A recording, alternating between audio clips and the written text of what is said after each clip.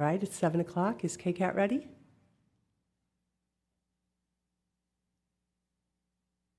All right, I'm going to call the October 3rd, 2023 council meeting to order. And, oops, I think, are we ready? Okay. And I'll ask our clerk to take roll call, please. Councilmember Rennie? Here. Councilmember Hudis? Here.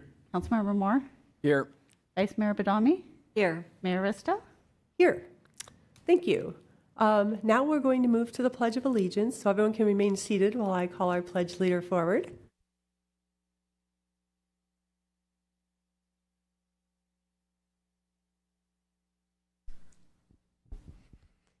All right.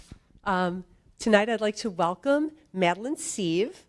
She is a student at Hillbrook School in 6th grade, and she tells me her favorite activities are volleyball and dance, and her favorite subjects are art and music. And she does community service with Sunday Friends and the YMCA Adventure Guides. So we have a very active, interested town member who is now going to lead us in the Pledge of Allegiance. Please stand and face the flag. I pledge allegiance to the flag of the United States of America and to the republic for which it stands, one nation, under God, indivisible, with liberty and justice for all. Thank you so much. Okay, let's give her a hand. You can shake hands with each council member.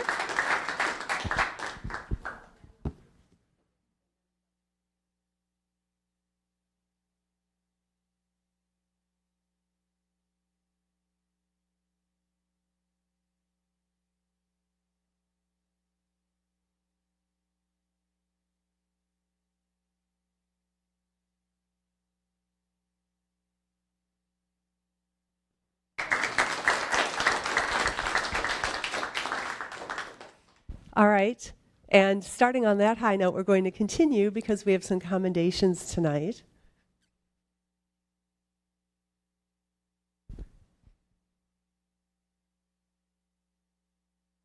The town of Los Gatos is incredibly fortunate to have a group, multiple groups of very caring individuals and organizations that reach out to our community.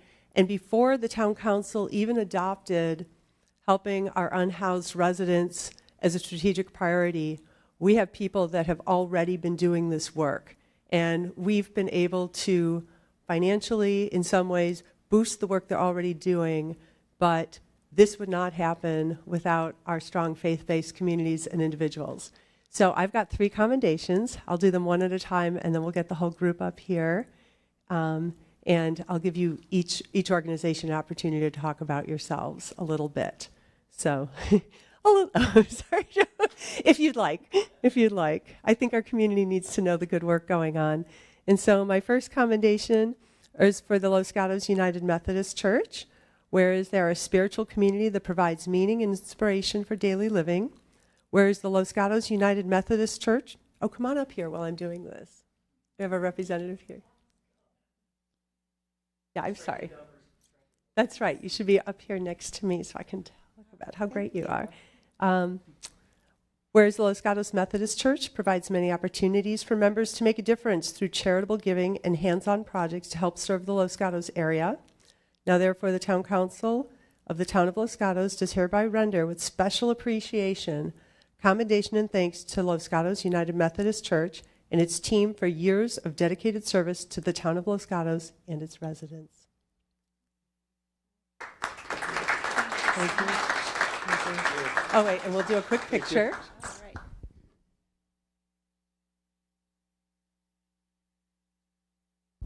All right, and would you like to say a word? I know Marna couldn't be here. Marna couldn't be here, but we are so grateful to have your support. And we've been doing this for about at least 10 years.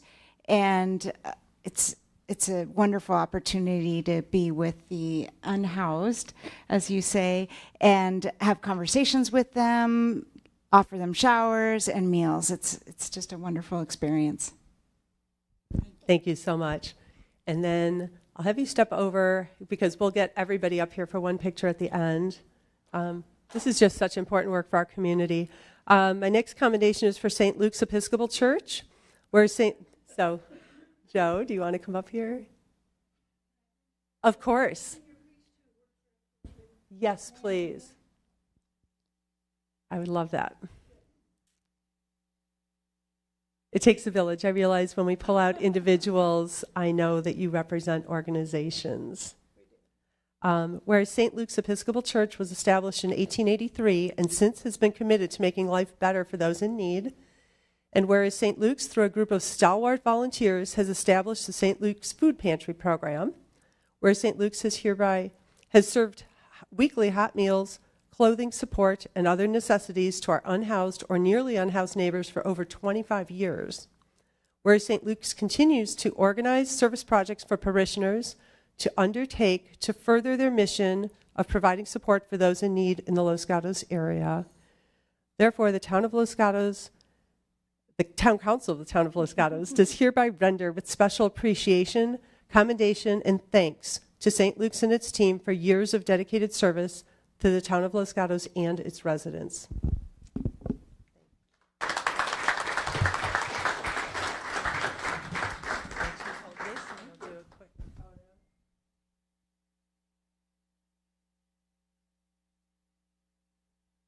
Thank you. And last but certainly not least, as a member of St. Mary's Parish, I'm particularly fond of St. Vincent de Paul. I'd like to call up the members of the St. Vincent de Paul. Everybody? Everybody that's here. This is clearly not the entire group. Whereas St. Vincent de Paul is a network of friends inspired by gospel values, growing in holiness, and building a more just world through personal relationships with them in service to people in need in the tradition of its founder, Blessed Frederick Ozanam, and patron saint St. Vincent de Paul, whereas St. Vincent de Paul volunteers and members, known as Vincentians, are dedicated to act primarily for the welfare of others and support the unhoused or precariously housed residents of Los Gatos, whereas St. Vincent de Paul provides critical material and spiritual support to those in need through a wide range of services, including rent, food, medicine, and utility bill assistance, transportation arrangements, and laundry vouchers. And whereas St. Vincent de Paul has provided support to over 80,000 people annually in Santa Clara County since 1946, now therefore the Town Council of the Town of Los Gatos does hereby render with special appreciation, commendation, and thanks to St. Vincent de Paul and its team for years of dedicated service to the Town of Los Gatos and its residents.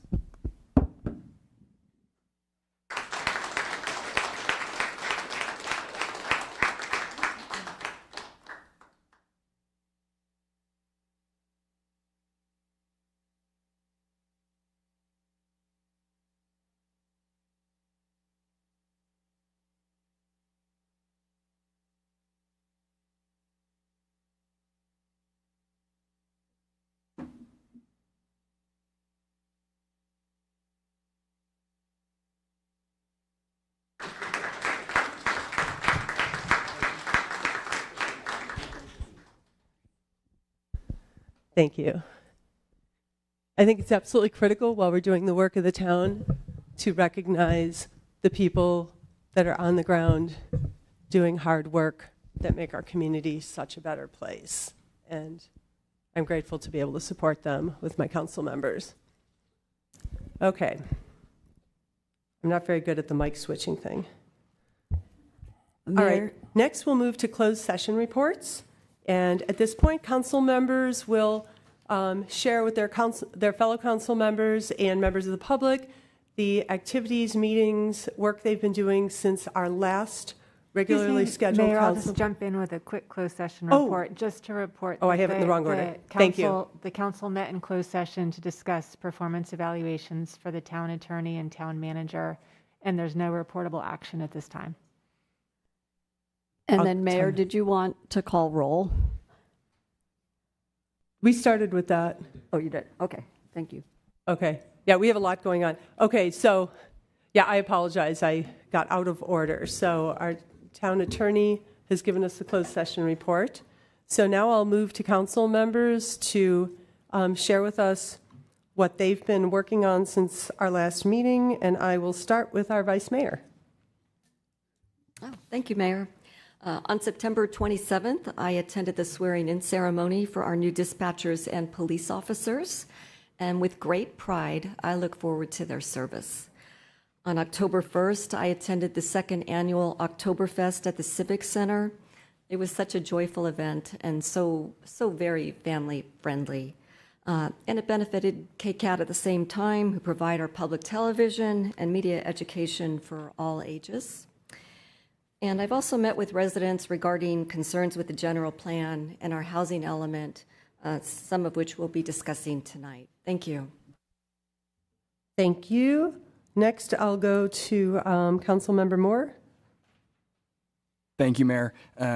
First, thank you everyone for being here tonight. I first want to give a big thank you to everyone up here for recognizing the members of our faith community who have been working so hard to support our homeless neighbors. I think that's fantastic, and you know, those folks have been working so compassionately for so long, and we are very lucky in Los Gatos because I think a lot of other communities don't have that same level of support from their faith community. So very grateful for that. I first want to briefly address some of the really disgraceful conduct we've seen in other cities over the past few weeks. There have been a number of Zoom bombing attacks that some folks may be aware of during public comment in other cities like Saratoga, specifically targeting the Jewish community, the LGBTQ community, and ethnic minorities. And you know, our residents here in Los Gatos are absolutely wonderful, and I don't expect to see any of that behavior at our meeting, but I do feel obligated to address those incidents and remind everyone in the Los Gatos community that we do not tolerate hate of any kind, and that we welcome all people in our community. On a lighter note, I attended the California League of Cities annual conference in Sacramento with Mayor Risto and Town Manager Laurel Prevetti a few weeks ago. This conference brings together council members and mayors from almost every city around California and discusses issues and collaborates on solutions to those issues. I spent 3 days with and learning from city leaders, hearing from experts about best practices of serving in public office. I learned a lot, and getting to know those I work with in Los Gatos better. I had a great time touring a wonderful 100% affordable housing community run by PATH, which is People Assisting the Homeless. It's called Villas on the Park. It's in San Jose, and it's a permanent supportive housing community with robust communal services and a real sense of community. There's about 84 beds there, and I think this development, to me, was a really good model and an inspiration for the sort of affordable housing I'd like to see more of in Los Gatos. Last week, I rode my bike over to Fisher Middle School to help teach students about important bike safety schools. One of my very, very favorite things to do is spend time with our students in the community. And so thank you to Wendy Riggs from Los Gatos Safe Routes to School for putting together this. It's really neat. It's a really robust 2-week bike course for students, and they take it as a unit during PE. And so they all bring their bikes to school, and those that don't have bikes, the school rents bikes for them, and they get to learn about how to safely bike around Los Gatos. It was really neat, and it was amazing actually. They were 6th graders, and in 20 minutes they went from being kind of scary on a bicycle to a lot less scary on a bicycle. So it was pretty. It was great to see. With the mayor, I attended a wonderful celebration of our Youth Citizens of the Year. I attended the Informed Community Book Club, which happens at the library about once a month. We read a book and talk about it. It's really great.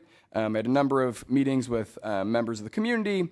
Last night, I attended the Los Gatos Parks and Recreation Commission meeting, and it turns out people are very, very passionate about pickleball, something we might end up having to discuss up here one day. And then I attended the HEB special meeting where we voted to send the Los Gatos housing element to the state. And then one final thing is that I have my community coffee coming up, not this coming Friday, but the following Friday, October 13th at Cafe Dio, just across the street. I have one slot left open at 8:45 a.m. So if you want to sit down with me, please reach out, and I'm always happy to meet any times other than that as well. Thank you. Thank you. I'll go to Councilmember Rennie while he's awake, for good reason. Okay, thank you. The end of the month is generally light for me, and I've been out of town, so I didn't do any of the extra items. The most important thing I did was, as I reported before, I'm on the CEO search committee for Silicon Valley Clean Energy CEO. We did meet. We have basically in that meeting, we whittled down the applicants to 3 that we're now going to interview, and that's where we are in the process on that. Thank you. He also just landed from the other side of the world, so he's a bit jet-lagged, and I'm appreciative that you're here. Councilmember Hughes. Thank you. On the 26th, I participated in a half-day session with the Silicon Valley Joint Interoperability Group. Big, long word. Basically, this is the technology and funding that we've put together to solve the problem that occurred on 9/11 when the radios couldn't talk to each other. And Silicon Valley took the lead in funding and developing a completely interoperable system. And we had a half-day workshop where we got to play with radios and also talk about some important things like how do we do drills and other things that are really important to the community going forward. I participated in the initiatives and publicity meeting of the Foundation for Older Adults, and I participated in the fantastic police department swearing-in ceremony. This is always a highlight of the year, to meet our new officers and get a chance to catch up with some of our existing officers. I had a long meeting with the Foundation for Older Adults to Thrive in Los Gatos on the 29th. And then I was able to attend the New Mu meeting on the 29th, where they opened the new history lab exhibit. And if you have a chance, I encourage you to go over there and take a look. There's several things really exciting going on at the museum right now. There's a fantastic sculpture, which I don't know the title, but I think it's something like Inside Light or something like that. You'll know what it is when you see it. Very, very impressive. The history collection is now quite available. And I also got a chance to read the catalog from the youth art contest that was an exhibit. I missed the exhibit, but it's called Unarmed Truth 2023. And there are just fantastic artworks and writings about those artworks of our young people. 800 submissions, and the ones that were selected are just fantastic. This book is available for purchase, I think, at New Mu, and it's a really wonderful output and really shows how far our museum has come. And then the last thing I wanted to note is the Housing Element Advisory Board. We did hold the meeting on the 28th, participated in what may be the last meeting. They may have finished their work on the housing element, and I want to commend the Housing Element Advisory Board and staff for doing that. I also understand that staff intended to submit the housing element to the state yesterday, October 2nd, again, without council review. And the full council and the public may not be aware that there were 250 additional units that were not reviewed by the council, that were, as staff said, they were counted in cycle 5 and again in cycle 6. That increased the buffer over the 1993 to 36%, which relates to an item that we're going to talk about later tonight. Although it was members of the Housing Element Advisory Board expressed some concerns that if they made more than a one-word change to the housing element, that it would trigger an open public comment period and that we would miss the October 2nd deadline. But when I looked at the work plan, the deadline was actually October 9th. So I have more questions about the timing and as well as questions for the housing consultant when we cover housing element number 13. I find that the fear of public comment says something about transparency and results in a chill that was put on the deliberations and a rush to get this in by a deadline that was not the original one. And then finally, I would just like to add, since item 13 is referenced, normally items that are continued due to meetings running over are scheduled for the first items on a subsequent agenda. And so I also now request that the mayor bring item 13 up to the top of the agenda. Since we have mostly administrative items tonight, item 13 is a review of the work plan and steps to get the housing element approved. It was saved for last, as it was now on 3 occasions, causing residents to wait until after 1 a.m. to expect a comment and then not having the opportunity to do so. So I respectfully make the request that we bring that forward, and that's what I have on council matters. Thank you. And given that that item was not important in my mind for moving the process forward, we've had constant requests and a drumbeat to get this housing element done as expeditiously as possible. Our staff has been working really hard. We have an amazing consultant who's been working, and we did have the public comment open for the 7 days, and we concluded with the Housing Element Advisory Board. The update that has been requested is not part of the work that our agenda, our working agendas for the months going out, tonight contains a lot of work that we need to finish tonight. And so we can have an update on the housing element process, which is open to the public all the time. The Housing Element Advisory Board was open, and we can get an update on that as the last item. And I think if we are disciplined and we focus on the items in front of us, we will get to it well before 1 a.m. So covering what I've been doing, as mentioned by Councilmember Moore, I was also in Sacramento for the Cal Cities Conference, and it really was an amazing experience to be able to meet with mayors and electeds from across the entire state. Issues that were being discussed was the housing element. That's probably the biggest topic for everybody because this has been, certainly the hardest cycle anyone's ever been through, with the highest numbers and the most difficult process for getting it across the finish line. And my contemporaries across the West Valley and across the state are all struggling with this. So it was a good opportunity to talk about strategies, talk about how to have difficult conversations with constituents who potentially, rightfully, don't enjoy the fact that the state government is telling us what we need to do in terms of planning housing, but how do we stay compliant? How do we follow the law?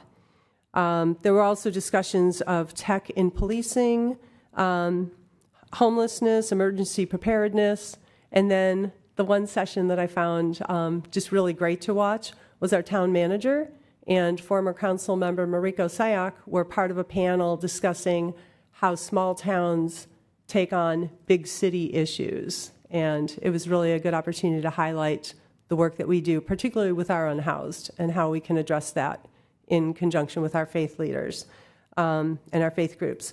And as mentioned by Councilmember Moore, we had the Youth Citizen of the Year Awards a couple of Saturdays ago. Really outstanding to see 4 young people that dedicate themselves so much to service and be recognized by our state senator, our assembly person. They'll get commendations from the President of the United States, and I was privileged to give them the commendation from the town of Los Gatos. I also attended and spoke at the Los Gatos Monte Sereno Police Department swearing-in ceremony, and We have just sworn in 3 new officers and 2 new dispatchers. So it's always a pleasure to see people committing to our town and, being a part of the team and really making that sacrifice. It's also inspiring to meet their families and see their children and realize that it is a family commitment in the calling to police. The town manager and I attended the monthly West Valley Mayors and Managers meeting last week. This is where the mayors and the managers from the 5 West Valley cities meet together to discuss different topics. And we were primarily discussing the housing element. I think only one of us has been certified, and I think Los Gatos is the furthest along of the other 4. So we're getting there. And also the Zoom bombing that's been occurring across California with hateful people spewing things. So we are prepared for that if that occurs. But I think Los Gatos was part of the inspiration for a state law to be able to cut that off. So we're well under control here. Similar to Councilmember Moore, I also had the pleasure of assisting at the 6th grade PE bike unit. So with Safe Routes to School coupling with Fisher Middle School, it is now a regular part of their PE program to learn bike skills and safety. And I think it was fantastic. There were a couple kids that couldn't ride a bike at all, and they were able to learn to ride it. Others that were incredibly competent, but seemed to think stop signs were optional. So I almost got run over a couple times because I pretended I was crossing the street. And one kid was so appalled that he almost hit the mayor that he stopped every time around the track after that. I spoke at the ribbon cutting for the New Mu Collections Lab, and as Councilmember Hires pointed out, there's so much good work there and so many great displays, but there is an annual contest every year, Art Now, that is open to high school students across all of Santa Clara County, and the number of submissions just goes up every year, and the quality of the work is amazing. So that will be coming next spring. And I don't need to bore you with all the rest, but I've met with lots and lots of residents, and we're all very busy. So I will turn to our town manager for her report. Thank you. I did want to report that yesterday the town did submit its housing element to the state after the required 7-day public comment period. So we did follow all of the appropriate noticing requirements. We now have 60 days to await the state's comments. Thank you. Next, we'll move to our consent items. We have 3 items on our agenda that are basically non-controversial, should be easy to pass in one motion, but if any member of the council decides to pull it for further discussion, we'll do that. Any member of the public is welcome to speak on the consent agenda, either any individual item or the consent as a whole. I don't have any cards for that, and I don't see any hands raised on Zoom. So I'll close the public comment and turn to my fellow council members for motion, request, whatever. Councilmember Hures. I request that we pull item 3 because there's a desk item referencing item 3. Okay. And this, I just want to clarify. So this is, okay, the modifications. This is just continuing the approval we gave. Okay, we have some housekeeping items. Okay, so item 3 will move to the end of the agenda. So that will be heard after item 13. So I'll get that on here. Okay, do I have a motion? Vice Mayor. I'll move to approve consent items 1 and 2. Do I have a second? Councilmember Moore? Second. Okay, motion and a second for approving items 1 and 2. I'll call the question. All in favor? Aye. No one opposed. Motion passes unanimously. Next, I'll move to verbal communications. This is the portion of the meeting where any member of the public may address the council on any item that is not on the agenda and is under the purview of the council, under our business. And we no longer roll our rules of meeting and decorum, but I'll remind people that be nice and let's stick to the topics. All right. So with that, I've got no hands on Zoom, although I'm always going to do the room first. I have Tom P. Crow.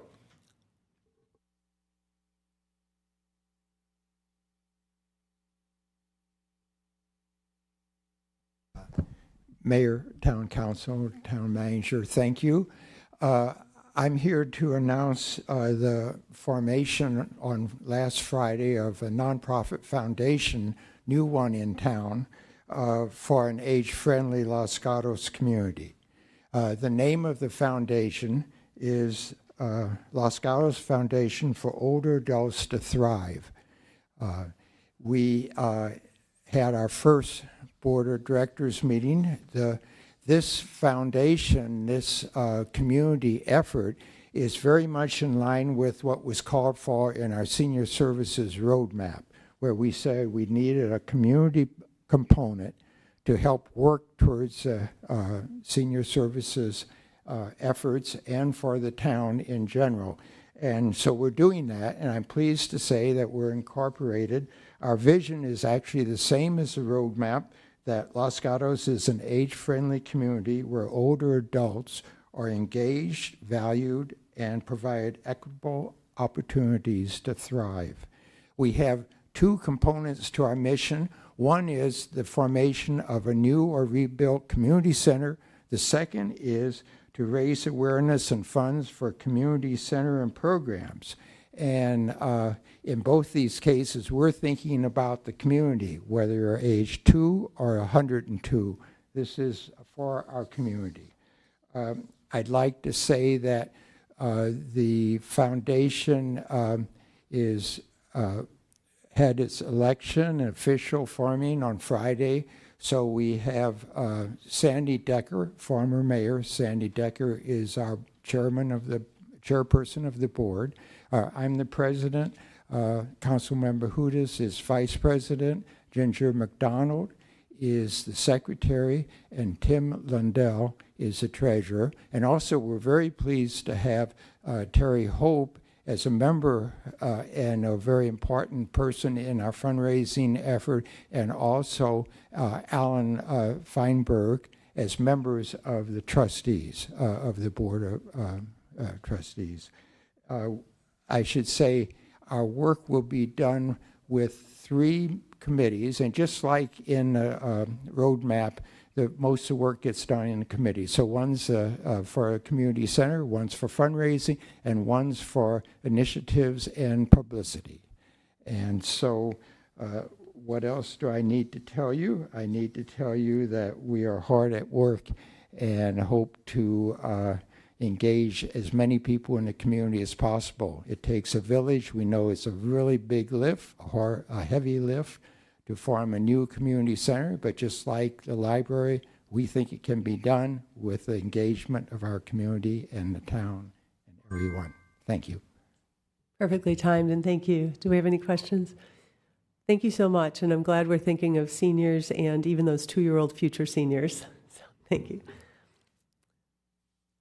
Our next speaker is Monica, I'm going to blame your handwriting, Forster. Okay. Actually, your handwriting's beautiful. My eyes just aren't working as well.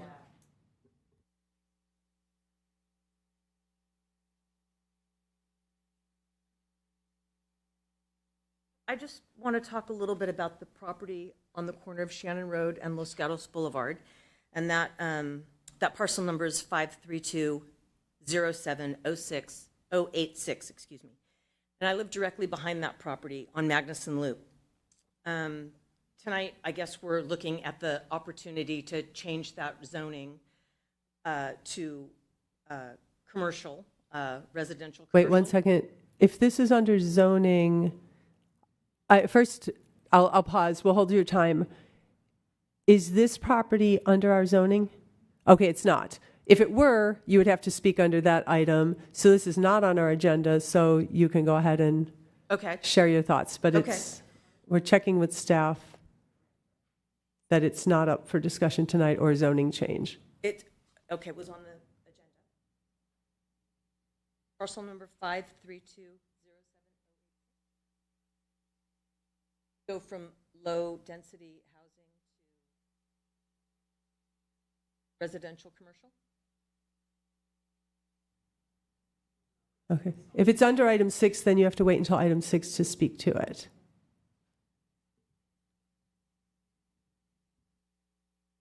I can wait. While we're checking on it and seeing if I should move your card to item 6, I'll go to our next speaker under verbal communications, if that's okay. Fenchel. I have a card that says F-E-N-C-H-E-L. Oh, okay. I'm using my maiden name of Fenchel. I don't really need to use the name Hogan any longer. I'd like to take this off if I could. I'm coming here not to read anything tonight. I'm coming here just to tell you a little bit about myself. I have lived here my whole life, and I really want to talk about the Bible, and I want to talk about God. I had no God. I don't want to interrupt you. Is this under the purview of... It is, because I want to talk about our town diversity, attorney. equity, and inclusion. Okay. All right. So it does touch on it. Yes, please. Okay. So if you introduce it as you want to talk about that. And is it germane to one of the items that we'll be discussing? Well, it's kind of about everything, really, everything that the town is doing. Okay, go ahead. So, sorry. Okay. Did you pause my time? Yes. Okay, thank you. Okay. So I'm nervous because not many people do this. I got to know God right after that horrible incident that I went through when I was 3. God came into my heart, and I knew that God was there. If you've ever seen a spirit, there are spirits in Almond Grove and all over, but once you've seen a spirit, I can tell you, you then believe that there are spirits inside of our bodies, and of course the greatest spirit then you'd have to admit would have to be the one that created all of us. But I wanted to say that when I did not have God in my heart, which was soon after I was 10, anyway, there was really just a lot of chaos like we're seeing today, where people aren't treating each other well.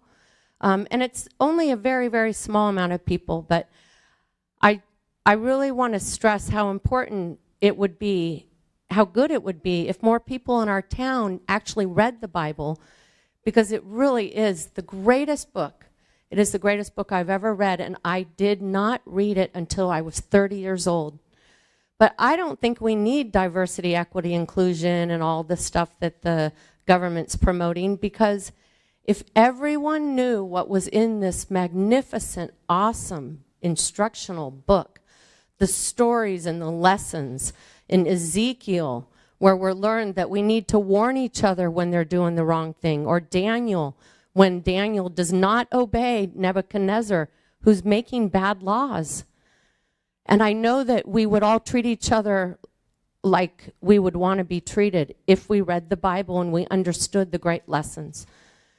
But having this Bible was the greatest thing that it's the greatest book I've ever read. And after I read it, I was actually really pretty angry that no one had me read this. It was not in my family growing up. And if it had been, there would have been a lot less confusion and chaos. And I really do believe our world would be much better if more people mastered this book instead of diversity, equity, and inclusion. Thank you. Thank you. Oh, we'll keep the microphone. Thanks. Okay, our next speaker is Michael Forsman.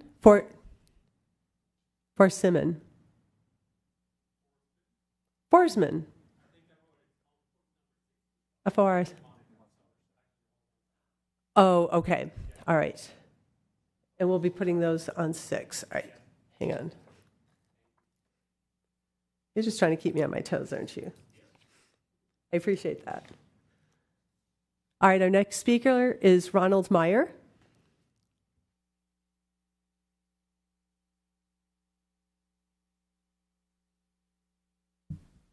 My name is Ronald Meyer. I'm a longtime resident of the town of Los Gatos, and I'm here to talk about accountability, responsibility, and elected representatives in a representative government, meaning the town council, for the citizens of Los Gatos.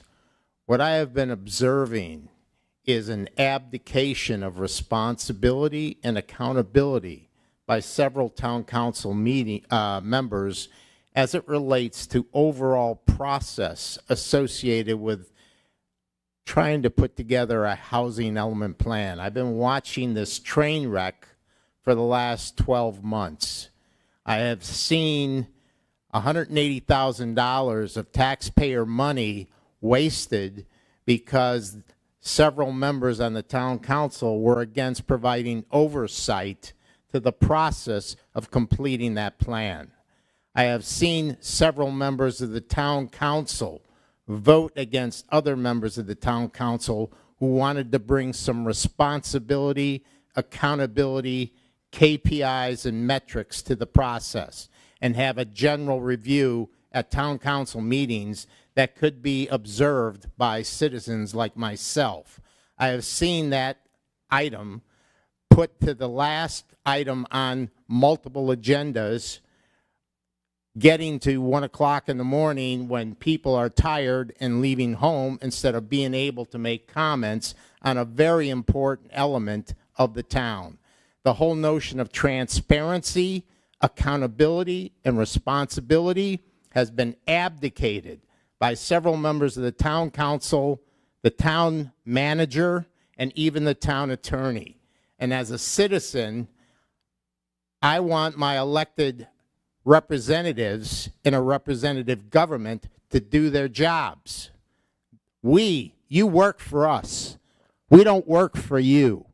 In addition, the whole notion of transparency is an oxymoron, and when I hear it coming out of their mouths, members of the town council, when they talk about transparency and wanting public comment and public review. That last version is 635 pages. We only had 7 days to review it and comment. Believe me, I tried to get through all 600 pages over the 7-day period, in addition to working a real job. And I'm telling you, that was not adequate time. And so consequently, the way it was rushed through the HEB process in the last HEB meeting is another point. I'm talking about accountability, responsibility. Thank you. Thank you. And I just want to thank our staff for working so hard. The only reason this has been put on the agenda is not because it was an action item, but I put it on as a courtesy because some council members wanted to have further discussion. But all of the Housing Element Advisory Board meetings were open to the public, the Planning Commission meetings are open to the public, and when the housing element comes to the council, we'll have those meetings open to the public. So we will continue on. I have no cards on Zoom. I have one final card for verbal communication, and that is Doreen Castleman. There.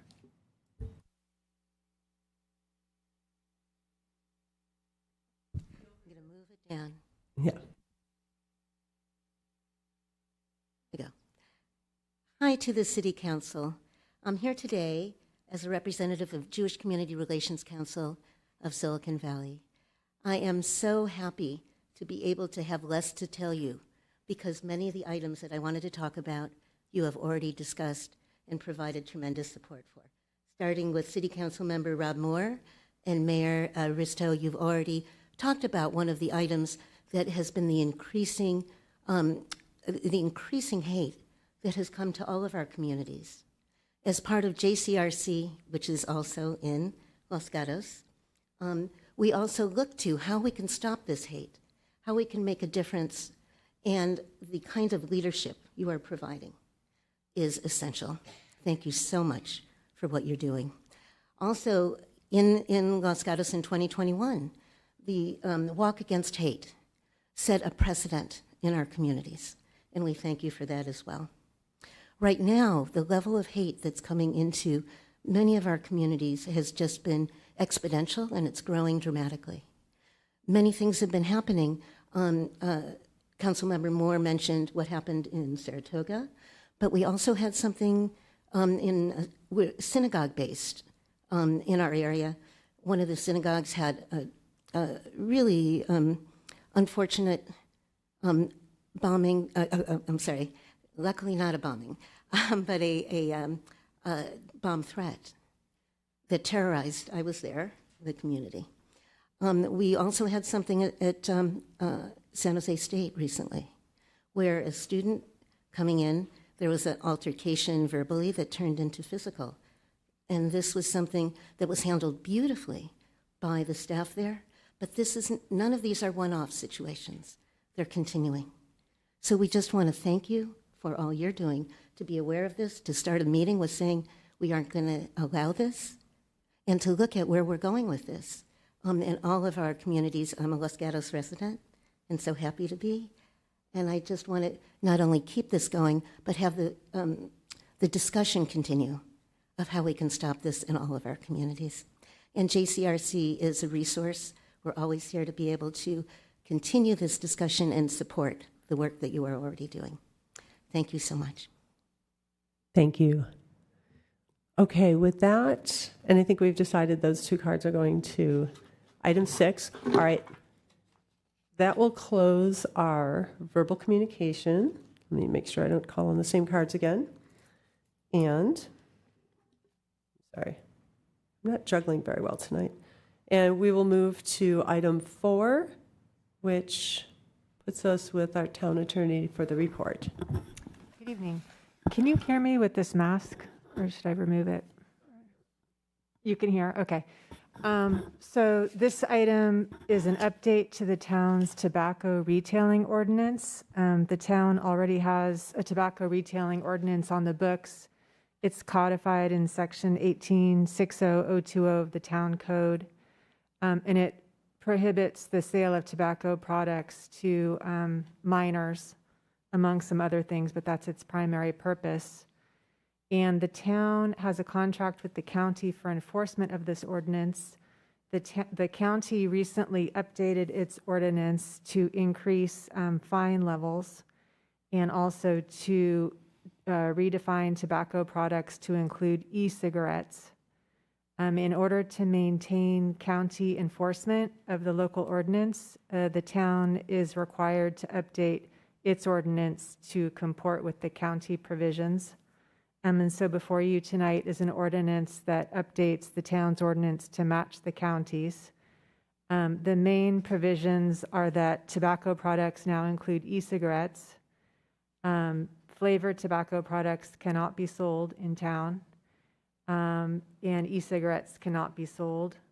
Tobacco retailers are required to be at least 500 feet apart from one another, and the fines have increased substantially. If the council introduces this ordinance tonight, it will return for adoption on October 17th, and it would take effect 30 days after that. I did contact each tobacco retailer in town to let them know that this ordinance would be coming before the council this evening. And also with us on Zoom is Joyce Villalobos with the County of Santa Clara, and she works with the Public Health Department. She assisted with the town's update to this ordinance, and both she and I are available if the council has any questions. Thank you so much. I'll turn to my fellow council members to see if we have any questions right now. Okay, I don't. Oh, Councilmember Hudes. So is this identical to the county definitions and procedures and permits and fines and all of that?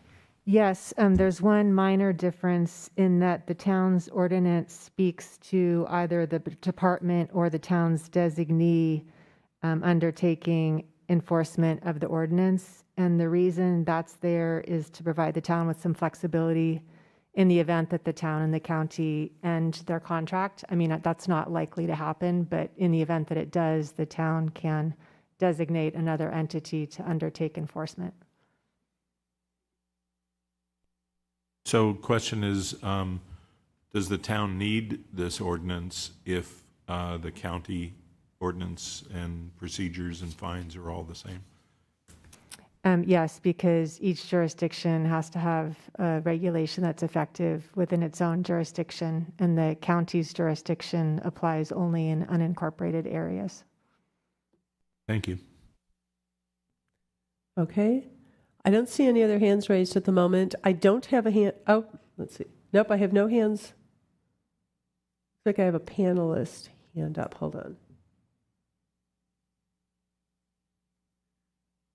No, I have an attendee hand raised for item 4. I don't have any cards, so I'll go to Carol Baker.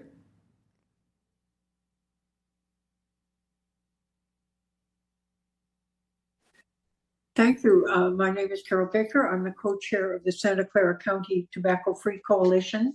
And I'm here this evening to thank you so much for trying to protect your youth from an addiction that could eventually cause cancer and heart disease. And thank you for taking this step, because every step is a step in the right direction. Thank you. Thank you. Thank you for being with us tonight.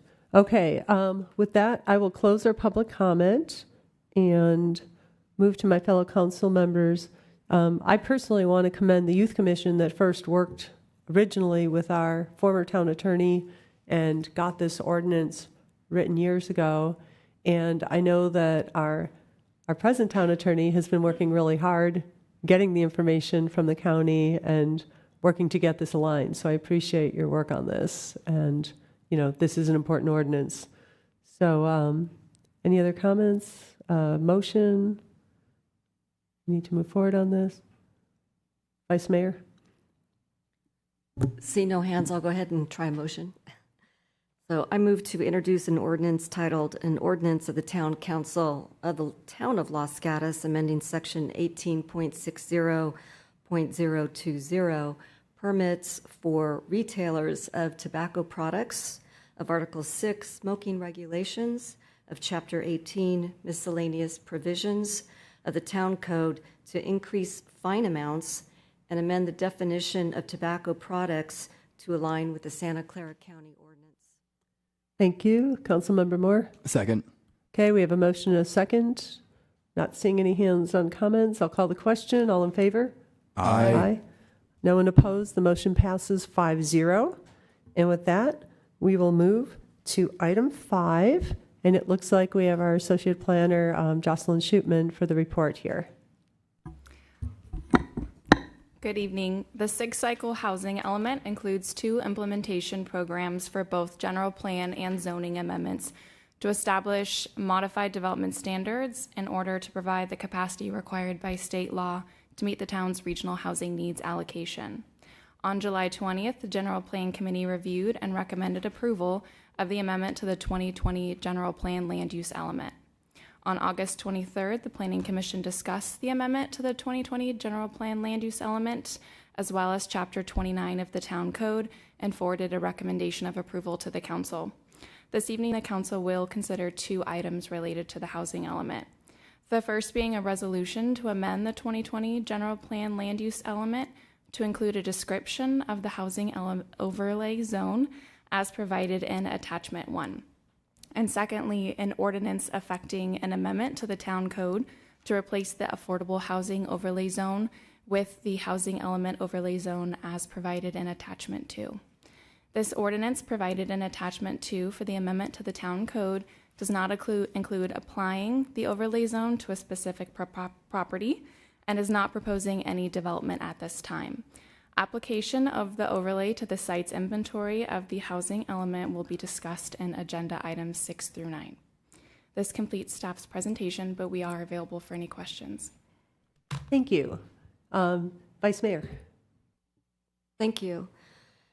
So before we consider amendments to the housing element overlay zone, I have general questions actually on virtually all of the items.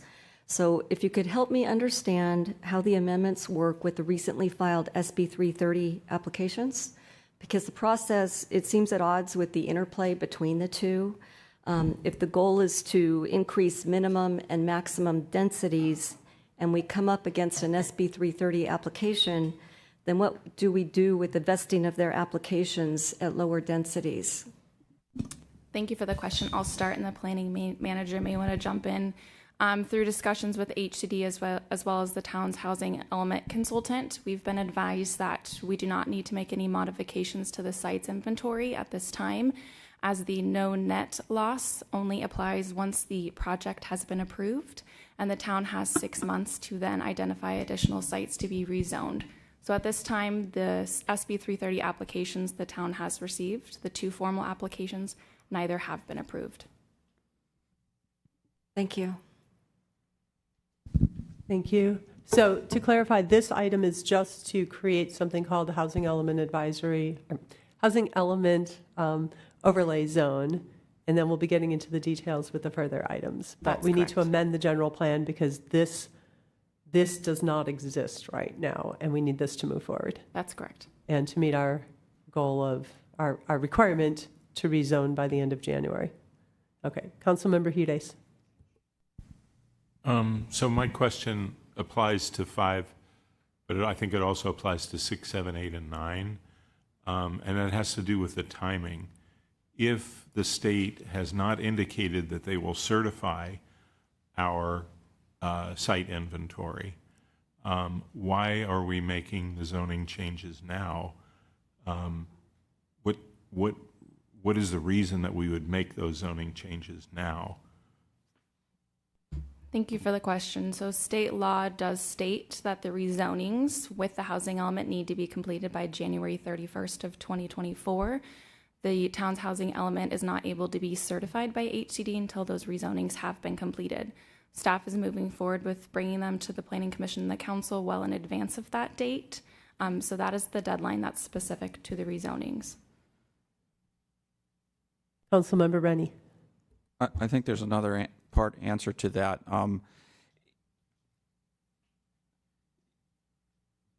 Clear my head from my jet lag.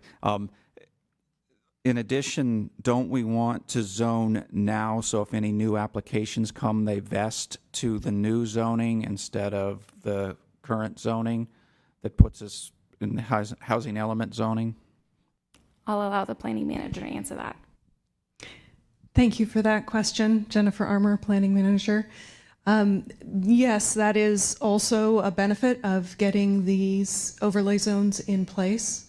For those applications that have already been submitted, they were submitted under the existing zoning. And so in order to meet the RENA numbers, it will be helpful to have this overlay zone in place sooner rather than later. But also in addition to that, we have been working to get this taken care of well in advance of January so that there's plenty of time to discuss and consider and to have it in effect prior to when we can bring the housing element to the council for consideration. Because if the rezoning was held till later and say brought to the council at the same time as the housing element, that it actually, because of the requirement for second reading and 30 days to implementation, would delay that approval by the council and therefore certification by the state. Thank you. Councilmember Hudes.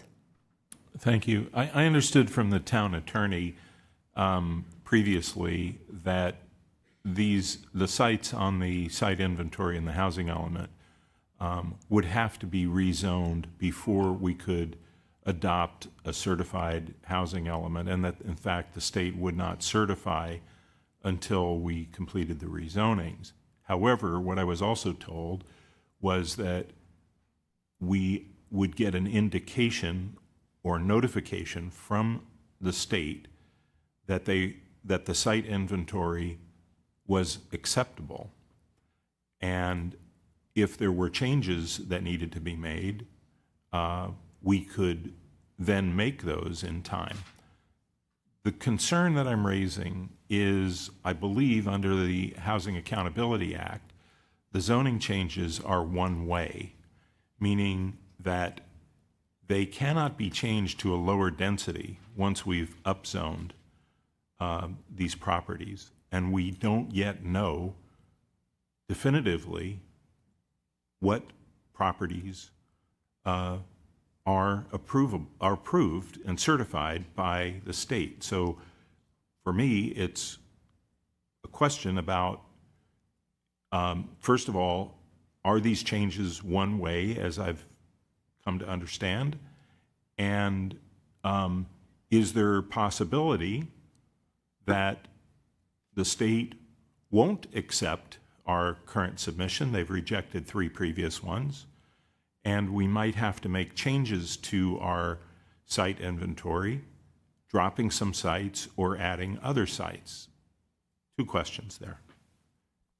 I can take the first question. So with regard to the zoning being one way, if the town were to decide to downzone some sites in the future, the town would need to identify other sites that would receive the more dense zoning in order to make up for any loss in available sites.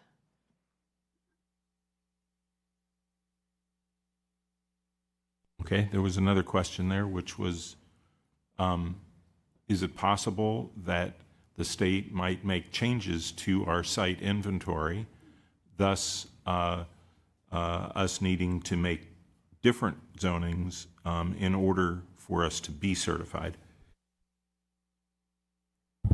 The state has asked us to justify the sites that are on the inventory, and that justification is contained in the submittal that was provided yesterday.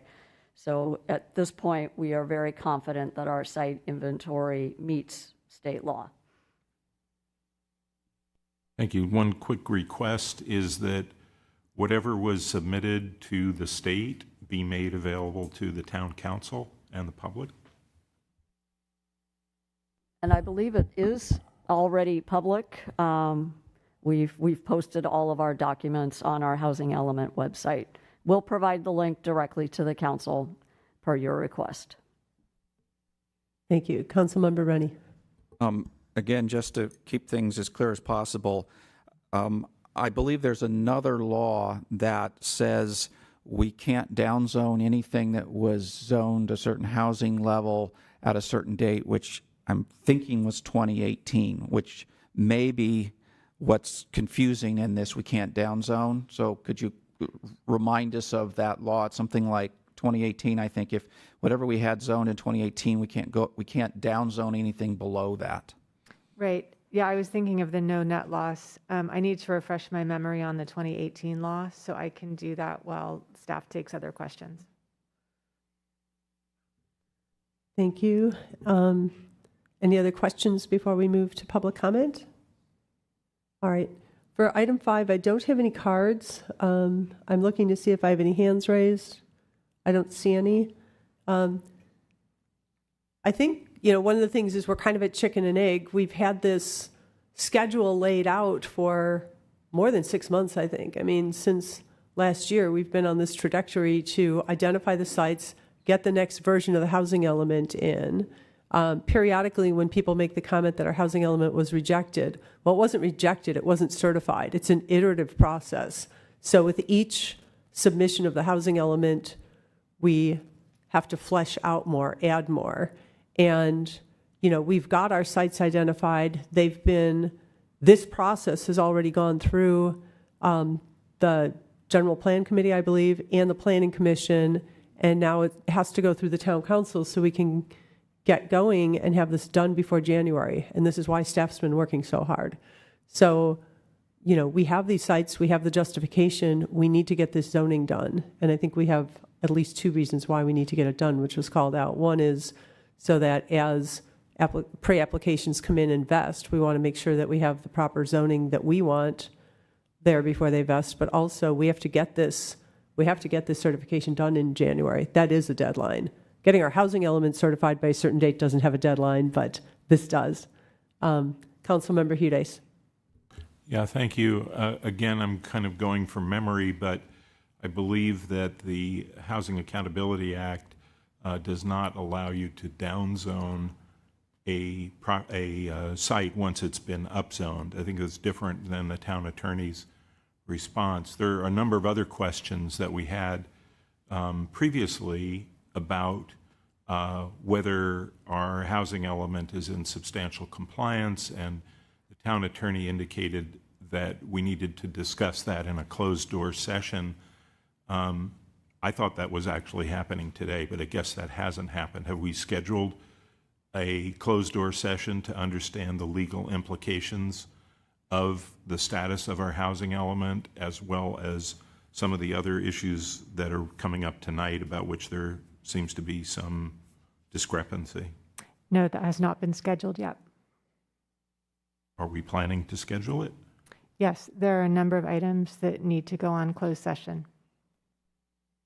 Okay, thank you. I will save the comment on that, but it's curious that we're trying to pass this before we have that session. Okay, and I think at this point, I just want to remind people, we're not actually at this item talking about specific sites. We're talking about amending the general plan to create something called the housing element overlay zone. And no matter what we do, we need to create this so that, you know, when we pick sites, we have an overlay zone to apply to it. So given that we have a lot of items, can we, do we have any other comments? Do we have a motion? Do we have discussion? Oh, I already said I had no hand. I opened and closed the public comment. I have no hands and I have no cards for this item. Councilmember Hures. So I have, I think, two questions. One relates to the North 40, and this is Table 1A, page 5 of item 5, and it talks about the maximum height of the North 40, and it says that the height, the maximum height in the HEOZ is as defined in the specific plan. What is the maximum height that's defined in the specific plan? I believe it's 35 feet. There are some instances in the specific plan where there are additional heights, and I'll defer to the director on that.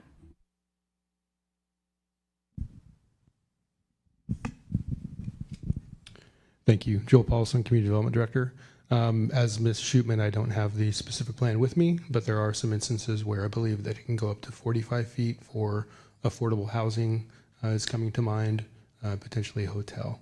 But we'll see if we can drag up that specific information for you, Council Member. So as a follow-up, I believe we have a formal application that is at 92 feet. How has staff deemed the application formal if it does not comply with the most basic requirement of height? Thank you for the question, Council Member. As you're aware, through SB 330, and they are also utilizing state density bonus law, they're allowed to request waivers, concessions, and incentives. Height is one of those waivers they're requesting. And through the mayor, in terms of Councilmember Hudis' question on height, the specific plan does call out a maximum building height of 35 feet. However, 45 feet for a hotel or mixed use or mixed income development, including affordable units. Okay, again, a question that I want to cover in closed session is what is the limit on these waivers? I would be interested in outside counsel's opinion about this as to whether SB 330 basically means you have no zoning anywhere, anyway, even if you say that there's a maximum height. I'm very interested in a response to that. I had another question, if I may, on item 5. The land use goal in page LU 31, which is, let's see, page 100, I believe, of the staff report. There's a goal in the general plan, which is to plan for development of a variety of uses in the North 40 area in a coordinated and comprehensive way. And so my question is, how is that goal satisfied if the North 40 is now 95% plus residential? Or does that need to be amended? I'll go ahead and jump in. Again, Joel Paulson, Community Development Director. We are specifically setting up the framework for the housing element overlay zone. We are not proposing to modify any of the other goals, programs, or action items or policies. So that is not what we brought forward, but happy to hear other thoughts on whether or not additional amendments should come forward in the future outside of the specific housing element overlay zone component. Councilmember Moore. Thank you, Mayor. A question for our town attorney. I'm wondering, this is a general question about all of the pieces of the housing element we're going to be talking about tonight. Can you give the council some guidance on talking about specific parcels that have applications on them and what level of depth we can go into discussing those proposals or sites that have applications on them? So as a general rule, it's a good idea not to discuss the benefits or downsides of any particular project until that application comes to the town council for consideration.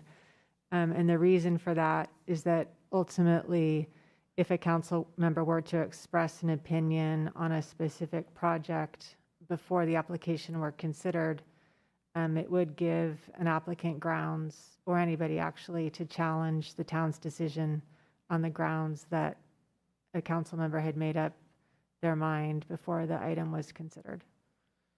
Thank you. Councilmember Rennie and then Councilmember Moore. Hudes. I'm a little concerned about the request for closed session items. We should be doing our business in front of the people. So the items that were requested, are we thinking that there's litigation possible and that's why we're going into closed session? We need to have a good reason to talk about something in closed session, not in front of the people. Yeah, in many states, in many cities up and down the state, there most likely will be litigation regarding the builder's remedy. And so if there were a threat of litigation, that would be grounds for meeting in closed session.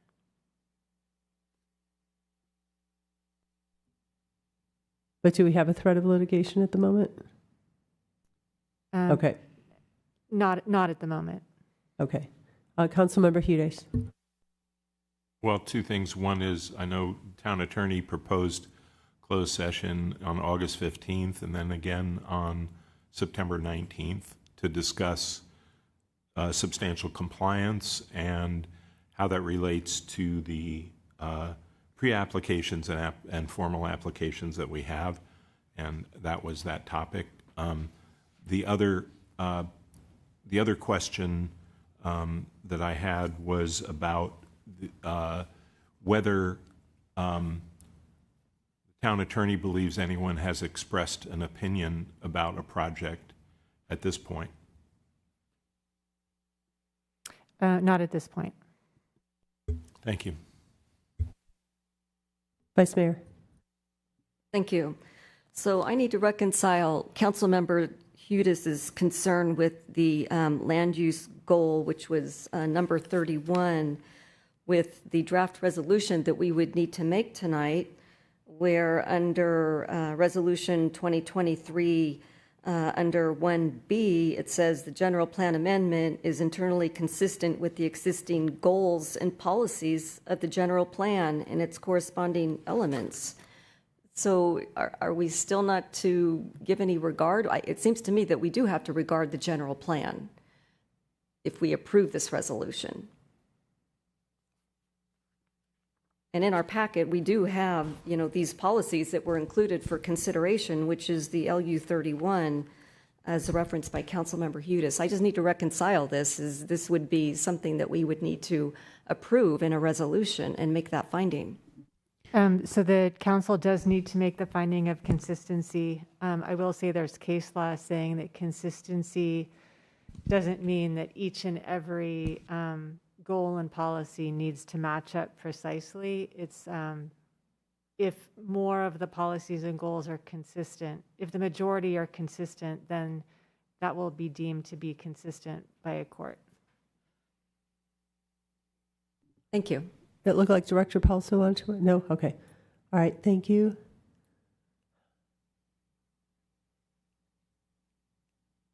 All right. It looks like people are thinking.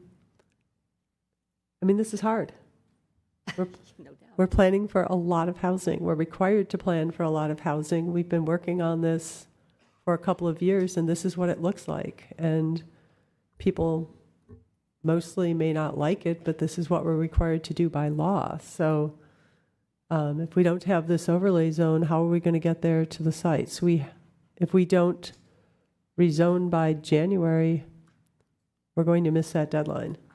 Councilmember Hughes. My thought is that we should absolutely meet the deadline and not put the town at further risk than we're at right now. But that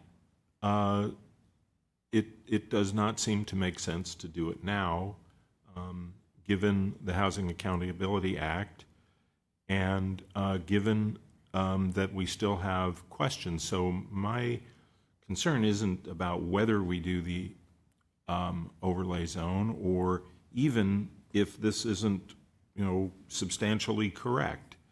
It sounds like it is correct, except for maybe some inconsistencies with the general plan. But I would like to see, before we adopt zoning changes, and it sounds boring, zoning change impact, what does that mean?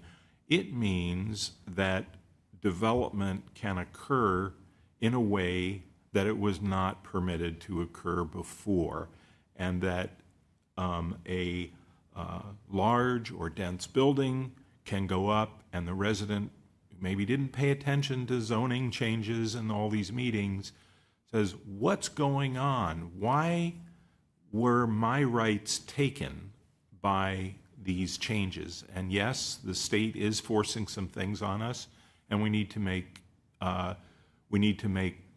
considerations for the state's requirements. But we shouldn't move too hastily on it, and we certainly shouldn't move, in my opinion, at this point, if there are possible more changes to our site inventory that we don't yet know about. It seems like there's plenty of time to introduce these motions in December or January and still meet the deadline with the state, but with the knowledge of what will be certified from the state. I believe that information is due to come back to us on December 9th or maybe December 2nd, and it seems though there would be adequate time to take these up. At this point, I don't understand why we're trying to do this right now. I also would point out that this issue of being consistent with the general plan, I also think it's important to be consistent with our town heritage, consistent with town councils who in the past have respected the goals of the general plan and have denied projects and denied zoning changes that are not consistent. And so I think there's a technical and internal consistency, but there's also a consistency with the character and the legacy of the town of Los Gatos. So I would not be in favor of making these changes at this time. Councilmember Rennie and then Councilmember Moore. So a counter argument to that, that I don't know how hard I would argue it, is we already have 5 applications in our housing element sites that are vesting when they vest to what's in our old general plan, which are lower densities than we've been planning. We went through our housing element getting to be a long time ago, and we said, this is where, if we have to have it, we want it to occur. If projects come in and vest at lower densities, then this no net loss comes into play, and that forces us now to go find new sites in places that before we decided we didn't really want them there. And so it's if we really said this is where we want the housing to occur in our housing element, then we should be trying our best to push the developers to give us what we want on that site versus having to go find new sites. That's my biggest concern. A lot of the places are zoned 20 units per acre, and we're really wanting 30. So we're going to get a lot less units, and now we're going to be searching in other parts of the town. So this would be a reason why I would want to hurry up and get the zoning in place. We can always change the zoning. I don't believe it's correct that if we upzone, we can't downzone again. I believe that's tied to the law, but the attorney, I think, is still figuring that out. But that would be my concern, is getting us into a bigger mess later on. Thank you. I'll go to Councilmember Moore and then Councilmember Hughes. Thank you, Mayor. Yeah, I would concur with everything that Councilmember Rennie just said. I think that this is the next step in the process, and we have a lot of process still ahead of us. And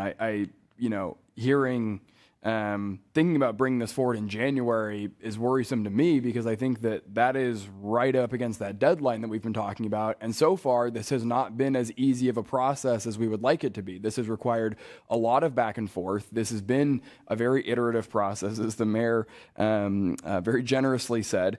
And so I think that putting this into motion is what we have to do to get this housing element ultimately certified. And it's, I've been listening to a lot of the conversations at other councils about how they're going about doing their housing elements. A lot of those councils have the same concerns we do, right? Concerns that perhaps I don't have, that are concerns of real, a real worry about this whole thing. Those councils have been the very most interested in getting this done as quickly as possible to prevent more builder's remedy applications. I've been trying to get as good of an understanding of the development field in Los Gatos as possible, and there are more developers planning on coming forward with these same sorts of applications that we are seeing and that our community is very upset about. And so I think to mitigate more builder's remedy, more applications that we don't want to see, this is the best way to get that done. And I think now is the absolute right time to pass this. Yeah, I'll go back to Councilmember Hughes. A couple of points. I appreciate that. The fact is, we have several applications now that are at a substantially different density, greater density, under SB 330 than what is in this site inventory. I tried to get an answer to that about why the site at the post office, our site inventory calls for 16 to 24 units total on that site, while we have an application for 72 units. Was not able to get that information. I am also concerned, and I agree with Councilmember Rennie that it would be that there's some possible advantage to preventing further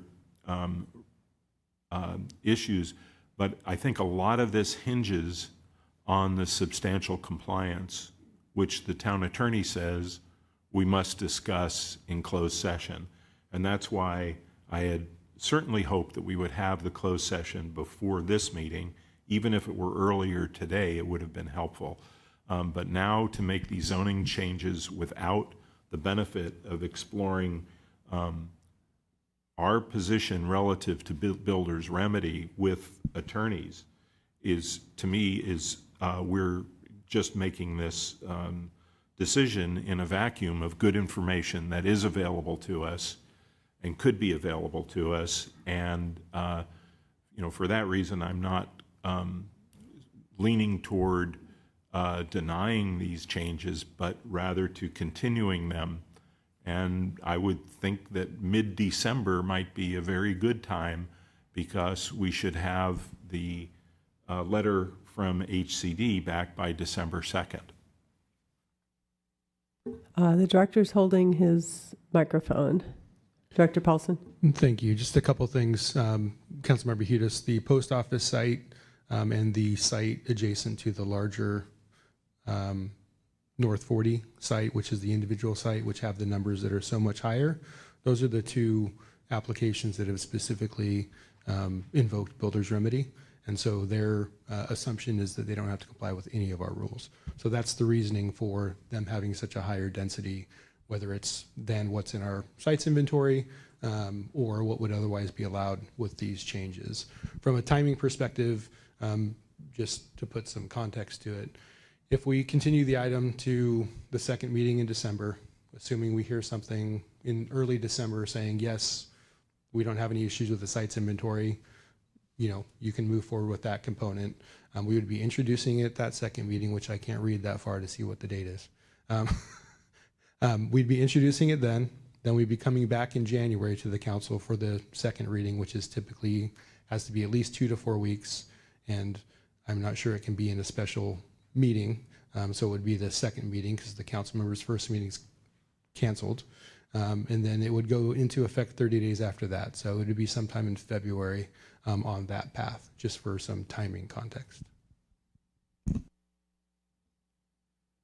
Thank you. I mean, as I was listening to this, I mean, we have so many different things floating around. We did have a housing law expert here to speak to us. And, I think the really grim news is that in some cases with SB 330, SB 35, and other state laws, that whether we do the zoning or not, there's a lot of latitude for developers. And that is something that the state has imposed on us. But I do think that we're putting ourselves at risk not to take this next step. This is a process that we've had laid out. We've had all kinds of public comments saying, you're not getting your housing element done, let's go. We have. You may not see all the steps that were going on by every consultant, every town employee, been to all the meetings. We are moving forward on a process that we have to do. People may or may not like the outcome, but it's required. And we're trying to do our best to make sure that we meet the goal and the requirements of the state, but also set ourselves up to define the best places where this housing can occur. It's going to impact everybody in town, but we are trying to make sure that it's along certain corridors. These sites were discussed years ago. They were approved, and this zoning has been approved by the General Plan Committee and the Planning Commission, and we are continuing this. So I think to have community members coming up and telling us that we're doing a terrible job because we're not done yet, and then to have people say, well, let's wait a little longer. We have a lot of work to do before the end of the year. And this is being done now because the Planning Commission finished it and now we're doing it. So I'm not seeing that not creating this zone. I mean, first of all, this first step, if you want to get hung up on some of the sites later, this first step to create this housing element overlay zone is essential. I don't see whether we create it now or we create it in 3 months, that's helpful. I think we just need to get through this item. Councilmember Rennie and then Councilmember Hudes. So I'd like to talk through some of the timing just so I can make my decision based on whether it makes common sense or not. So again, I want to get a certified housing element as quickly as possible. I've said that along. Other council members have said that, so I hope that that's everybody's feeling. So anytime after January 31st, we have to have this zoning done if we want to immediately on December 1st submit something to HCD and it be approved. So anything that pushes it further into February, lengthens the time even a couple weeks, I would like to try to avoid if we could. So thinking backwards, that means we really want our 30 days before the ordinance goes into effect to be in January, which means we really want to make this decision on the December 5th meeting and then have the second reading on December 19th so that we have a month to get it done before the end of January. So that's not where my questions are. That's my thinking on when this needs to occur. Councilmember Hudes said December 2nd is when we're expecting the time back from HCD. What is the date where it's a 60-day time frame they have to get us back, and what date is that?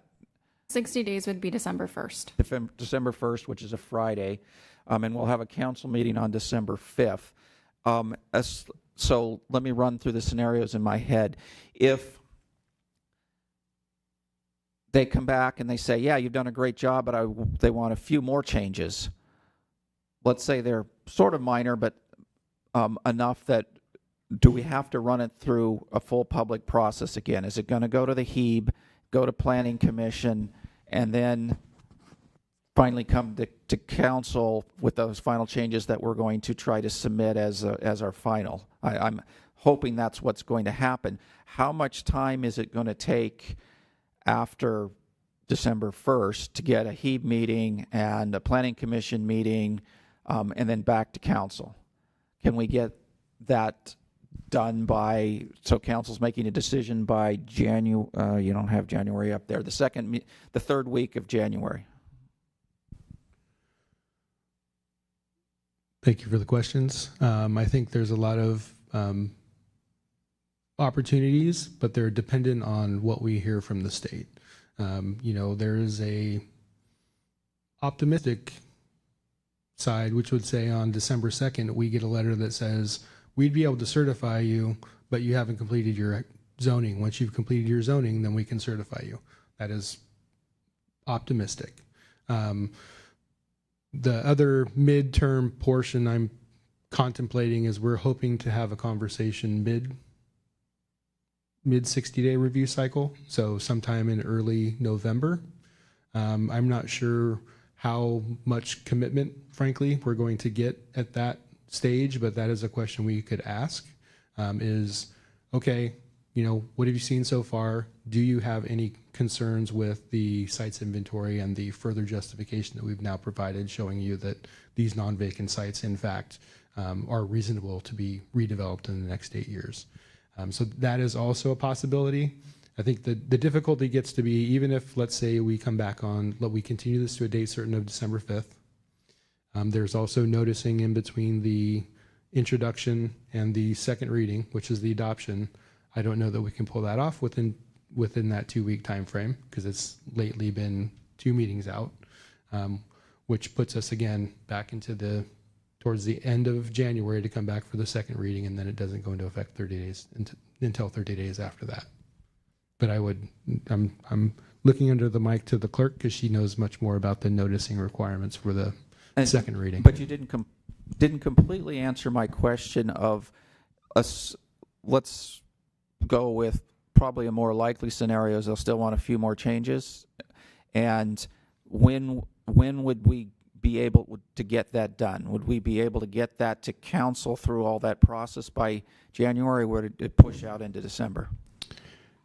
It would depend on the extent of the work that needs to be done to address any outstanding comments. So that's really an unknown. I think there are also 2 separate paths. You've got the rezoning path and you've got the housing element path. So we're attempting to get through the rezoning path currently, so that we can ensure that we meet the January 31st deadline. And then there's a separate path, as you mentioned. If we get our comments back on the 2nd, they have a handful of things they want some additional clarification or information on. We will have to contact our consultant, see how quickly that can get pulled together, possibly get to the HEB with those revisions before the end of December. And that's a big possibly, again, dependent on the outstanding comments. Then the HEB would take a look at that, and then we would have to resubmit again for another 60-day cycle with the state, and then move forward from there. One other follow-up on something you said before, Mr. Hudis. You said we might get something back on December 1st that says everything's great, but we won't approve it until you do the zoning. That's not actually required by law until January 31st, but they could use that, which the flip side of that might be if we do the zoning now and they see we've already done the zoning, would that be any influence to them to helping them say, yes, we believe that these sites are going to develop, and we believe that you're going to let them develop? Is there any help now? Since we're submitting now, we could also submit, hey, we've already done the zoning.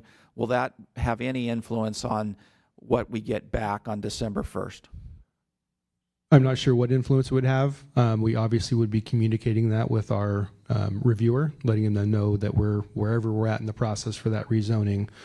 My link from the rezoning to the certification is if we're technically ready to be certified other than the rezonings being completed, then we technically could bring the rezonings and the adoption of the certifiable housing element at the same time. I think that's allowed by state law, but it's just, that's the unknown of when we get that done. I think, if the council is interested in delaying it somewhat, I don't think we can delay it till December 5th. I think that's too far out. I think that, we could hope that we have a conversation with our reviewer in early December, come back to council for an update, continue this to a date certain of November 12th, I think.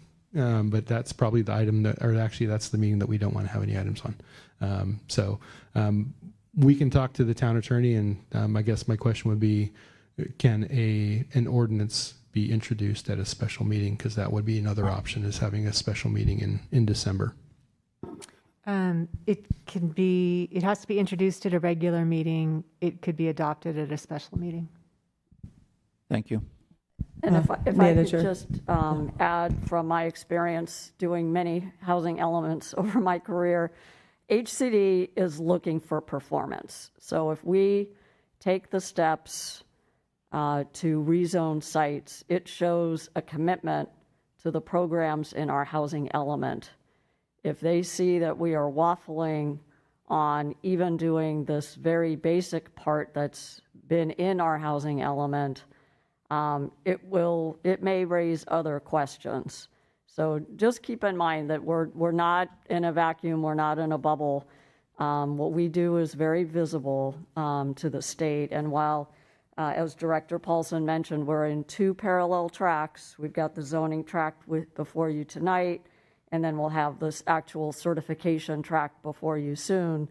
It is important that we continue on both tracks, so that way there's demonstration of our interest in actually implementing the future housing element. Councilmember Moore and then Councilmember Hudes. I think Councilmember Hudes had his hand up before me. I'm sorry, Councilmember Hudes. Thank you. I think the mid-November seems like a reasonable time to do that. The consultant, this is why it's been essential for us to talk with the consultant, because the consultant has been taking the lead on the meetings with HCD, and having the consultant to ask exactly the question that we had would be, I think, really important, and to get a read. In fact, the consultant in their contract, I believe, said that they would do regular check-ins. And this is why this item 13 that's been postponed is so important, to understand what the consultant is doing.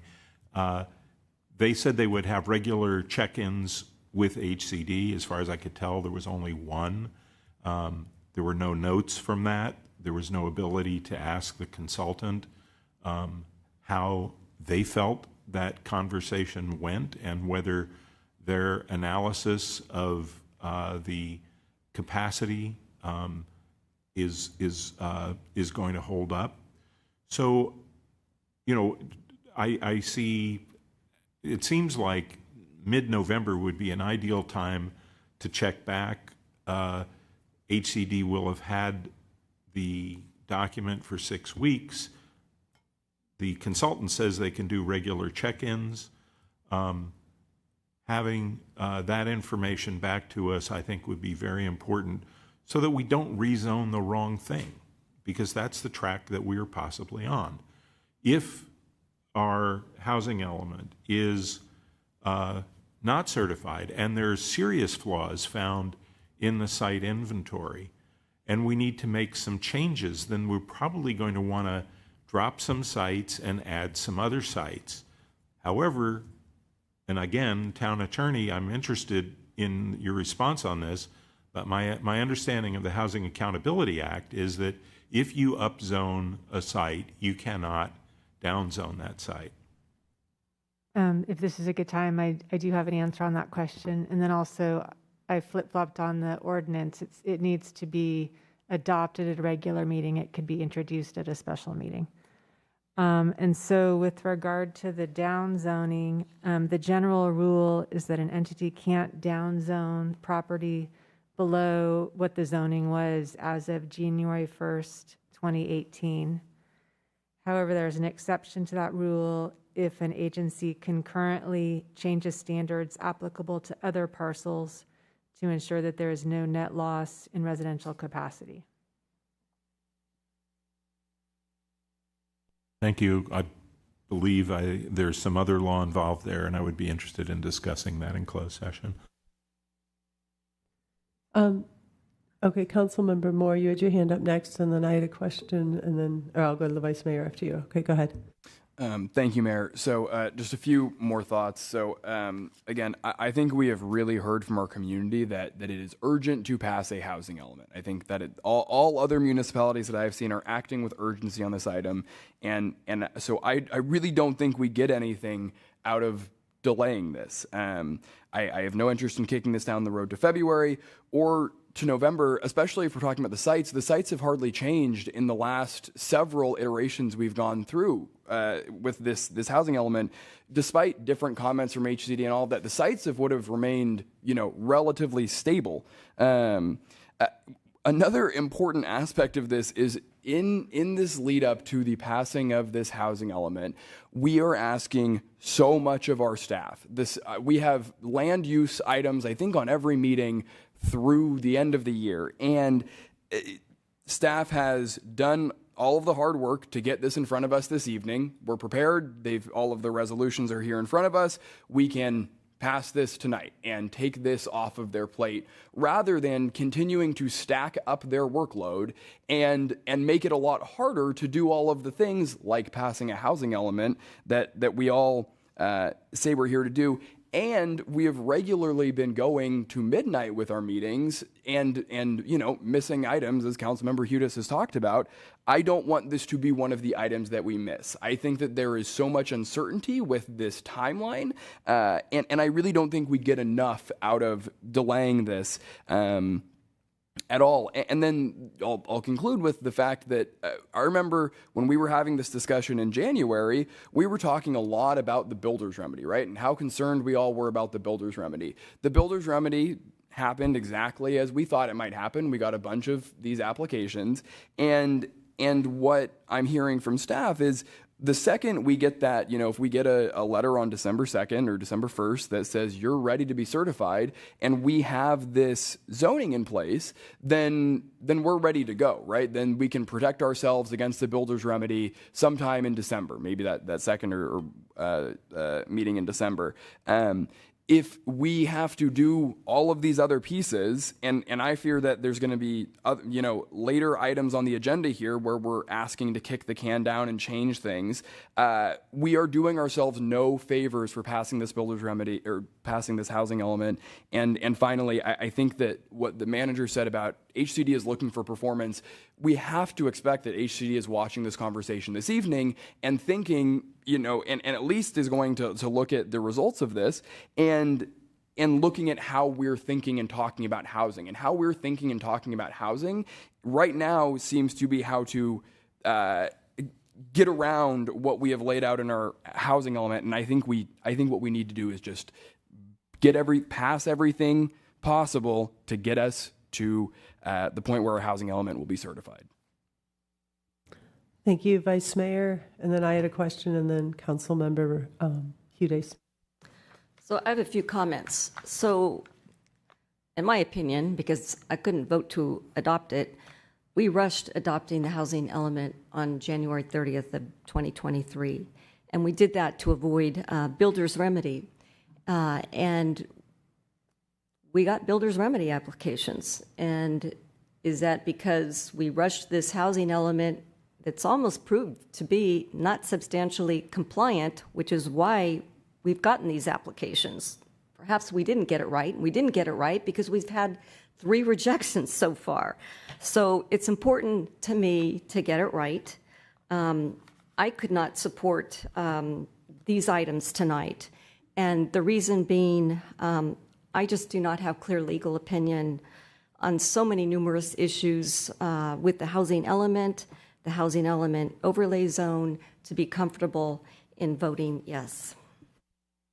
By the way, I'm recused from item number 7, so my comments don't pertain to item number 7 because I'm recused from that. Okay, thank you. I have a question, and that is, in our iterations, as we've had to continue to answer more questions and flesh out each iteration of our housing element and resubmitting, have we had sites that HCD has rejected? Thank you for the question. No, we have not had any sites that HCD specifically called out in our comment letter as rejecting. We have only had HCD ask for additional justification of development on sites. Okay, because that's what I was following. I mean, it seems like as we've had each submission, what we've had to do is justify that we will in fact get development on these sites. And rezoning is part of justifying that we're going to get rezoning. I mean, as much as people in our community may not want any housing built, we are planning for about 2,000 units, and we have to rezone and we have to plan for it. You know, when I hear residents commenting that, well, Campbell got theirs done ahead of us, Campbell is the only community where I've talked to where they got their housing element certified on the second pass. They have a 100% buffer. They openly embraced twice as many sites as their RENA number. We are not doing that. Our community does not want that much growth, and we are trying to keep a small enough buffer because almost every site that we have identified requires redevelopment. So there is uncertainty around every single site because it requires something to be replaced. So given that, we've had a consultant come in who's an expert that's helped get a lot of other housing elements in the last cycle and this cycle over the finish line, and she has particularly drilled down on justifying and doing the work to explain why these sites work. Very, very early on, the Housing Element Advisory Board was working on sites where we were along corridors, where we had interest by the owner, where whatever was built there was pretty old, and it was clear that it might be available for redevelopment. So I am not seeing a scenario under which, well, first of all, this item, I think we just have to create this zoning. If we're not going to put it on anything, we still need it. But when we get to the sites and we have this discussion, I'm not concerned, really, I'm not concerned that we're going to zone a site and then HCD is going to say that's not good enough and we have to find something else. I think the biggest concern that we'll have is that we may ultimately need to find more sites because something won't develop or it'll underdevelop. And the longer we don't have this zoning in place, it's not the builder's remedy. SB 330 allows a developer to come in, and the other state laws, as we know, allow developers a lot of latitude. That's at the state. But when they zone to a lower density than we want on our housing element, what that means is ultimately we're going to be identifying more sites. So the longer we kick this can, the more growth we can be expecting across the town. And I feel an obligation while I'm working on trying to meet my oath of office, comply with state law, and work for the community. I didn't come here to kick the can. I came here to meet a challenge. And I feel like taking these steps is what we laid out months ago and what we need to do. And I think our biggest risk is not taking these steps. We are not going to accidentally or pick a site that we've already talked about for a year or two that HCD has not said is not adequate. They're like, just tell us more about why this will happen. And that's what this next application has done. I think that our biggest risk is not taking this next step. Councilmember Rennie.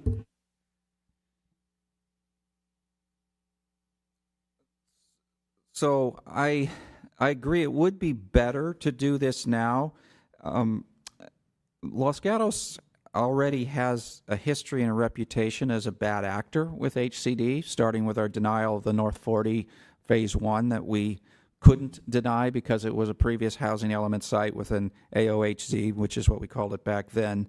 And it was clear we couldn't deny it, and we did it anyway and end up being forced to do it. So we have that history. Then we have a referendum against a general plan that some citizens thought was too much extra zoning, and HCD knows this, and this, delaying this is just one more indication that we're really not that serious. So that it encourages them to not be in a hurry to approve our housing element. They're going to continue to look for tricks in it, and did we really not give sites that are going to develop and so forth. We also pretty much minimized our buffer, as the mayor mentioned. Some of the ones that have gotten through had much larger buffers. We're trying to go with a minimized buffer to minimize the impact on Los Gatos, but that also says to HCD, again, we're not that serious about really trying to get housing done, so they're going to be tougher with us. Not moving forward with this says to me, and it may say to HCD, that we're not that serious about getting the housing element certified as quickly as possible, which I think we should be doing. So I think it's a mistake not to approve it tonight, but I don't think it's a big enough mistake to force it through on a 3-2 vote. I don't like 3-2 votes, and I'm willing to do them when I think it matters. You've seen me do them before. I don't think I'm willing to force this through on a 3-2 vote. I don't think it's quite that important to do that, so I'm going to probably follow whatever Mr. Hudis wants to do. I do have a question. I mean, item 1, or this item that we're discussing, is to create this housing element overlay zone. It's not applying it to any site. So I think as we go to the next items and we have sites that people might be nervous about, we can have that discussion, because maybe we won't rezone every site. I don't know where each item will go, but I think we should really be able to do this item, because this is just giving us the tool, and whether we implement it tonight completely, partially, or not at all, let's get the tool done. I mean, honestly, I think given the lack of comment from my fellow council members going into this meeting and any indication that they felt this was too soon, I honestly think this is really disrespectful to staff and the process. But I would I don't think there should be a split vote on creating this housing element overlay zone. That, regardless of what we get from HCD, is going to have to be done. So can we just get through step 6? Or I'm sorry, item 5?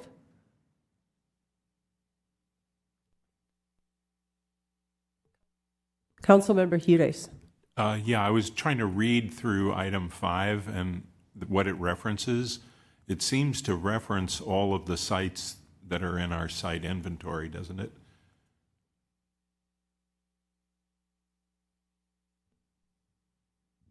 Yeah, if we can have clarification from staff. It looks like Director Paulson has this, because we have the next steps where it's actually...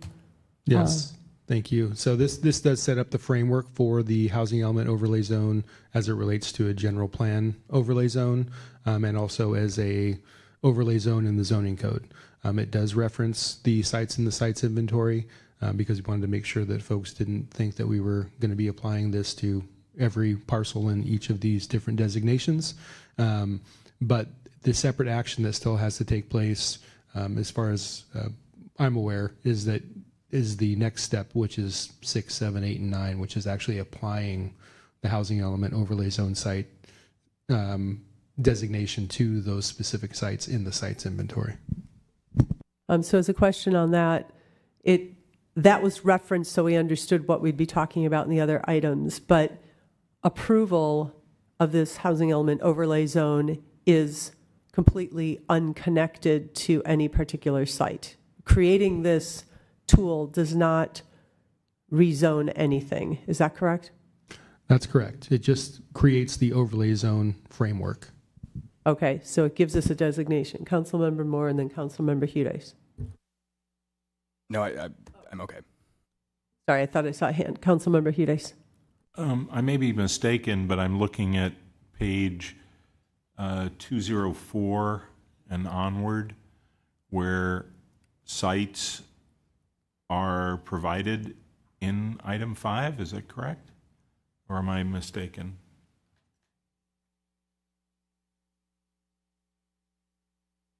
Exhibit A.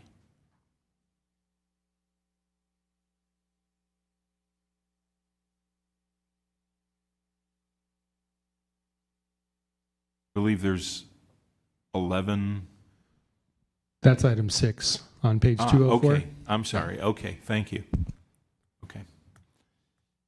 I think there's some risk that we might get the overlay zone wrong, but if it's not been applied, I think we can correct that. So I don't see a reason to move ahead with item 5 now, but I'm willing to support it if we can get to, more consensus on this council. What particularly might we get wrong? I mean, are there issues around the way the ordinance is, or the zone is written that we want to delve into? Well, it's written in a way that leads to certain density on sites, and it also specifies, building height on sites and things like that that are part of the sites that are included. I was looking at the page. Well, I think I referred to it already on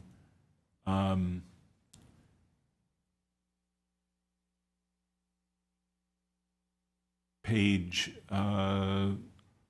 68, 66 rather, where there's a table of HEOZ development standards, and so there are standards for height that are in there, and those zonings then are related, but I can see how we could correct a mistake or correct direction from HCD if we were to adopt it tonight, and then make whatever changes once we hear back from HCD. Question for staff. So if we get through item 5 and we adopt this, does that oblige us to rezone every site? Director Paulson. Thank you for the question. So the next items are at the will of the council. So you're going to look at 6, 7, 8, and 9 and determine whether or not you want to apply the housing element overlay zone to those specific sites in those items. So approving item 5 does not rezone anything. Okay. Councilmember Moore. Thank you, Mayor. So with that, it sounds like there is some consensus, and I think the real meat of this is in the coming items. So I'm ready to make a motion unless anyone has more comments they want to or questions. Okay. Then I will make a motion to make the finding that no further environmental analysis is required in attachments 1 and 2. To adopt a resolution to amend the 2020 general plan land use element to include a description of the housing element overlay zone, attachment 1, and introduce an ordinance by title only affecting an amendment to the town code to replace the AHOZ of Division 5, Article 8 overlay zones and historic preservation with the HEOZ with any specific changes identified and agreed upon by the majority of the town council. I'll check with staff. Is that motion? Yes. Okay, so that covers everything. We have a motion. Do we have a second? I will second it for discussion.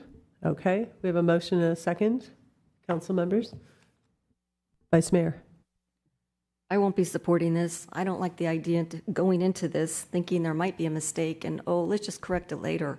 That's not good enough for me, so I won't be supporting this. Councilmember Moore. This is a little bit frustrating to me because we have to do these things. These are things that have to get done.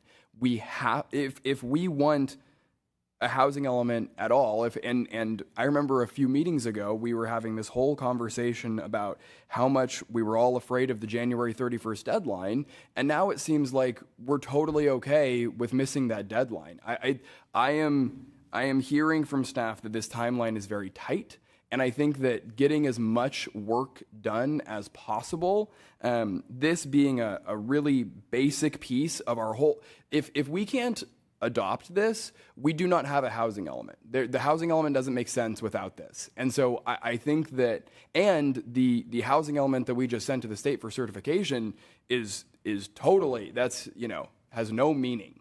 And so if we cannot adopt I think what is a very basic piece of the housing element, I fear that we are really in trouble over the next few months when we have to actually get to the real work, which is the actual housing element itself. I'd also like to point out we have a lot of things to do in our next several meetings. So get ready for 1 o'clock meetings on a regular basis if we start kicking this can. Councilmember Hudes. Sure, I would like to remind the mayor on that point that in the past, when we were dealing with some deadlines on the North 40, we had more frequent meetings, and those are certainly possible. We don't need to jam them up with things. So I would, again, I will support the motion. I don't think it's necessarily the wisest way to accomplish our end, but I don't think it causes very much harm to do it, so I will be supporting it. I am curious what further information we would have on this item in a month that would make this item the creation. I mean, I'm with all respect. I mean, do you feel like there would be a different thing? We would do something different than a housing element overlay zone? Well, there are 27 items that are open items on our previous letter. A number of those relate to our building standards, and it's possible that some of those might come back to here. I just don't know. I know we're all hopeful that this is going to get approved, but we don't know. This back and forth with HCD, it could go on for much longer if we've missed on our site inventory or we've missed on some of the standards that we've introduced in our housing element. I would also just point out that this is not is not in the path of adopting the housing element, except for the very last step. And so when we say that we have to do this tonight, we have to get all this zoning tonight because we have to get our housing element certified, I've seen no evidence of that. It's a drumbeat, and what we have to do is have our zoning complete by January 31st of 2024, and that zoning has to be consistent with the housing element. So again, we've got a cart before the horse situation here, as we've had numerous times where we're doing rezoning and we don't know what it is we have to rezone, and that isn't definitive until HCD says that they will certify. But in terms of the zoning code amendments that have been prepared and the overlay zone, I will be supporting it for now with the caution that we may have to make changes. Okay, I'm going to call the question. All in favor? Aye. Opposed? Okay, passes 4-1. Vice Mayor declining, and yes, it's 9:04. We'll take a 10-minute break and resume at 9:15. Thank you.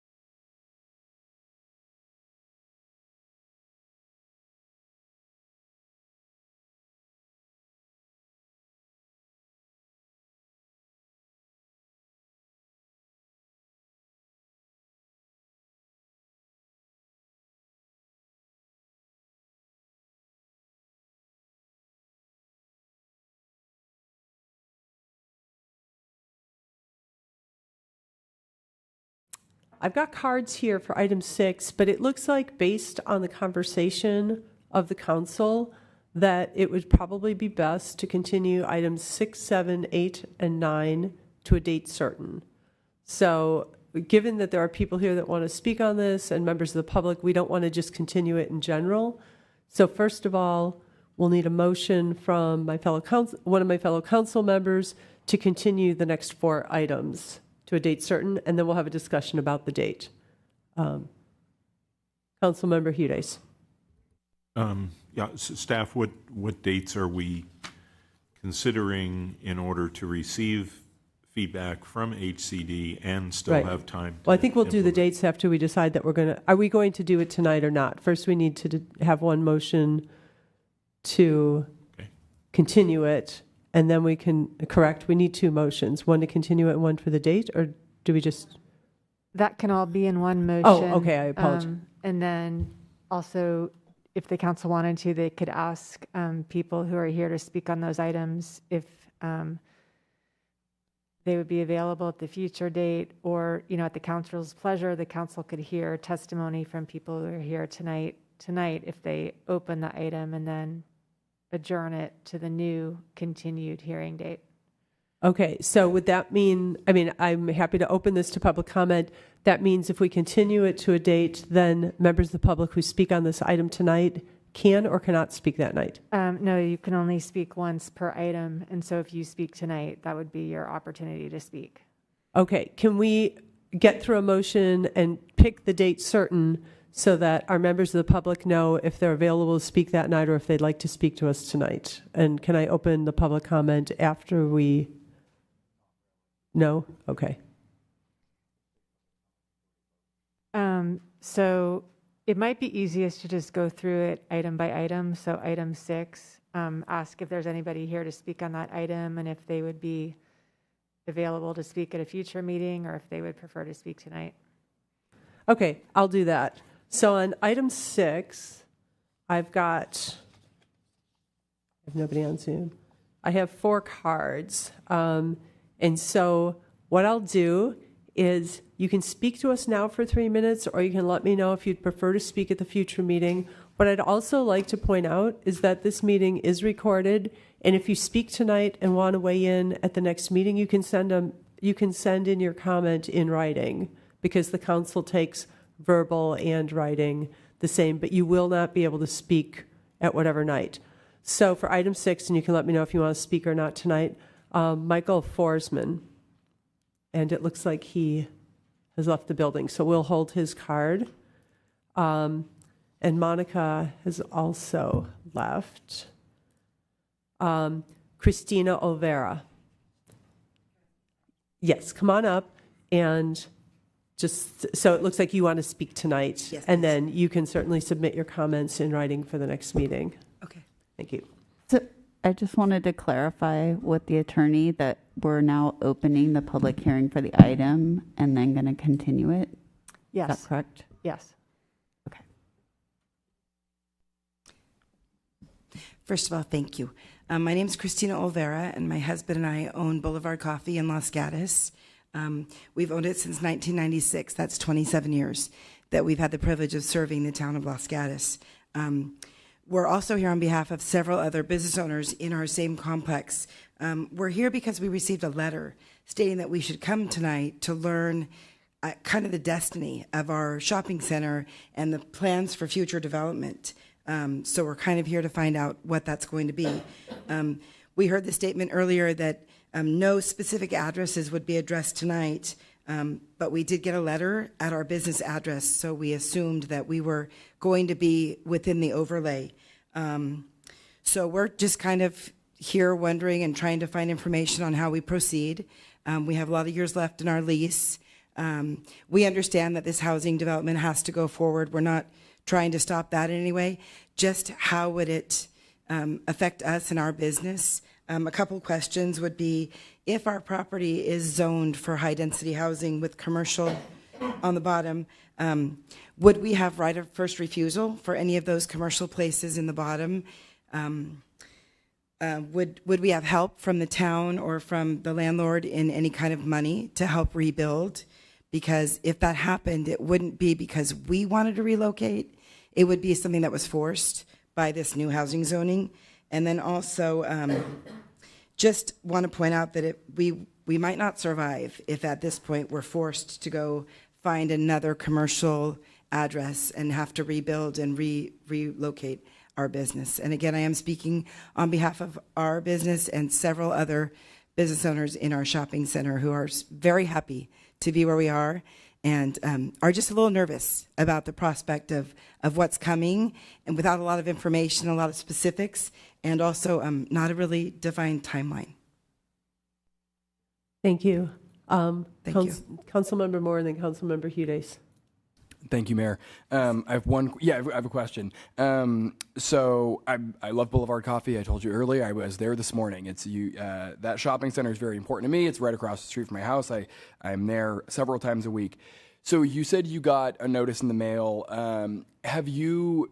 I'm thinking that's probably what the town sent out to a lot of people in the town about all these different parcels. Have you been contacted by a developer that is in terms of redeveloping the site? No, not to my knowledge. Okay. And so I would, as someone who's perhaps selfishly interested in Boulevard Coffee's success, and also I also understand that you have this would not be the first time you had to move in Los Gatos. You've had to move before. This would not be the first time. I would keep your ear to the grindstone about that plaza in general, because a developer, and I've heard rumblings from developers about your site without any changes that we're making here this evening. And so I would encourage you to, if the owner of your site is thinking about selling, talk to them and say, hey, we want to figure out a way to stay here, because what we've been learning is that we just had this big state housing law session. The big takeaway our consultant gave us was that the new state housing laws are making it hard to deny projects. And so I would just encourage you to do as much as you can to talk with the folks there, because we might not have the control that you might want us to have. I understand. Thank you so much, Councilmember Moore. Yeah, and that was a question, right? Yes, there was a question in there. Thank you. I heard it. Councilmember Hudes. Yeah, thank you for your comments and your delicious coffee. And we certainly hope that you will continue to be successful. There may be some opportunity to add some language to our zoning and to our housing element with regard to, and these may not be standards that must be followed, but rather are guidelines that should be followed by a responsible developer. And I think for a long time, we've kind of confused all of this and said the only thing the town can do is regulate what a developer can do. But there's also the role of the town in engaging with developers on what developers should do. And so you've brought forward a couple of ideas. I just want to make sure that I got them right. One is right of first refusal in commercial development, and the second is monetary help to help rebuild. Is that correct? That's correct. Thank you. Okay, thank you. Thank you. Yeah, thank you for bringing these up, and we'll certainly be, I understand the uncertainty of the possibility of redevelopment, and I think we all know that Boulevard Coffee and so many other businesses that are in potential rebuilt places are cherished. I'm going to turn to our associate planner. Hi, good evening. So I believe in your shopping center that is not on the site's inventory. So what was included in the advertising was to all sites that were within 300 feet of potential sites, that are sites that are in the site's inventory. Folks did receive public notices. So yours is the site that you're on is not included there. We did find one that was fairly close, so maybe that's the reason. Thank you so much. Thank you. Thank you. And I think, there's enough sites that, you know, our noticing does cover, I think, 300 feet within a site, and there's quite a few on Los Gatos Boulevard. But it's always good to have a conversation with your landlord on a regular basis. Okay, I have one more speaker card that says it's for items 6, 7, 8 question mark, and so I'll give Lee Quintana the opportunity to speak on one of those three, which would make you eligible to speak on a different number. So you're here to speak on item 6 tonight. I'm sorry. It's tall and it's fighting back. All right, you win.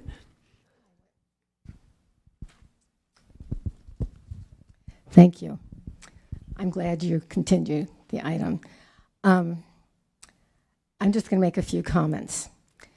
I think everything is predicated on the fact that we're hoping optimistically that HCD will have very minor comments and will agree to certify. And the consultants were hired to help that happen. The consultants were hired to justify the site's inventory and how the numbers were reached, and I think they did an excellent job doing that. I also think that the second thing, major thing that HCD wanted was to do a better job of the affordable housing Appendix A, and I think a tremendous amount of new information was added to that. However, I think the missing link was that HCD also asked that once the analysis for the fair housing was done, that it be analyzed as a whole, not each individual item, but analyzed as a whole and determine whether there needed to be any changes made to the site inventory based on that. Those are the things that I don't think were addressed well, and I also don't think that the statement in the housing element that the sites are distributed throughout the whole town can be supported by the evidence in the housing element. So I'll keep my fingers crossed for you that HCD doesn't agree with me, but I think there's a possibility that on some points they may. Thank you, Ms. Quintana. I think a lot of people are doing more than hoping. There was a lot of hard work that went in there, very focused. But, oh gosh, I think you've got help coming. Okay. I agree with you. I think what was asked of the consultants, they did, but they weren't asked to go the next step. Okay, and this is particular to item 6, correct? Correct.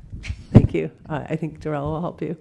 All right, that is the last card I have for anybody here on item 6. So these other two will be held for when it's continued, and I don't have, I'll close the public comment. Councilmember Rennie. I just wanted to make a couple comments on things we just heard.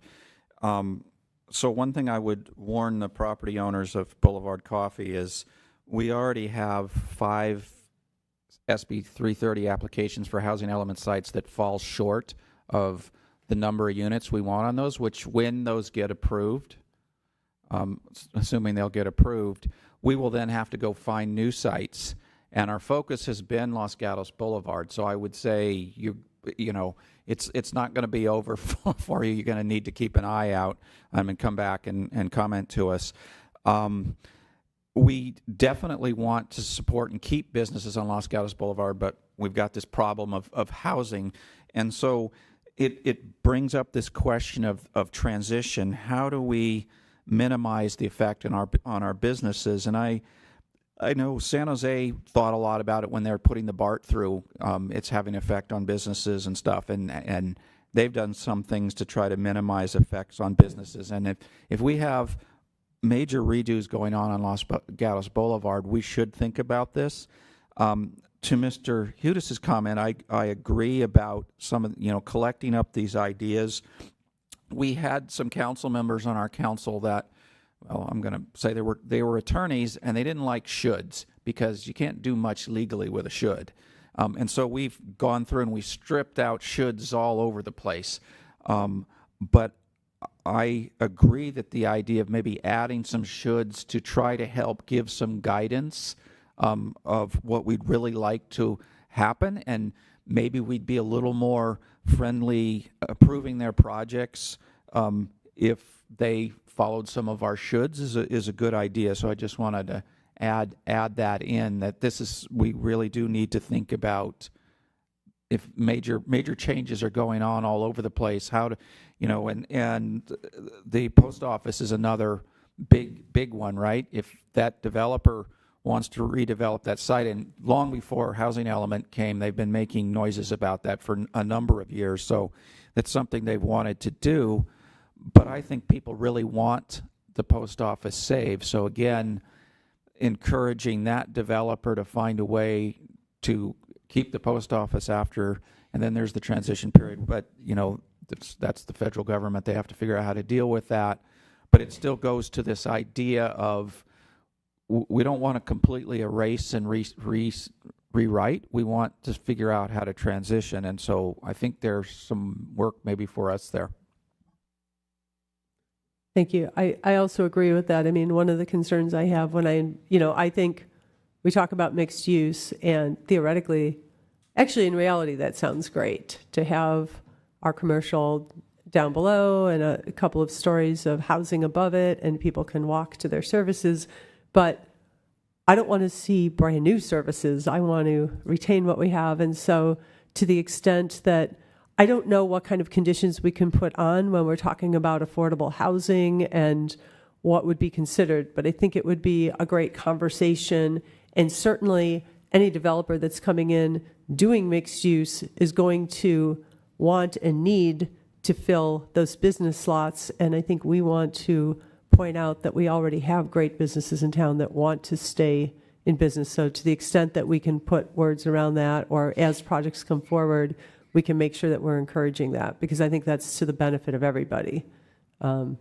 Retaining our small businesses while we add more residents to enjoy it. I'll go to Councilmember Moore and then Councilmember Hides. Thank you, Mary. Yeah, I'll just +1 all of those comments. I do think that some should language could be really helpful, and while it might not, it's not necessarily going to change the projects that developers bring forward, it could, right? And especially we have some developers that are really familiar with this town, and I think that could do well for. The other thing I'll just bring up while we're talking about all of this is the idea of community benefit. A lot of cities have community benefit associated with development proposals. We're not a community that has that. We used to, but we got rid of it. And I think that while that, community benefit, I don't know if you could apply that to something like a coffee shop. While that is an absolute community benefit, I think it's this bigger idea of what sorts of developments do we want to see in Los Gatos, and how can we, if a development is going to be making a significant impact to our community, what can we do as a council to shape and get the best things out of that we want, whether that's green space or a coffee shop or what have you. So. I think that in the future, revisiting the idea of community benefit is something that I would be interested in. Thank you. Councilmember Hides. Yeah, I wanted to pass one comment on from the Housing Element Advisory Board that board member Piasecki wrote a very thoughtful note that was exactly along those lines. These are things that would make life better for the residents who are affected by some of the sites. And again, the Housing Element Advisory Board was not in the mood to make any changes at the last meeting, but it does seem as though that memo is another one of these guidelines or direction that would be helpful.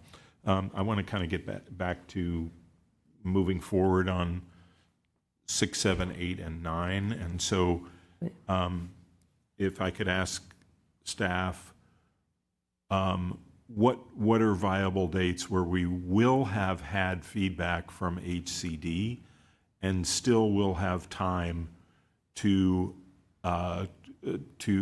make the required zoning? Thank you, Councilmember Hudis. So I would recommend that we continue to November 7th, and hopefully we'll have concrete information by then. If not, the item could be continued again to November 21st, and that should give us time to beat that January 31st deadline for rezoning. I have a question. So if we don't hear back from HCD until December 1st, would we continue to December or January? So as mentioned before, we're actually hoping to meet with them mid-cycle and get some guidance from them. And even if they don't have their full letter, we'll request specific guidance on the sites inventory so that we hopefully can have that information for the November 7th meeting. Okay, my question for my council members is to think about the fact that if we don't have a full commitment from HCD, but we do have verbal comments about our sites inventory and whether those are sufficient, if people will want to move forward or if we will be continuing at that point. Councilmember Rennie. I will say I definitely want to have a discussion before December on this item. I would not want to see the mayor just put in continue, a sheet that says continue to December, because that no longer, it makes it very difficult to hit the January 31st date. Even if we don't have comments from HCD, we need to make a decision before we pass the time in which we can get this done by January 31st. Thank you. I don't disagree. I just don't want to rehash tonight if we have uncertainty in November. Councilmember Moore. Thank you, Mayor. Yeah, I definitely agree with that. I think that my preference would be to discuss this tonight, but it sounds like that's not the will of the council. So I think November 7th makes sense. My question for staff is if there are if the council ends up having other questions and there are other delays, is there any sort of buffer built into that timeline for us, or not really? Thank you, Councilmember Moore. So I'd say the buffer is from the 7th to the 21st. So if we go to the 21st, it's introduced. We go the second meeting in December at the latest for the second reading, and it would go 30 days after that, which would be prior to the January 31st. Okay, great. That's helpful, and thank you. So I'll just say to the council that I think it sounds like, again, to me, if we really care about getting this all wrapped up with a bow before January 31st, we have to talk about this November 7th. So I'm fine continuing it, but I think we have to talk about it then. And we also have to, we can't just talk about it. We have to approve these sites, right? That's the important part. Again, I said this before, if we don't have these sites, then the housing element, it doesn't matter if HCD certifies us. Yep, that's the hard part. We actually have to make decisions. Councilmember Hudis. Thank you. I'm willing to make a motion to continue items 6, 7, 8, and 9 until November 7, and I'll just leave it right at that. We have a motion. Do I have a second? Question. Oh, yes. Did the council want to take public comment on items 7 and 8? Oh, good point. I have no cards for items 7, 8, or 9. Okay. So, and I have 5 attendees. I don't see a hand raised. Okay, I'll give Zoom people a second. Anybody who didn't want to comment on item 6, do you want to raise your hand for 7, 8, or 9? Oh, thank you. I'm sorry. And then another reason to separate them out is there are recusals involved with each one. So perhaps the motion could be for item 6. Sure. Motion is to continue item 6 to November 7. No, but we have recusals on the next 3. So all the council members can vote on this one, and with recusals on the other, members will be recused from voting on that. So all 5 of us can vote on this. We have a motion. I'll second. We have a second from Councilmember Rennie. I'll call the question. All in favor? Aye. Aye. No one opposed. Motion passes 5-0. Okay, item 7, for which I believe Councilmember Moore was. Oh, Alberto Way. Councilmember Vice Mayor Badami is recused, so you will not be voting on this. We're not going to discuss it. I believe I have to leave the room. You know what? No. Since it's a motion to continue, the council members can stay on the dais. Okay, thank you. Right, you just can't vote. Okay. Councilmember Hudes. So I move to continue item 7 to November 7th. Okay, I'll second it.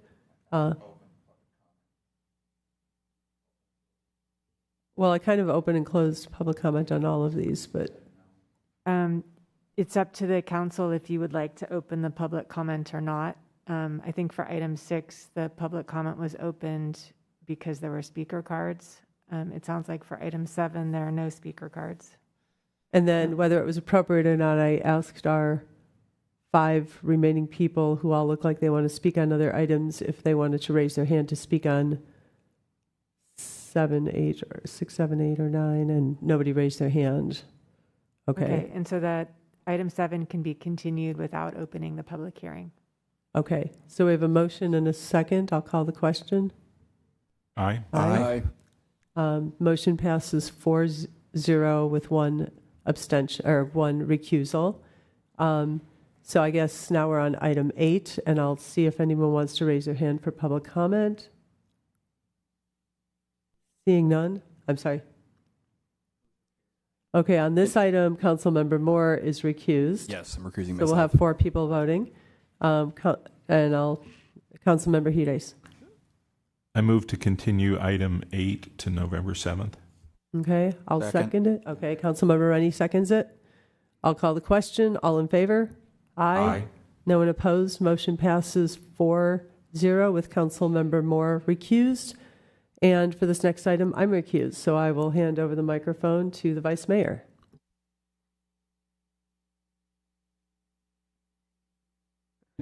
Okay, thank you. So we're on item 9, and per the previous motions, I'm going to look to council to see if we have any motion on this item. Councilmember Hudes. If there's no public comment, then I'm ready to make a motion. Is there any speaker? There's no hands on Zoom. All right, no hands on Zoom, nobody raising their hands in the audience. Councilmember Hudes. I move to continue item 9 to November 7th. Second. I'll call the question. All in favor? Aye. Passes 4 with Mayor Ristow recused. Okay, so that moves us to item 10. Yeah, we have some meaty things ahead of us. All right, Planning Manager Armour will be giving us our report on item 10. Good evening. This item is an opportunity for the discussion of the town's current review process for exception requests to the state minimum fire safe regulations, sometimes referred to as PRC 4290. These regulations established standards for road and fire equipment access, signs identifying streets, roads, and buildings, private water supply reserves for emergency fire use, fuel breaks, and green belts, and it went into effect for properties within the town starting July 1st of 2021. When a proposed project for a new home in the very high fire hazard severity zone does not comply with these regulations, they are asked to submit an exception request to Santa Clara County Fire Department. If this exception request is denied, the state regulations specify that the town would hear an appeal of that denial. The town received 2 such appeals, one in November of 2022 and one in February of this year. As a result of these appeals, and the alternative processes that have since been adopted by Santa Clara County and the City of Saratoga, staff was asked to bring this as a discussion item to council. Since those appeals, Santa Clara County Fire Department staff have worked on numerous exception requests to find solutions for incremental access improvements to mitigate existing non-conforming conditions while allowing construction of new homes on existing hillside properties. We do have Brad Fox from Santa Clara County Fire Department to assist with any questions. This concludes staff's presentation, but we'd be happy to answer any questions. Thank you. Do we have any questions? Councilmember Moore. Thank you, Mayor. I really appreciate the staff report on this. This, I think, really outlined the issue very well, and I think using the example of the March 8th Planning Commission appeal, I think, kind of lays out very well the difference between other municipalities. I don't know if this is a question for the manager or SCCFD representative, but I'm wondering if a fire representative is always able to make our meetings when it's pertinent. Thank you. I will start with answering that question. When we do have a project where concerns about fire safety or concerns about conditions, for example, these 2 meetings where there was an appeal, we are usually able to have a representative from Santa Clara County Fire join us in that meeting to be able to answer questions. Thank you. Any other questions before I open this public comment? Okay, so I'll open a public comment. I have 2 hands on Zoom, but 1 in the room. So I'll call Brandy Sweetnam.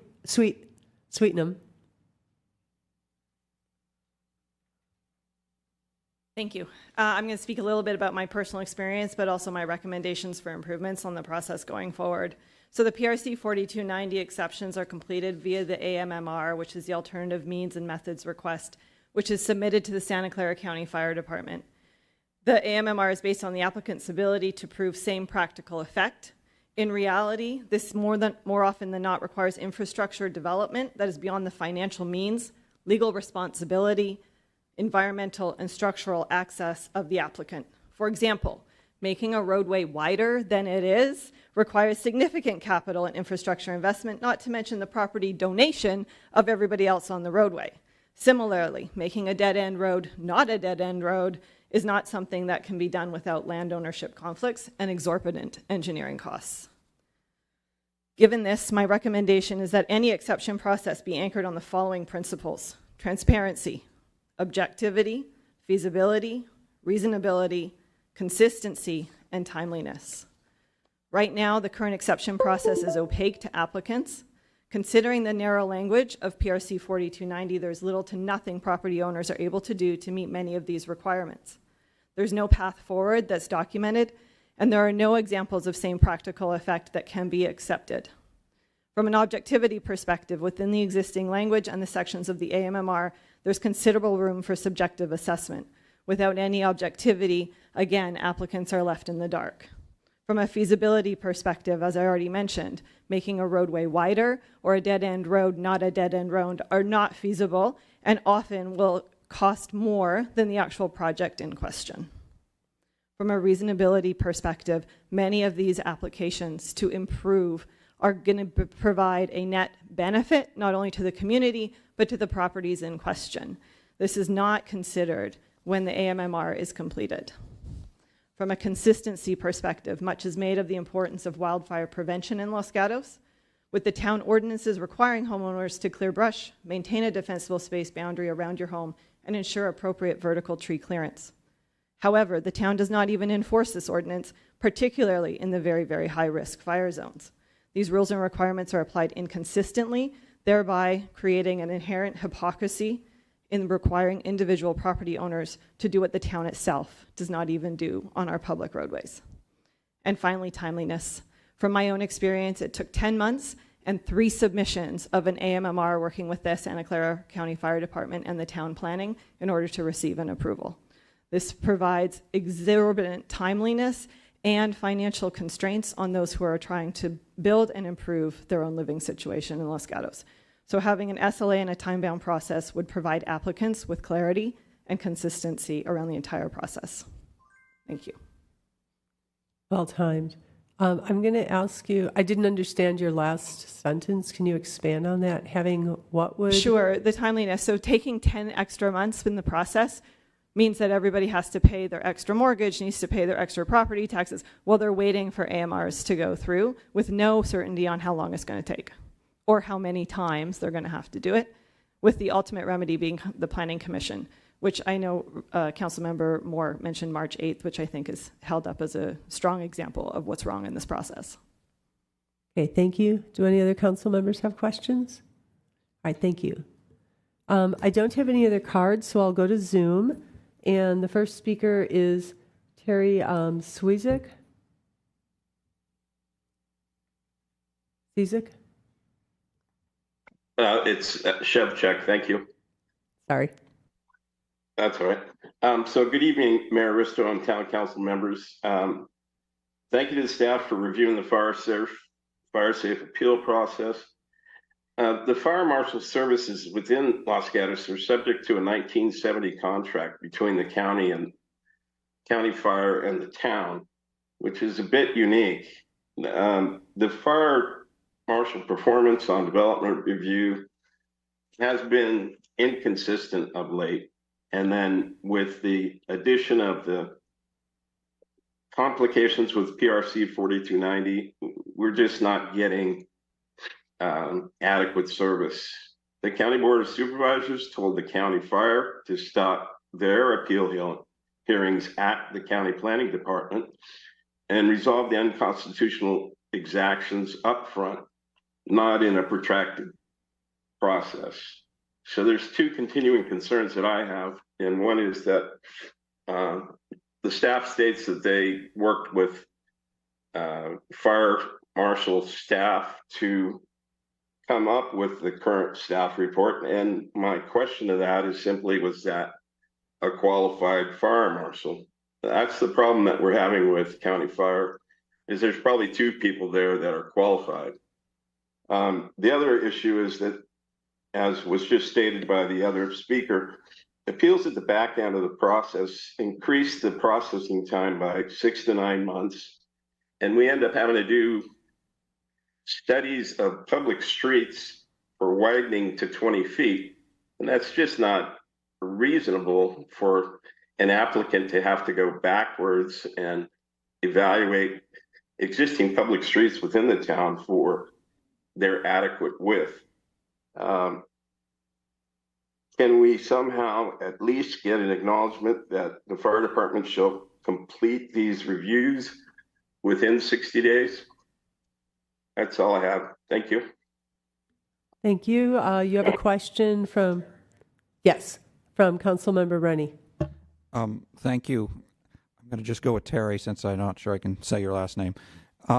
You sent us an example of the fire department comments, and you have some red crosses in there that says not applicant responsibility related to widening roads and so forth. And I was trying to understand the application. Is this for a 1 or 2 units at the end of a road that has many other houses on it?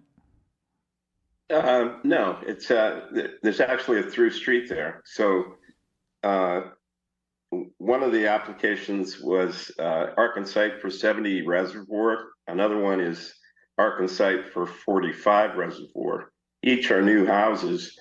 And the fire marshal determined that we should evaluate the width and slope of Reservoir Road from the properties down to Cleveland and down through College. And that's not our function, and that's not reasonable to impose on an applicant some sort of evaluation of an existing public street. I mean, is there some sort of deficiency there that we've lived with now for 90 years? And now suddenly this applicant has to go out and widen these roads or lessen the slope of a public street? It makes no sense at all. It's unconstitutional. And that could be identified up front at the start of the application instead of a year and a half down the road. Okay, thank you. I thought that's what was going on, but I wanted to make sure I understood your notes to us. Thanks. Okay. I don't see any other hands raised. Thank you. I'll go to our next speaker, Gary Colsat. There's three other hands. I'm sorry. There are 3 other hands raised? Right, I called Gary Colsat, the next speaker. Oh, did I misspeak? I said there were no questions for that speaker, so now we're going to the next speaker. Good evening, Mayor Risto and fellow council members. I strongly disagree with staff's recommendation to continue doing business as usual when it comes to processing projects under PRC 4290. Staff states that by doing so, applicants can work with fire to determine compliance and/or deficiencies and can work to implement improvements. As I've stated in the past, we are not opposed to working with fire for on-site improvements to make a project comply with 4290 or any other fire codes. But when it comes to modifying existing public routes, that's when it goes beyond what any family should have to bear. In many cases, the time and cost involved can be daunting. We're talking about surveys, as everybody else has talked about, to measure gradients, widths, etc. We have to analyze this data, propose engineering solutions, and most of the time, these public streets are obvious to the naked eye that they don't comply, and the applicants still need to document everything. For the Wood Road project, this costs my clients close to $15,000 and at least 9 months just to receive an appeal at the end for what was obvious from the beginning, that Wood Road could not be physically modified to comply. The system is just not working. This system is just not working.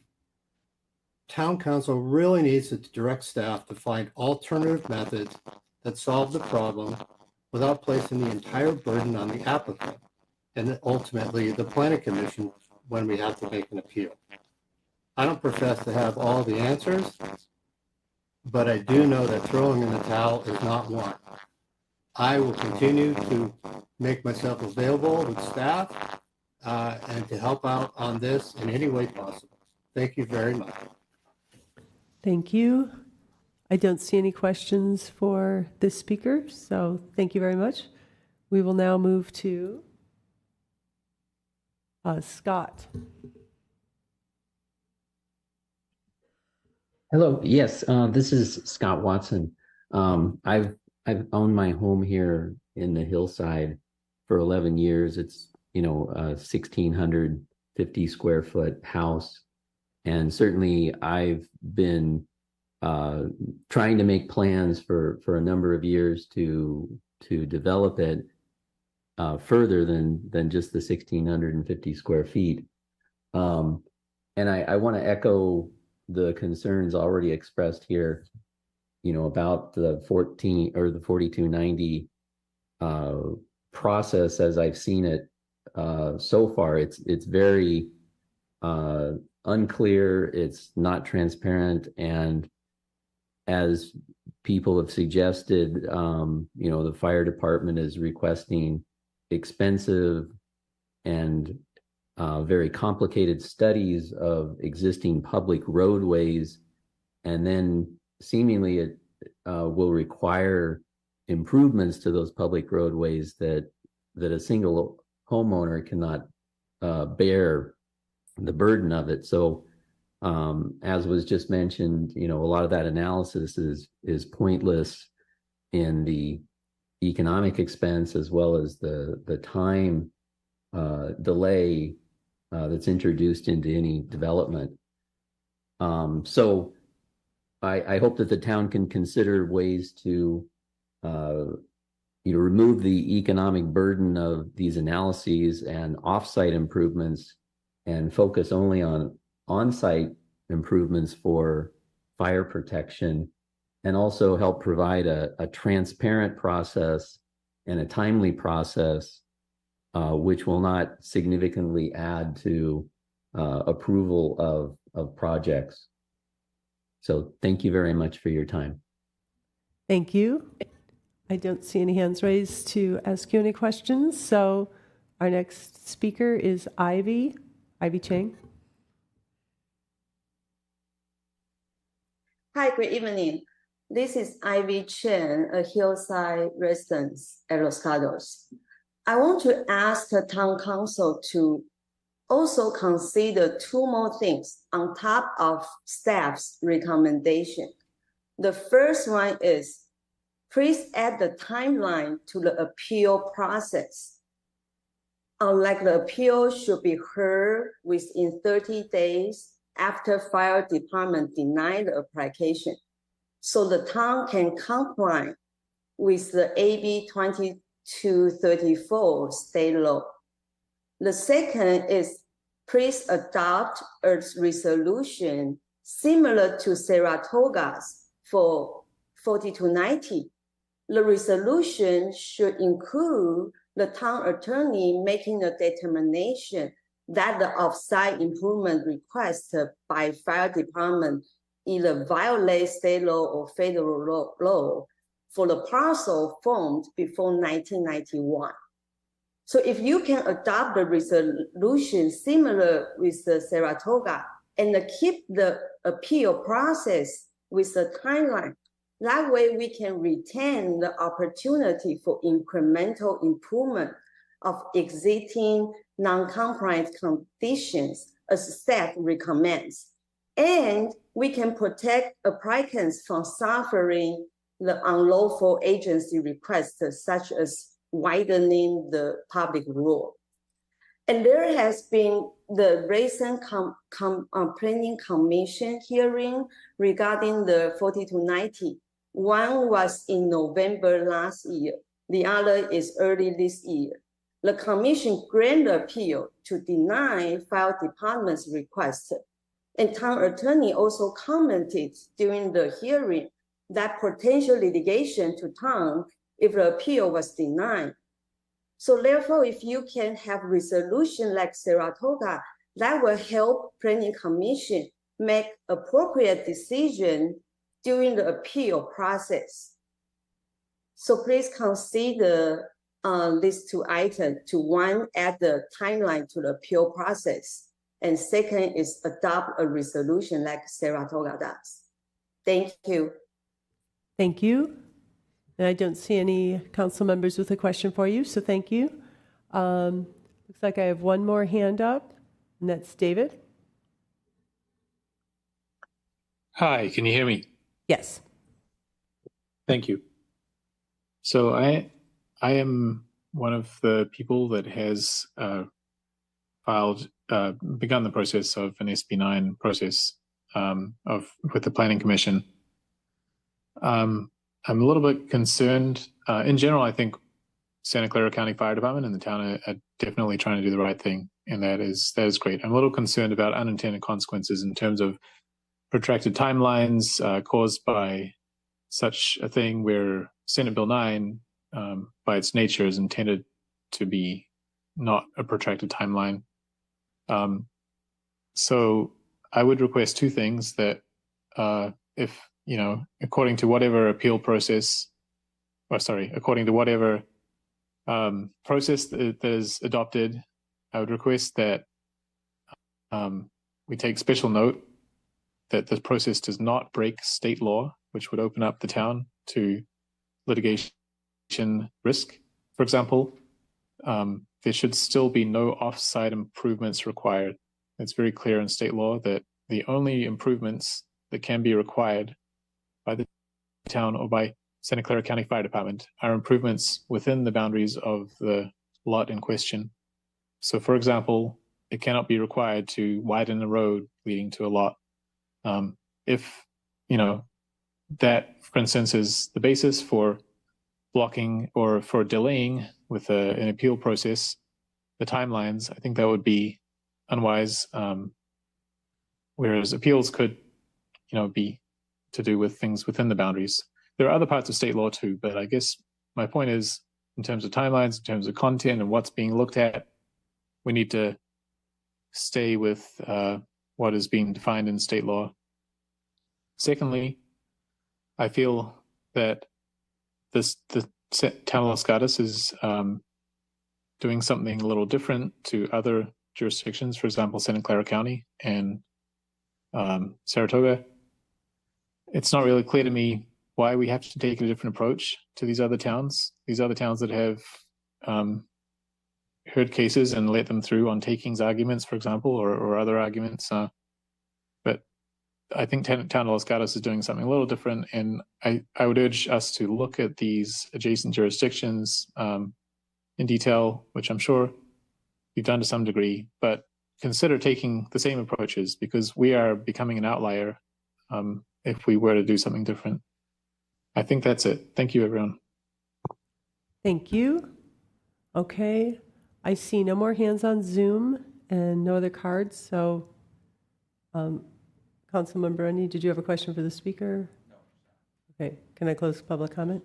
Okay, with that, I'll close public comment and then turn to Councilmember Rennie. Thank you, Mayor.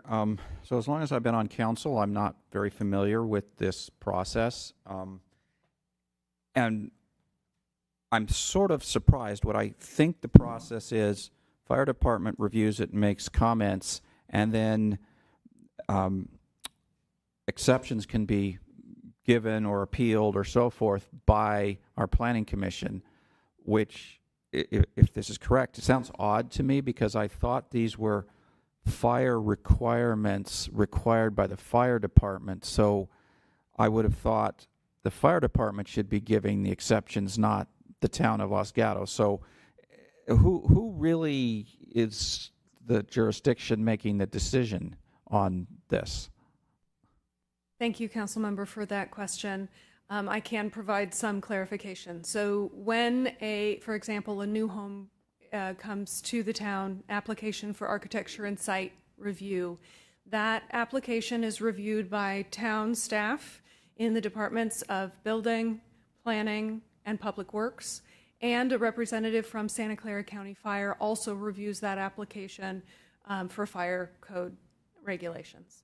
And so at the first staff technical review committee meeting for that project, the applicant would receive a letter from Santa Clara County Fire noting that PRC 4290 regulations apply and noting which ones the current project is not complying with.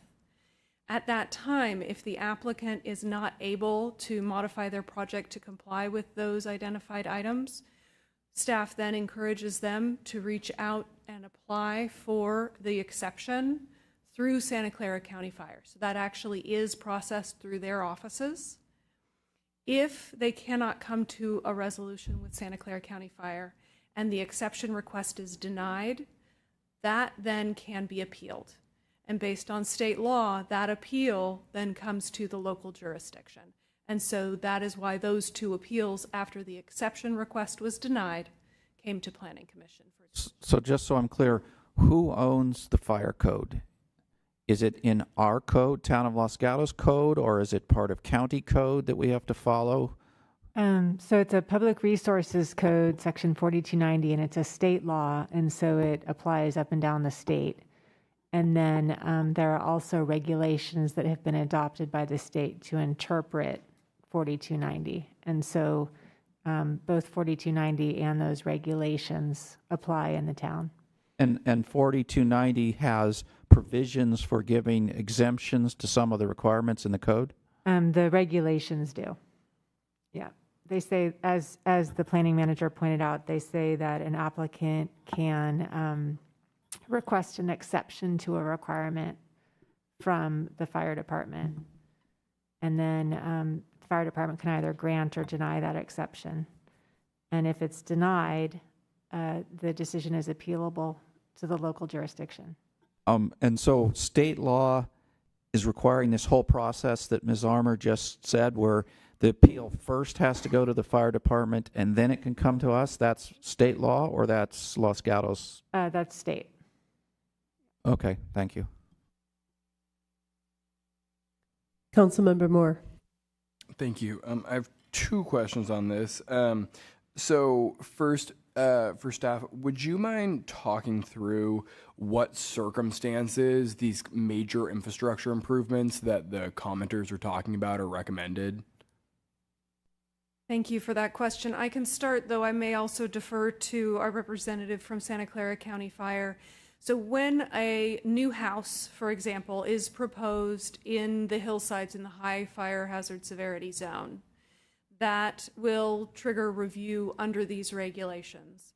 There are certain circumstances where there may be a request from Santa Clara County Fire for major improvements. For example, if the property is at the end of a dead-end street that is not meeting the width or slope requirements in those regulations. So that's the type of example. When it's a renovation of an existing home, it does not trigger this review. But if it's a new home, whether it's on a vacant lot or replacement of an existing home, that has been known to trigger these requirements. Okay, great. That's super helpful. That's not even the question I asked, and that was the answer I was looking for, so thank you. So so it's generally for a large economic investment on a property, right? So these are raising new homes where these okay. Correct. And so kind of a follow along on that. So I'm hearing from the public commenters that economic burden is a big concern here. And so that answers part of my question, that this is, it sounds like these major infrastructure improvements are only being required when there's already a large capital investment. But do you have any sort of range or ballpark of how much these improvements can cost? Not precisely, but in some cases we have seen them significantly out of proportion with the proposed project. If you are at the end of a long dead-end street, it can be very significant in terms of the improvements.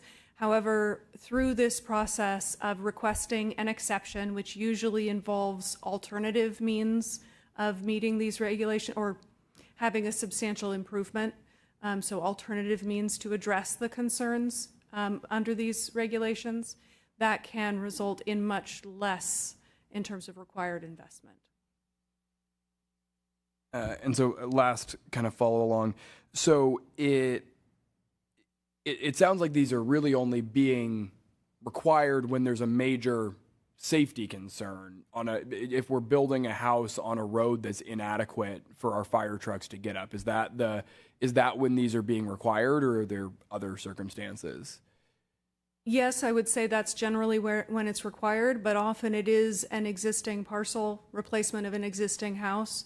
And so what we have been working on is trying to have a process where there's an opportunity to still have some improvements rather than just, overcoming those regulations. Okay, thank you. Councilmember Hudes and then Councilmember Rennie. So I'm interested in this topic that you just raised about incremental improvements. And it does seem like the city of Saratoga and unincorporated Santa Clara County address some of the issues up front and making the takings determination. Why does that preclude making incremental safety improvements, that process? I'm actually going to defer to our representative from Santa Clara County Fire to see if he might be able to talk some to how that process compares to this here. Hi, council member. Thank you for the question. Brad Fox, Assistant Fire Marshal with Santa Clara County Fire. I'm not sure that the process with the county is the best comparison. It's not apples to apples. The main difference being that for unincorporated county, Santa Clara County Fire Department is not what the regulations call the inspection authority. So we are not reviewing the project for compliance with 4290. CAL FIRE does that. So CAL FIRE does that process. The exception request goes to CAL FIRE, and it's only after CAL FIRE denies the exception request that at that point the county offers the opportunity to analyze the takings argument or provide a waiver. Our role in the county is actually the same role as the Planning Commission for the town of Los Gatos, in that we are the appeals body for the county. So I wouldn't quite use that as a same comparison. I think, council member. Yeah, specifically in the staff report, it says, speaking about City of Saratoga and Santa Clara County, it says, while these processes resolve the taking question earlier in the process, they remove the opportunity for the agencies to seek incremental fire safety improvements that the town's current process includes.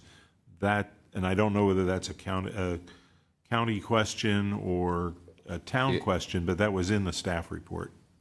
Yeah, I'll answer that directly. I apologize. I was giving you a preface, but when the when those waivers or takings are granted, there's no opportunity for us to go through the process that we do in the town of Los Gatos, where we can work with the applicant to see if we can make incremental improvement because the conditions are just removed from the planning application. So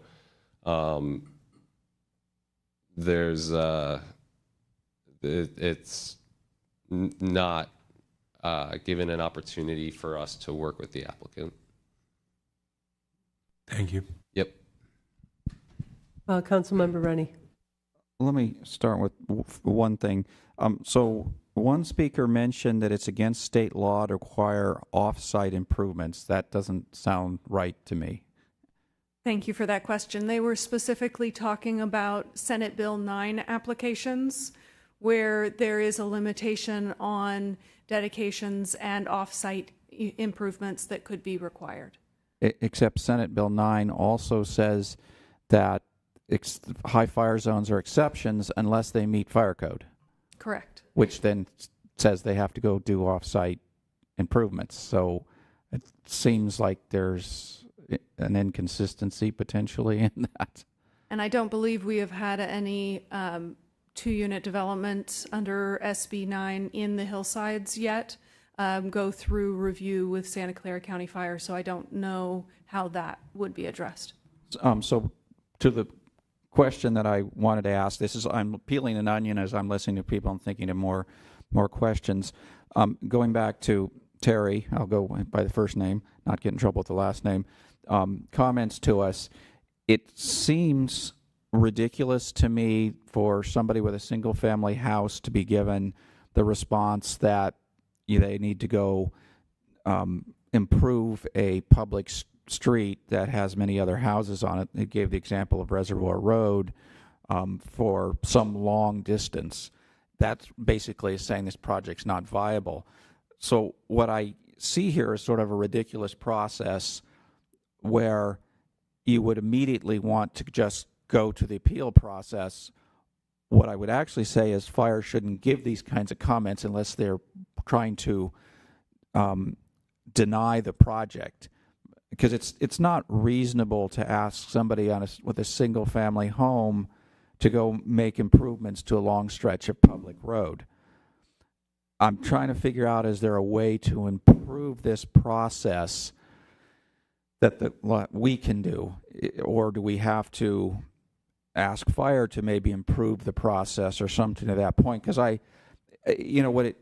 think it means, it sounds like in this case it took 10 months. I mean, immediately we get this and we go, okay, we now have to go through all these appeals because it's ridiculous to have to improve this street. To me, a better process when you get there is immediately let's go talk about this and get it off the list of things that need to be done.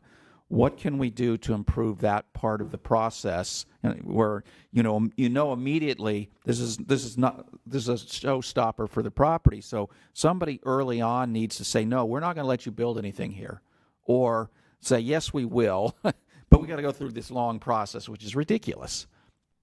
Thank you, Council Member. I think that is really important direction and feedback. And what I can share is that over these last 2 years, as we've come to understand these regulations and which properties it will impact, planning has worked to identify those when the applications first come in, or if someone first comes in with questions, to have them immediately reach out to Santa Clara County Fire to understand which of the regulations would apply. In addition to that, I would say that the comment letter initially is to identify which components of PRC 4290 apply, because for some cases they may qualify for some and not for others, and to then encourage them to go through the exception process, which comes before the appeal. And so that's the hope, is that through the exception process they would then develop some conditions of approval so that the project could move forward.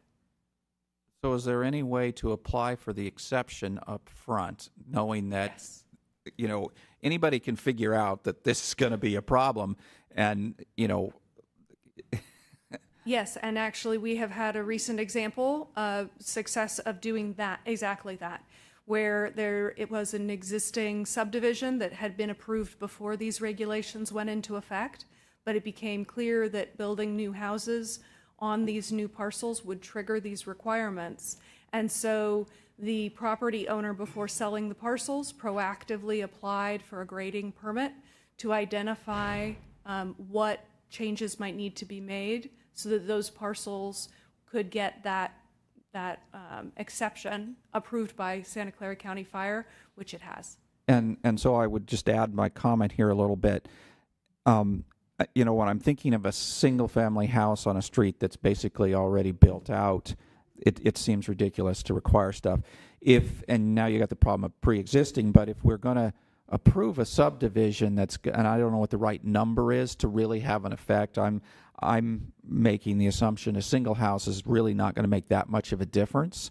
But if you have a subdivision, let's say 5, 6, 7 houses, whatever the number is that has an effect, I wouldn't want to, you know, okay, there's a subdivision that's got 7 empty lots and they apply one at a time, and since it's a single family home, we give each of them the exception. That no longer makes sense because by the time you build 7 of them, you may, and again, I don't know what the right number is, you're now having an effect on the road for real, from a fire safety perspective. So when I'm saying let's be smart about it, I also don't want a loophole like I'm describing to occur. Councilmember Hughes. I wonder what staff and fire reaction is to the request for timelines. There were 2 that I heard. One was complete review within 60 days, and the other I heard was time to appeal process 30 days within starting from the fire denial. Any reaction to those time frames? Thank you.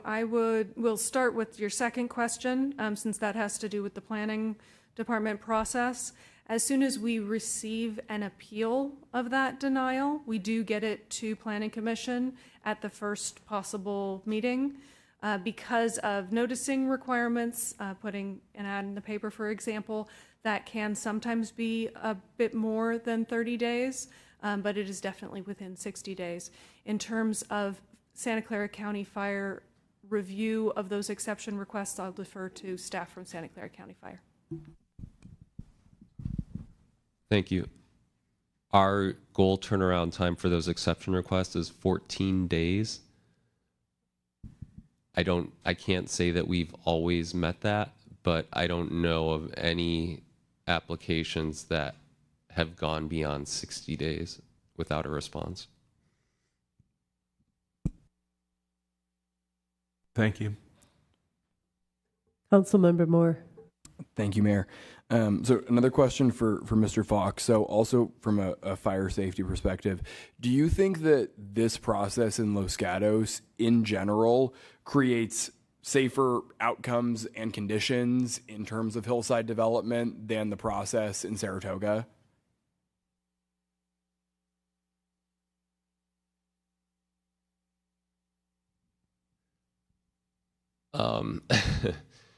So the only difference between the process in the town of Los Gatos and the process in the city of Saratoga right now is the ability for the applicant in Saratoga to bypass a discussion with us on an exception request if they choose to go that way. So if that request is granted in Saratoga and no incremental improvements are made to the road, then I would say the process in Los Gatos is superior in making the community safer. Okay, thank you. Councilmember Hughes. This isn't so much a question, but an idea that I wanted to float.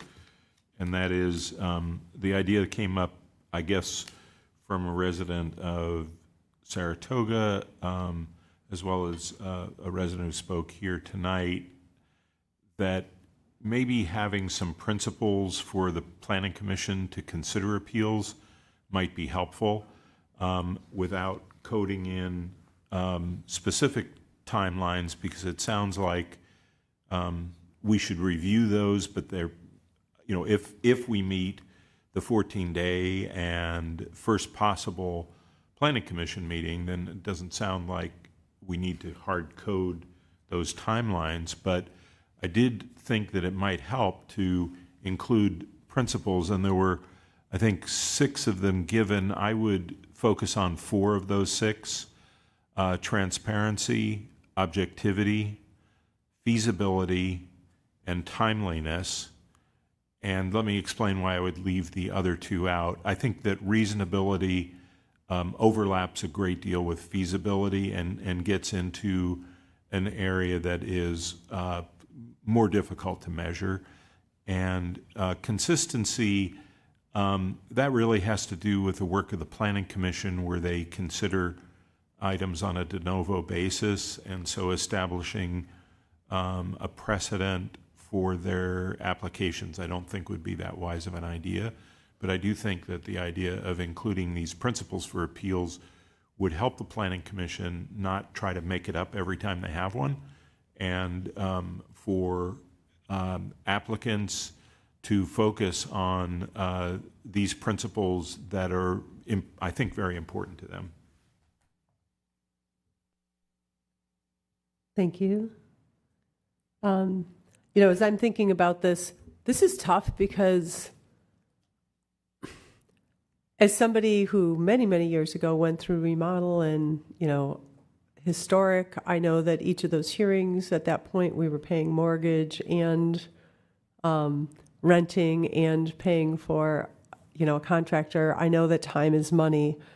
I also know that over the years, our fire risk has increased. What we've learned about fires in Oakland Hills and other places has made us have to think differently about what hillside development looks like, what roads look like.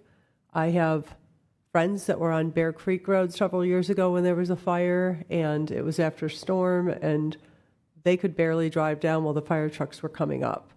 And so a narrow width road is a very serious issue. And so as much as I want to make sure that people can build homes when they want to, I also know that the hillsides in general is the last place where we want housing, from a wildlife corridor point of view, from a wildfire point of view. And so I get really concerned about thinking about not looking at everything we can do to make sure that we're not encouraging overgrowth in the hills, and also that as new homes and larger homes are built, that we do incrementally increase the safety. And I realize that for one homeowner to improve a road is just astronomical. And I mean, a specific situation is right around, just up the hill from me, there's a little side road that comes off Broadway called Clifton. And there was a house on top of there that burned to the ground in the 1997 fire that we were evacuated from, right downtown. And there were proposals to build 7 houses up there, and there could not, nobody else would give access. There was no way to go there, and it couldn't go forward. Eventually, one home was built, but they had to put, I think, 3 5,000-gallon water tanks, and they had to widen all of Clifton, but they did it. Now, that's an exceptional home. I don't think many people can do that, but to have allowed them to build on what clearly was an inadequate road when we had that fire, and fire trucks could just barely fit on that road and nobody could go down, I just don't want to put ourselves in a situation where we don't look at every option for whatever safety we can do, because people that are on these inadequate access roads with high fire danger are not tomorrow all going to meet with their neighbors and say, let's rebuild the road. So it seems like new construction is often what triggers that. So I do think the process, if we can add some principles for the Planning Commission, if we can have some certainty around the timeline, I think it is really important for it to go through the fire department, when and there's probably almost always going to be some issues that'll come up, look for those exceptions. If they can't be granted, figure out what we can do. And I think through that hearing, at least we'll get some incremental improvements. But I think this is a really tough issue.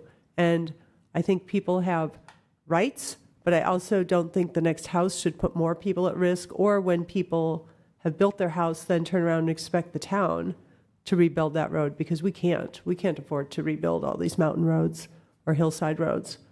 So that's kind of where I'm stuck right now. Or I'm not stuck. This is where I'm feeling like staff's recommendation has a lot of merit, and Councilmember Hude's comments about maybe some principles, knowing that we'll be getting appeals to the Planning Commission, giving them the guidance so they can move forward and not have to reinvent the wheel with each one of these is helpful. Councilmember Moore. Thank you, Mayor. Yeah, I agree with everything you just said, and I agree too that adding some principles could be helpful. And this is a different thing than what Planning Commission is often dealing with. I'll just add my experience that I'm kind of contextualizing this decision in. When I did the ride along a couple weeks ago with the Santa Clara County Fire Department, we took a decent sized truck up into the hillsides in East Los Gatos. And when I was talking with the battalion chief, he was saying that he showed me a spot where a brush fire had happened a few weeks before that. And it didn't end up getting out of control. But there were a bunch of houses near it. And he was sharing that if it did get out of control, it would be a really challenging situation because the firefighters couldn't really bring the trucks up there until everybody got evacuated. And so then it delays firefighting and makes the whole situation potentially much more deadly and more damaging to property. And he was sharing that this is, somewhat unique in Los Gatos. The Santa Clara County Fire Department serves a lot of other municipalities, 6 other municipalities.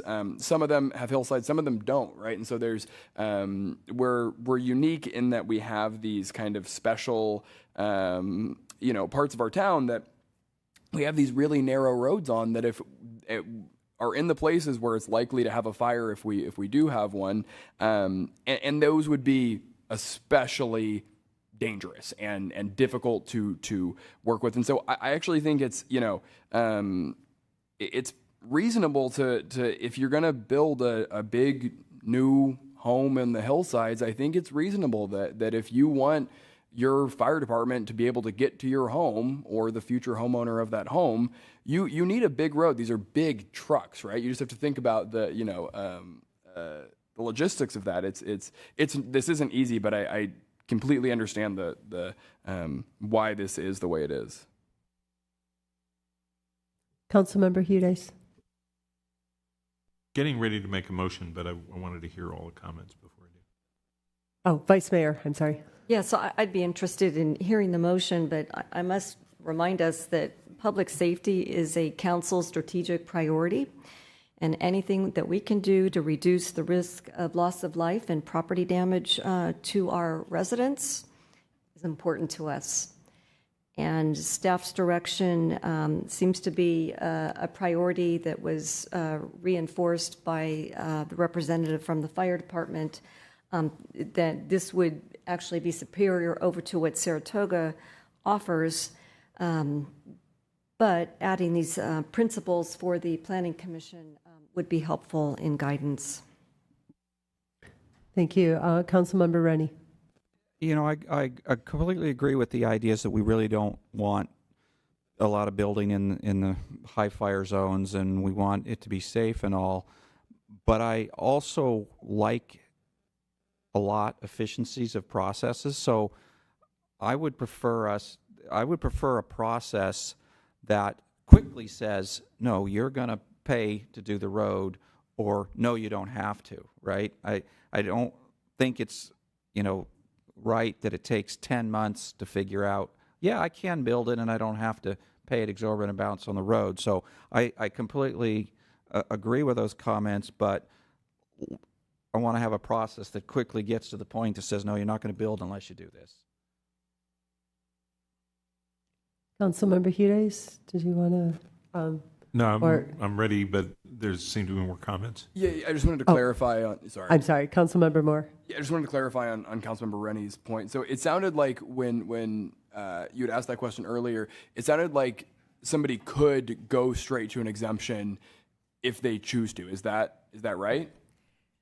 They can go to Santa Clara County Fire at the beginning of the process to request an exception and alternative means to those regulations. Okay, and so as part of what you're saying, it needs to be more clear when that needs to happen? Yeah. Sounds like planning is doing some advising, but it may not be regular. Okay, Councilmember Hudes. Yeah, so, this is difficult because we're balancing public safety interests with the rights of people with their property. And it may very well turn out that as time goes on, areas are just not buildable that maybe were in the past, and that roads that were deemed adequate are just not adequate in our hillsides as wildfires are increasing and will continue to increase. So I think we're in a little bit of an interim period right now where we have some regulations that are difficult to abide by, but we've had 2 appeals that took too long but resulted in a resolution. And I think it would be wise to watch what is going on with Saratoga as well, with their process for dealing with the takings. But in the meantime, I think I agree with staff's recommendation to continue with the existing appeal process. And to do that, I would add 2 things to it. One is that we provide principles to the Planning Commission of transparency, objectivity, feasibility, and timeliness. And the second thing is that we get a regular update on whether the timelines are being met. So if we're not able to get to the first possible Planning Commission meeting, or if we're not getting response from fire within the 14 days, it'd be good to know about that before this gets into a process. And that's a recommendation. It's not part of the motion, but it would be helpful to have that information as well. Councilmember Moore? Second. Okay, we have a motion and a second. I'm going to call the question. All in favor? Aye. Passes 5-0, no one opposed. And I have a request. Excuse Okay, me? do we have everything we need for this? Okay, I'm going to close this item, and we're going to take a quick, 6-minute break for the bathroom. It's almost 11. I'll make it a 10-minute. I have 10:41. We'll resume at 10:50. So 9 minutes, people.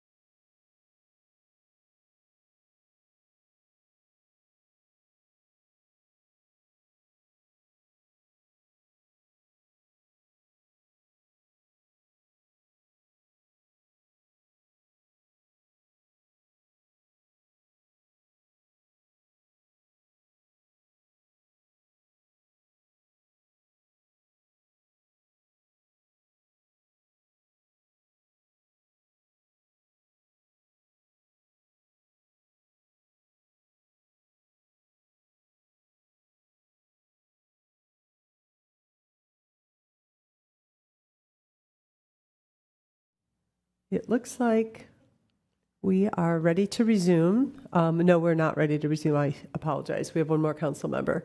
I'm just giving everybody a little countdown.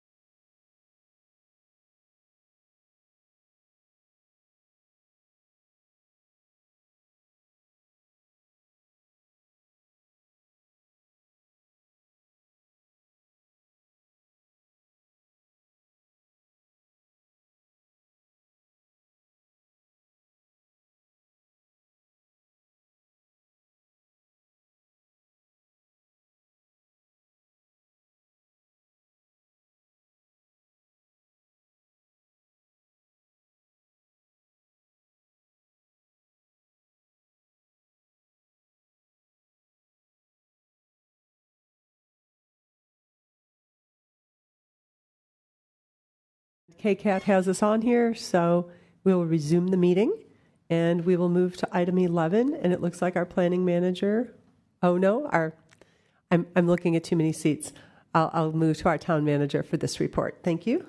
Thank you. Item 11 is the rescission of a resolution that the council adopted last week and the adoption of a replacement resolution. We learned that in the creation of the enabling resolution for the new Diversity, Equity, and Inclusion Commission, that the draft that was provided to the council neglected to identify that all members were voting members, and that as a new commission, the 3-year terms would be staggered. So this is really a housekeeping item to make sure all of that is clear before we start the recruitment. Thank you. Thank you, and I appreciate staff's fastidious detail. We've got so many commissions, and when we create a new one, it is really important that we stagger, so if we don't bring that up, and then, of course, we want all our members to vote. So this is specifically targeted to this one housekeeping item. We're not revisiting this item. That said, I don't see any comments from council members. Any questions? Okay, so I'll open the public comment, and I actually have a card on this item, on this housekeeping item. Ron Meyer. And the specific issue is the voting and the staggered terms. Thank you. Yeah, I'm going to object to what's, now that we can see what's this commission's going to be all about, the voting, the responsibilities, the things that they're going to be forcing down the throats of us citizens in Los Gatos. I object to the whole notion of this commission. I object to the charter and the roles and responsibilities and the fact that they're going to be voting on things that are of no consequence to the citizens of the town of Los Gatos and forcing this upon the citizens of the town of Los Gatos. It is my feeling that the 31,000 citizens of Los Gatos aren't even aware of this whole DEI initiative. I spent a lot of time at the Art and Wine Festival and at the Oktoberfest talking to just general people, citizens, fellow citizens, and asked them if they knew anything about this DEI initiative. Almost every person looked at me like, what the hell are you talking about? And then when I explained to them what it's all about, they say, hell no. And it's my opinion, if we were to put this to a referendum, which I'm inclined to now get a group of volunteers together and get it on the ballot, 9 out of 10 citizens would basically tell you to go take it and stick it where the moon don't shine. This whole DEI initiative is being forced upon the citizens by a small minority of town council people and left-wing radicals, and it doesn't reflect the town of Los Gatos and the citizens. And the fact there is nothing in the survey that I had reflected upon in the previous session when I objected that's even on the minds of the vast majority of citizens in the town of Los Gatos with respect to the survey that was commissioned by the council and then responded back in kind, which was a representative sample of the citizens. So this whole notion of DEI, believe me, it's going to come back to bite you, and it's going to bite you really good. Thank you. Thank you. And just a reminder, what we're talking about on this item is specifically the resolution that we approved was silent on certain members being able to vote for recommendations within the commission. And so this is just cleaning up that because all of our commissions vote on items. So with that, I don't see any hands on Zoom. I will close the public comment and move to Councilmember Rennie and then Councilmember Hires. Just a question for staff, which you probably can't answer. So we have a desk item with comments for us on this item. Do we know who this is from? They don't seem to have their name anywhere. Their email was blacked out, which might have given me a guess. But when somebody doesn't sign something, I don't put much weight on it. The individual did not want to be identified, so we were respecting that. Thank you. Okay, Councilmember Hires. I just maybe don't have a good understanding, but the item B that we're adding, the 3-year terms will be staggered. Does that mean that the terms will start staggered, or will 2 of the terms initially be shortened by 1 and 2 years respectively? So in our experience, when we do this, we will go through the recruitment, and then we typically identify all of the ones that have the 3-year terms. And then of those, some of them are going to be 1-year terms, some of them are going to be 2-year terms, and then some will be the full 3. If we have everyone start with a 3-year, then the whole commission is essentially going to cycle off at the same time. So we have a process that we've had to institute for other commissions that our town clerk leads with the mayor. And so that would be what we would do in this instance. Right. I mean, if I may, I can give some examples. When the BPAC was formed, the members that were appointed, someone got a 1-year term, someone got a 2-year term, someone got a 3. Same thing with Complete Streets, same thing with the Finance Commission, that they were staggered so that, you know, just kind of luck of the draw or not, some people are going to start out with a shorter term and be up for reappointment sooner, but you don't have this full refresh every 3 years. Councilmember Hures. Okay, so I understand that. And does this only apply to the 3 residents, which is Roman 8? No, it applies to all of the 3-year terms. So the 1-year terms are all for existing commissioners from other bodies. And then starting with 3A Roman numeral 4, there is a business owner and resident that has a 3-year term, et cetera. So items 4 through 8 are all 3-year terms. So that the staggering would occur for all of those members. Even if there's only one business owner? Right. So the one business owner, the one faith leader, the nonprofit, et cetera. So, because again, you don't want your whole commission cycling off at the same time. Okay, so who picks which of these are 3-year terms and which are two and when 1? Or they're all 3-year terms. You mean which position? I mean, with the residents, it's pretty easy because there's 3 of them. Right. And so they'll get 1, 2, 3. But then your question is of 4, 5, and 6, and 7, which are each one person who gets that. You know, my feeling is I think what we've done in the past is either draw straws or pick it out of a hat. It's random. It's random that the mayor chooses. And then they can always, I mean, somebody gets a 1-year term. It doesn't mean they're done. It means they reapply. There may or may not be a variety of other applicants. But, I mean, this whole commission is appointed by the town council. And so, you know, I think to appoint everyone for 3 years means that the council has no voice again for 3 more years, and you don't have that continuity. Councilmember Hudes. So if someone's appointed for a 1-year term, does that count as one of their 2 term limits? That's a good question for the attorney.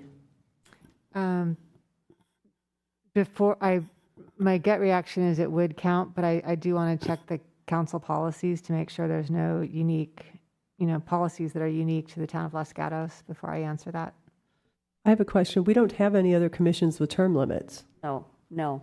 And the only place we do have term limits is now on the town council. And in that case, the half term that, like, for example, the vice mayor took on did not count as a term. Correct. And so we are silent on what defines a term. Is that something that needs to be added to this resolution, or can it be added somewhere else? We don't have term limits on any other commission. No, this would be the first commission with term limits. Okay. So, and again, this is entirely your commission, so if you don't want term limits, now is a good time to mention that. I mean, personally, I would think if we are going to have term limits, then a 1-year term should not count as a term. Maybe a 2-year term can, because that's 2/3 of a term. But I suppose we should also discuss that. Councilmember Moore. Thank you, Mayor. Yeah, I was having the same thoughts as Councilmember Hudes and you, Mayor. It might be the most elegant solution might be getting rid of the term limits. But I think if folks are inclined to keep the term limits, I do think that the 1-year term should definitely not count as a term.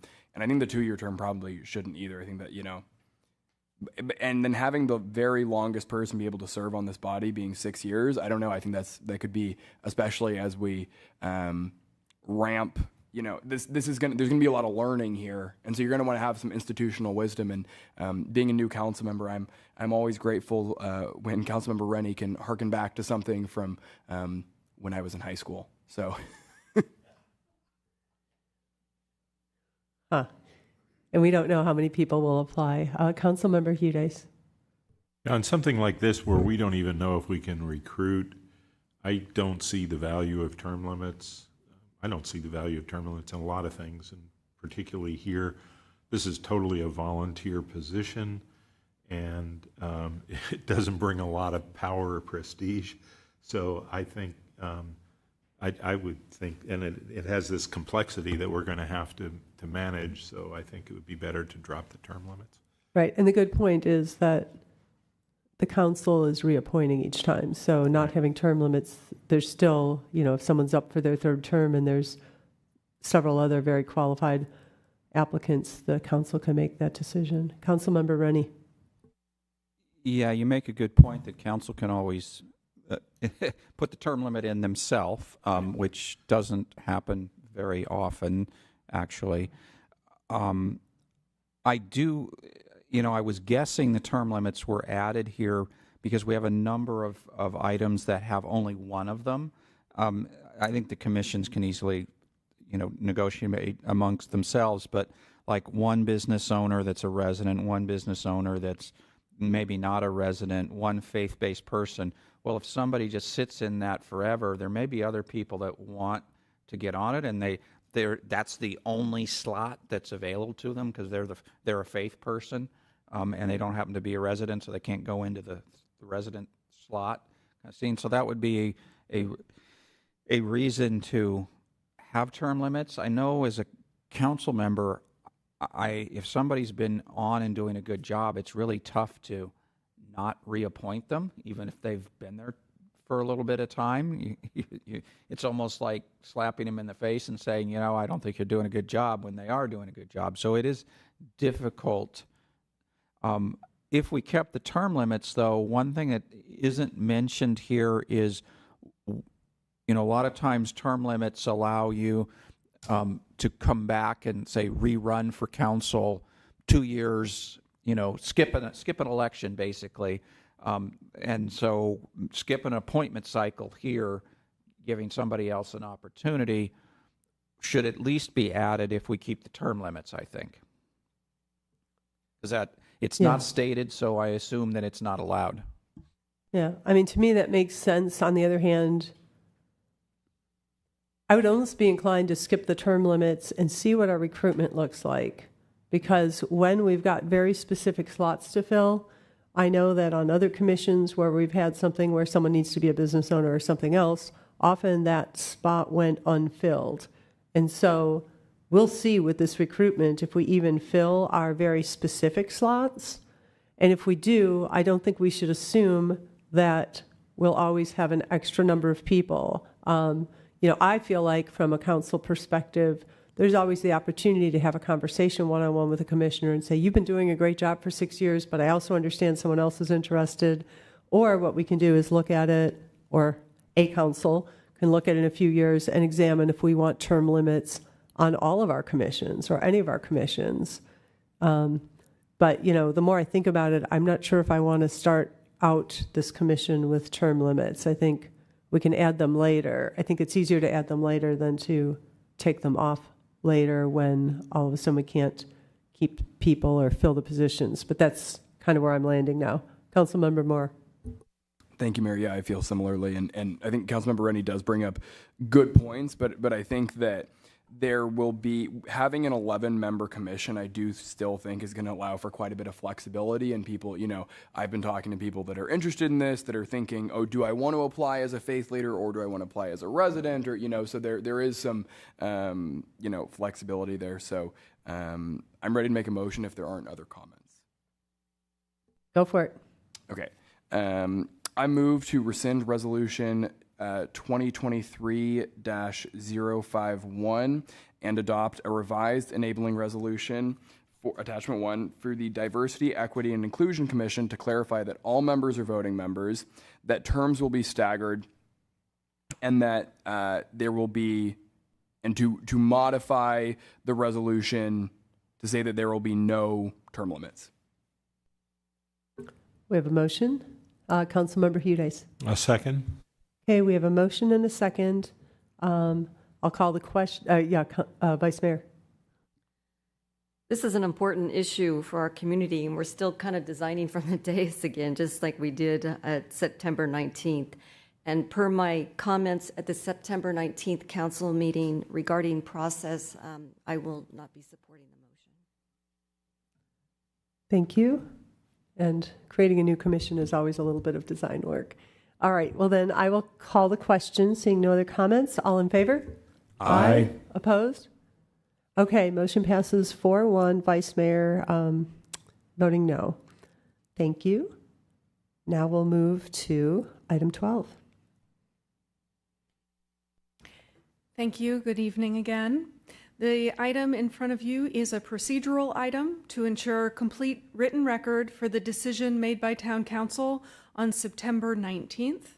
This is about a project at Winchester Boulevard and Shelburne Way. On September 19th, by a vote of 3-2, the Town Council determined that the findings could not be made to grant the appeal of the Planning Commission approval of the project. While additional public comments have been received from the appellant and members of the public, tonight's agenda item is not a discussion of the application or the appeal, but solely a consideration of the resolution. This concludes staff's presentation, but we'd be happy to answer any questions. Thank you. And I just wanted to clarify, the reason this was agendized for tonight is because while the motion was crystal clear and there was only one resolution that could be referred to by the motion, the resolution was not called out by name and by word in the motion. So this is not a reconsideration of our decision. This is just a request to add that word so that we have the absolute correct motion.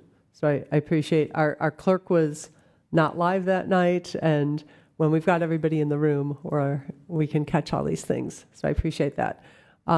So I don't have any items. Let's see. Oh, I do actually have a hand raised on Zoom. Is this card for this item? Okay. All right. So I have a hand raised on Zoom. And again, the topic before us is only clarifying the language on the resolution, not reconsidering the decision. The speaker is Eric Hauser.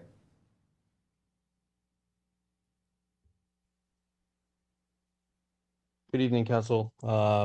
So my name is Eric Hulser. I was the appellant at the for the hearing last time. I recognize this is only in the language of the motion from the previous hearing. However, I would still ask the council and urge the council to reconsider their votes. I believe that there's been additional evidence that was provided by PG&E that's in support of accepting the appeal. So there was a pamphlet that was provided from PG&E that went to both the town of Montecito and Los Gatos on the following Friday that echoes the concerns that were raised by the appeal, particularly calling out the dangers inherent to both the oversized design of this project and conditional use of the site that would make both the evacuation of the residents and the safety of us, the neighbors, dangerous and potentially life-threatening. I seriously request the council speak to this matter, as there can be severe consequences otherwise, and ignoring them in the interest of this project is just simply reckless. In addition to these serious warnings from PG&E, I would also like to just raise my concerns about Councilmember Moore's involvement in the appeal.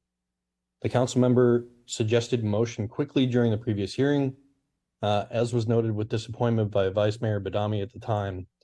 And I only learned afterward that the council member had a relationship with a member of the Planning Commission. I find it unacceptable that such an important fact was not presented at the public during the disclosures portion of the past hearing. It should not only have been disclosed, but I also believe that council member Moore should have recused himself from the appeal process. It seems to be a conflict of interest that would make it difficult to state publicly the Planning Commission to be in error with his partner on the committee. Overall, this continues to be a concerning split decision, and I urge the members of this council to please reconsider this vote. Listen to the voice of the community who overwhelmingly spoke in opposition of this development, and bring the matter back to the Planning Commission with direction to provide a more reasonable plan, one that does not constitute special privileges without fear of what may happen in the name of safety, fairness, and equality for this project and for the community of Los Gatos. Thank you.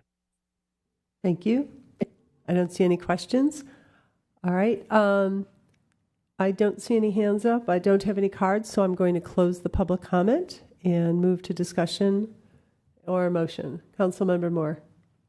Thank you, Mayor. Just a question for the attorney. Were there any conflict of interest that were raised after the fact that this council should be aware of? No, there were no conflicts involved with the council's decision. Thank you. Thank you. Councilmember Hudes. Thank you. Do we still need to make the findings that were in the previous resolution? So the council made the findings at its last meeting, and then this resolution is intended to document those findings so that we have a good record. And so the findings are embedded in the resolution. Okay, thank you. I had a question about the PG&E high pressure line. I understand that there's a normal process, and I think there was some correspondence on this, so I think it's okay to raise it, that a high pressure line is not something that PG&E publicly discloses. That was information that was presented to us for security reasons. Does that mean that the high pressure line will be uncovered through the normal process of building permitting that occurs with the process of engaging a third party to identify the utilities, or is that high pressure line something that's secret that they won't be able to comment on? So we have more process ahead. Should the resolution be adopted this evening, the next step in the process is for the applicant to submit building permit plans, and they will be reviewed. So the applicant's concern about, overbuilding, we will evaluate the foundation and make sure that it is suitable for the construction type and meet all of the safety requirements in our federal, state, and local ordinances pertaining to building safety and clean energy and all the other things that we do routinely with buildings. Once the building permit is issued, then in preparation for construction, we typically work with the utilities, and the utilities are identified. You've probably seen the USA markings on the roadway, the different colors of paint. That USA stands for Utility Service Alert. So it won't call out what specific utility is there, but it will call out that there is a utility, and those in the construction industry knows what it means and knows how to essentially avoid the interference with utilities, because we've got a lot of properties, on this street. We have a lot of construction happening all over town. And so this is something that is very routine in California, that we identify utilities and then they are protected through the construction process. And Director Paulson may know more or have something else to add. And Okay, Councilmember Rennie. So just a follow-up short clarification. So in the flyer referenced by the speaker, it says pipeline companies would like to coordinate. They said would like to coordinate in the development of site plans. So it sounds like that will happen. We'll coordinate with the pipeline company, or the applicant will be required to coordinate with them? So yes, thank you. The underground service alert would give an opportunity for any utilities that are underground to be identified, and then any additional safety requirements that those underground companies such as PG&E have in relation to the utility lines would be addressed by the contractor as a result of that alert. And it also says pipeline depth is crucial consideration during development planning to ensure that the costs for lowering or relocation are identified. So that will be covered in the building permit process, I guess? The location and depth of those utilities is part of the identification, that process. And the applicant may be required to pay to have it relocated? If there were utilities on site that conflicted with the proposed development, then yes, they would abide by any regulations. I also see Director Paulson. Yeah, through the mayor. For this type of service, that's not going to be something they're going to be relocating. They're going to be avoiding it so that relocation is not necessary. Okay, thank you. So to follow on to that, so if there were a conflict, then the project would just have to be altered, not to. Thank you. So the pipeline is in the public right of way. They're not proposing to build in the public right of way, so there should be no conflict. Okay, thank you. Any other questions or comments? All right. Do we have a motion?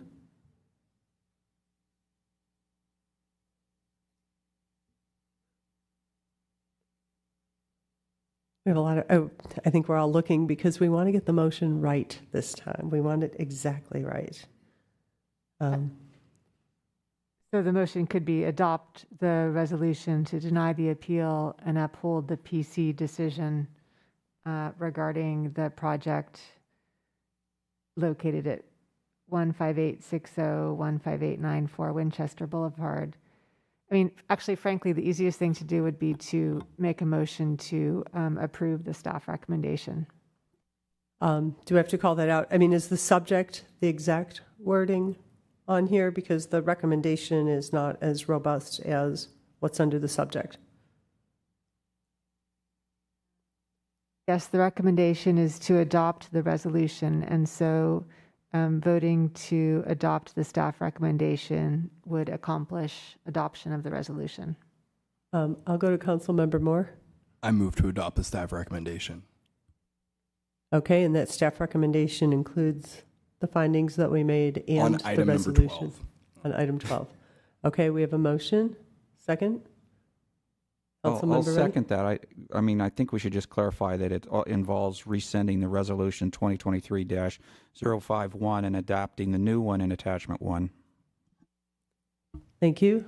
That's good with the Through the mayor? Yes. There is no resolution being rescinded. Right. We didn't have a resolution last time. We had a motion that omitted the words resolution. So now we are making a motion that includes the resolution. So maker of the motion is moving to approve the resolution to deny the appeal with all of the findings that staff has included in the report. Absolutely. No And the modifications to the staff report. Seconder has taken out the rescinding. We're going with that. Okay, we have a motion and a Yes. second. Any other comments? I will call the question. All in favor? Aye. Opposed? No. Okay, motion passes 3-2 with Councilmember Hudes and the Vice Mayor voting no. All right, now we move to item 13. Staff has everything they need on this item? Thank you. And thank you for catching all of that, so you're keeping us on top of it. So item 13, please, and we'll go back to our planning manager. Thank you, Mayor. This item is an opportunity to provide an update on the status of the housing element and future work plan. This item was originally scheduled for discussion on September 19th.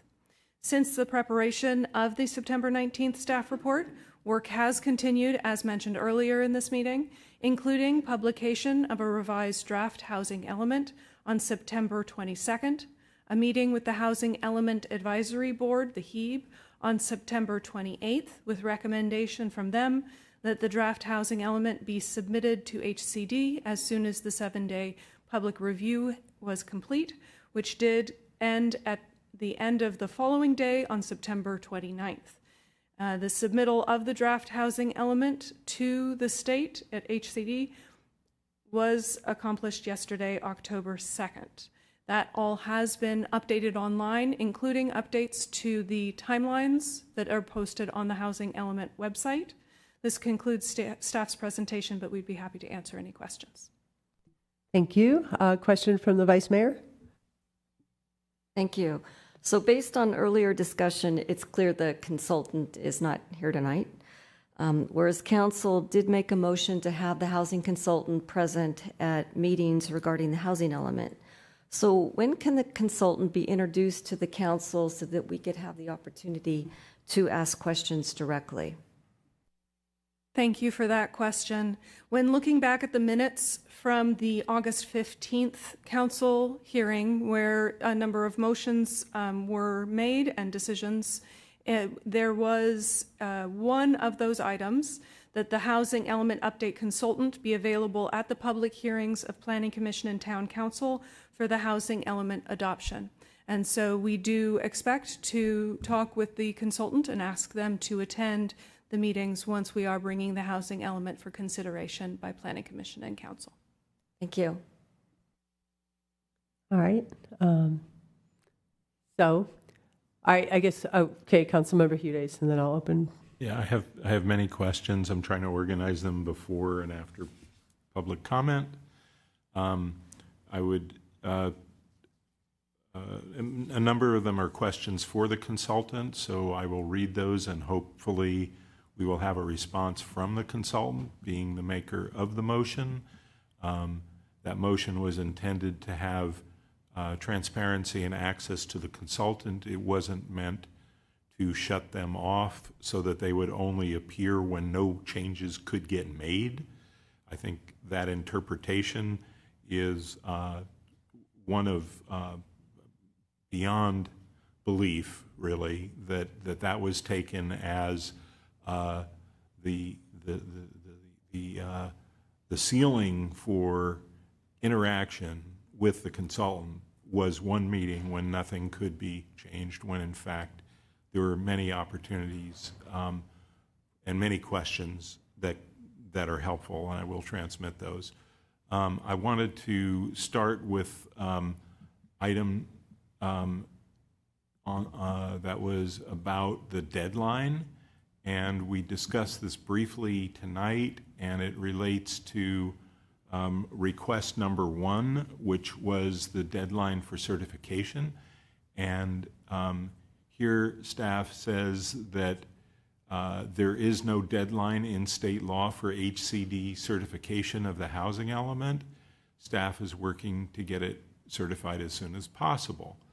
However, isn't there actually a deadline for having a certified housing element, in that no final determination of which sites must be rezoned will be available until the state indicates that will certify our housing element. And that, according to staff, that could not occur before December 2nd, 2023. Does that not directly infer that the housing element must be able to be certified well before the January 31st, 2024 deadline, despite the assertion that there is no deadline?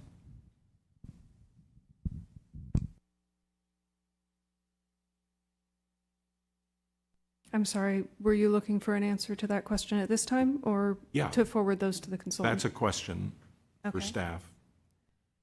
So, because I believe staff wrote the response, request number 1, saying there isn't a deadline for certification, but it's a circular argument because the housing element contains the site inventory, and those sites cannot be determined until the state indicates that it will certify.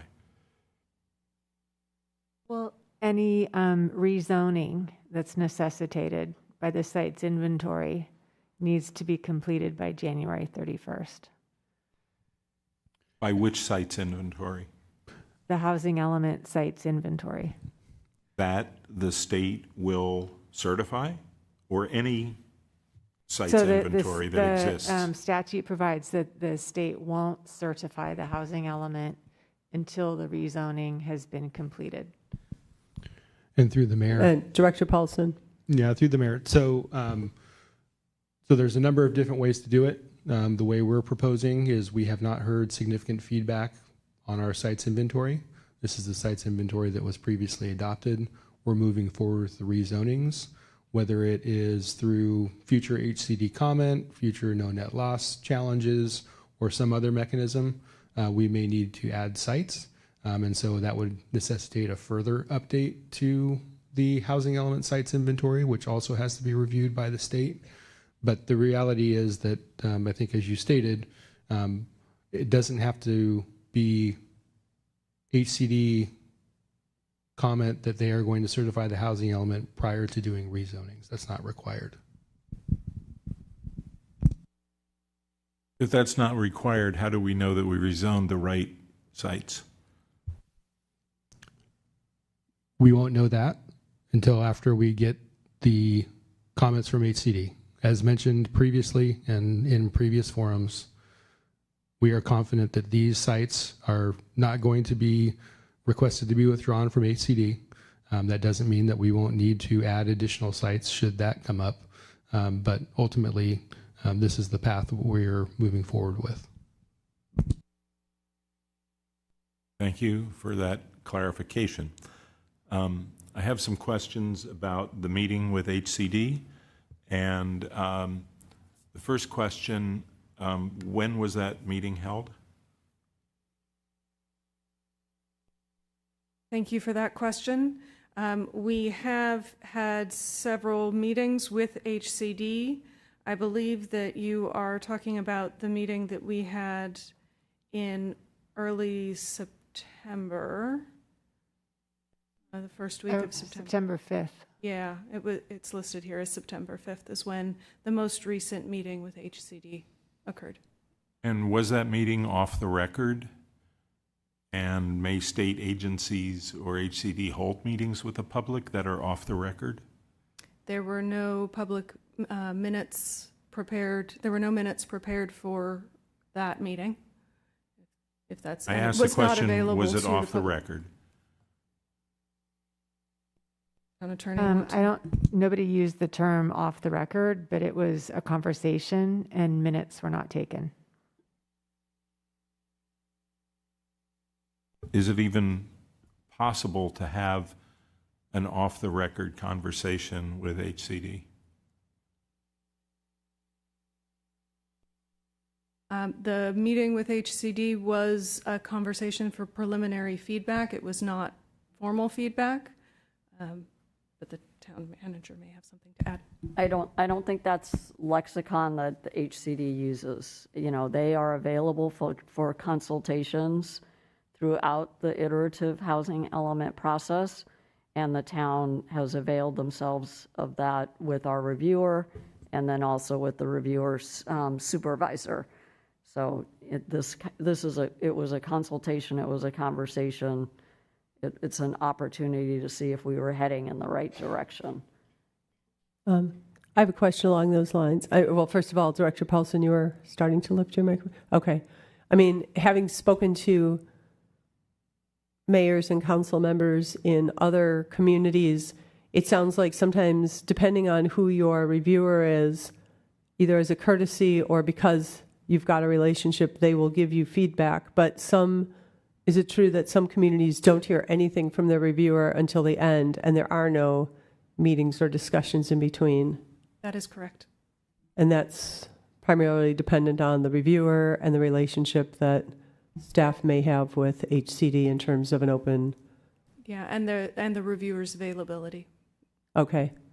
And those comments are meant for guidance or to answer questions, but they are not final decisions. They are not anything that tells you for sure if the housing element is going to be certified or not. You don't find that out verbally. You find that out in a written way, correct? Correct. Okay, thank you. Councilmember Hudes. So I had 5 questions about the meeting and whether these topics were covered and what the response was. The first one is the consultant's analysis of site inventory, not just the methodology that the consultant was going to be using, but the actual analysis. Was that analysis presented to HCD? No, not at that time. Okay. So that's a little different than what we were told. What is the timing of HCD providing an indication that they will certify the site inventory or require further changes should they, I guess they have received the resubmittal on October 2nd? To provide clarification to my earlier answer, we did discuss the technique for the analysis. The analysis had not yet been completed, and so it was not provided to HCD at that time. At this time, since we have submitted a revised housing element to the state, the timeline now is a 60-day review, and so we expect to receive a letter by December 1st.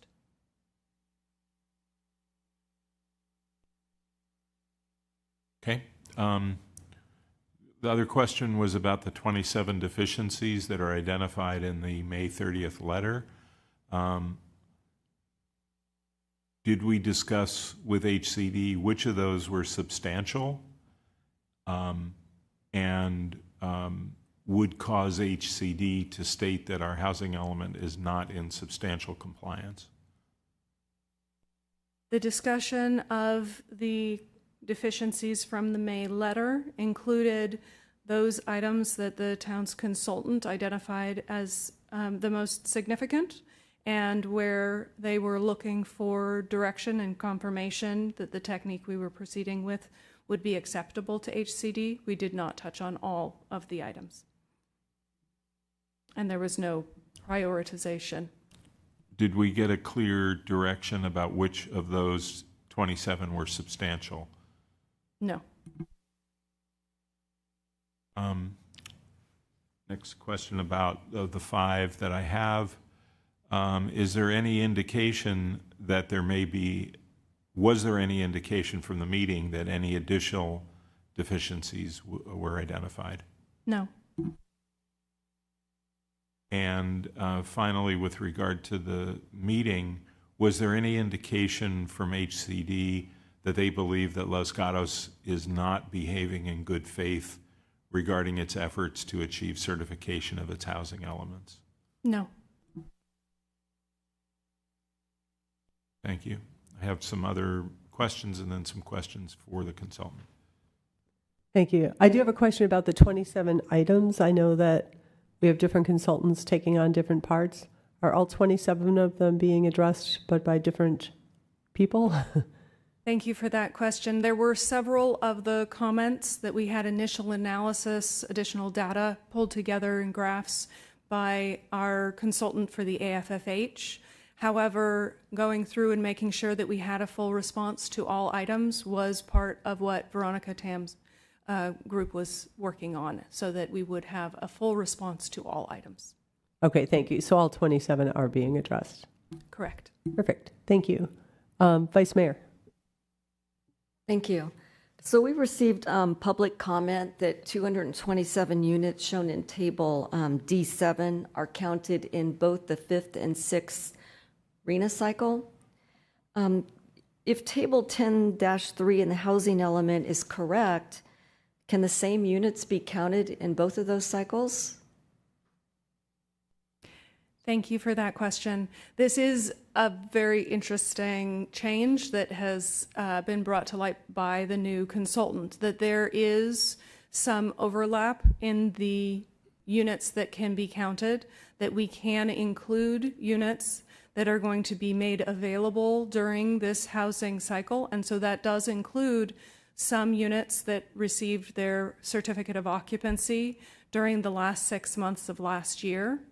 And so it's actually a 7-month time frame where it's at the end of the 5th cycle, but can be part of the projections that we put together in terms of the housing element. And through the mayor, just to add a little more clarification. So there's kind of two paths.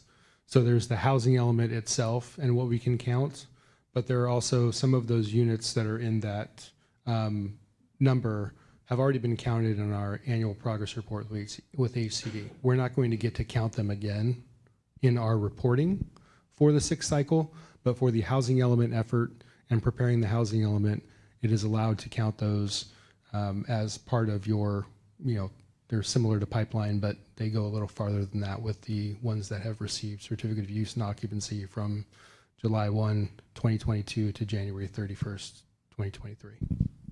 Okay, so has any of this been confirmed with HCD or discussed with some of the recent conversations? This is consistent with what has been included in other adopted and certified housing elements that have been produced by Veronica Tam Associates. So yes, they have been certified by the state. Any locally, or because I think she's from Southern California, as I recall? She has worked with local agencies. One example, I believe, is Los Altos. And so, yes, for this area as well. Okay, thank you. Yeah, I guess so following along with that, that is, I know some people say it's double counting. Basically, how we did on our last housing element, those numbers don't get added to this. This is a brand new number. And so as we were working on our other housing element, my understanding was we were counting units as they were coming along and reporting them as they came along, but they weren't available for occupancy until we were in this cycle. And because of the work, I mean, I looked at all the cities where Veronica Tam has worked, and it's also Capitola. I mean, it's all over. But it's the same HCD. It doesn't matter if you're in Southern California or Northern California. It's not like you cross a barrier and all of a sudden the deadline changes for counting. So given that she has already used this process in other cities and they've been accepted and it works, it was decided that this makes total sense. And I think the instructions were given that our staff and our consultants should copy and paste from certified elements. So it sounds like this is an example of taking a process that we understand works and using it. Is that correct? Correct. Thank you. Councilmember Hudes. Thank you. I wanted to follow up on that last point. One of the motions of the council was that where possible, language from other municipalities would be used. Other municipalities that have had their housing element certified. In the materials that were provided to the Housing Element Advisory Board, in the last two meetings, 824 and 928, I could only find 3 examples of general links to other documents. I could not find that really beyond that for any citations of certified language. a general link to a municipality's entire document is not helpful. The language, we're talking about using specific language. I could not find that in the table that was provided at the last Housing Element Advisory Board. Has any of this work been completed in utilizing adopted language from other municipalities? Thank you, Councilmember, for that question. That work actually was part of what was provided to the Housing Element Advisory Board at their July meeting. That the response table did include specific references to two other agencies' certified housing elements and where the language was taken from. Some of the additional work that was done since then did also come from other agencies. For example, the Los Altos example had some of that language did come through, but mostly that work had actually been completed in July. Well, I went back to the several reports. I could not find that. I found a link to a document, but I didn't find specific language that had been that was referenced.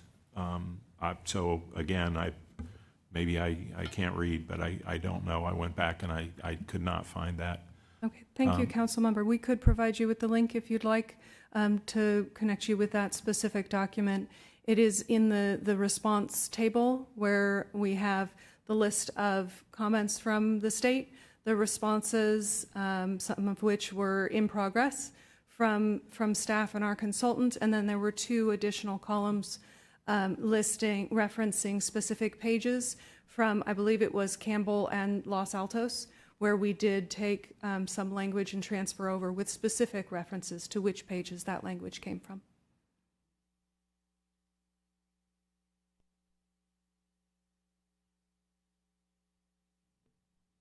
Okay, anyone else?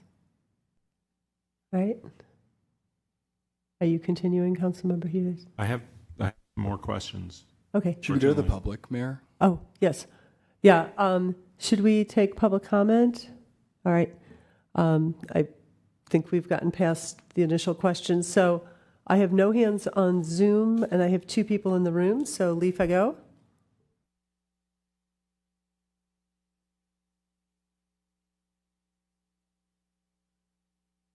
See, we're up against the midnight deadline again.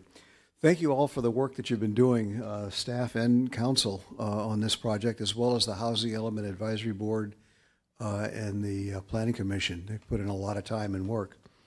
I'm not representing any group tonight but my family that has been in Los Gatos since 1996.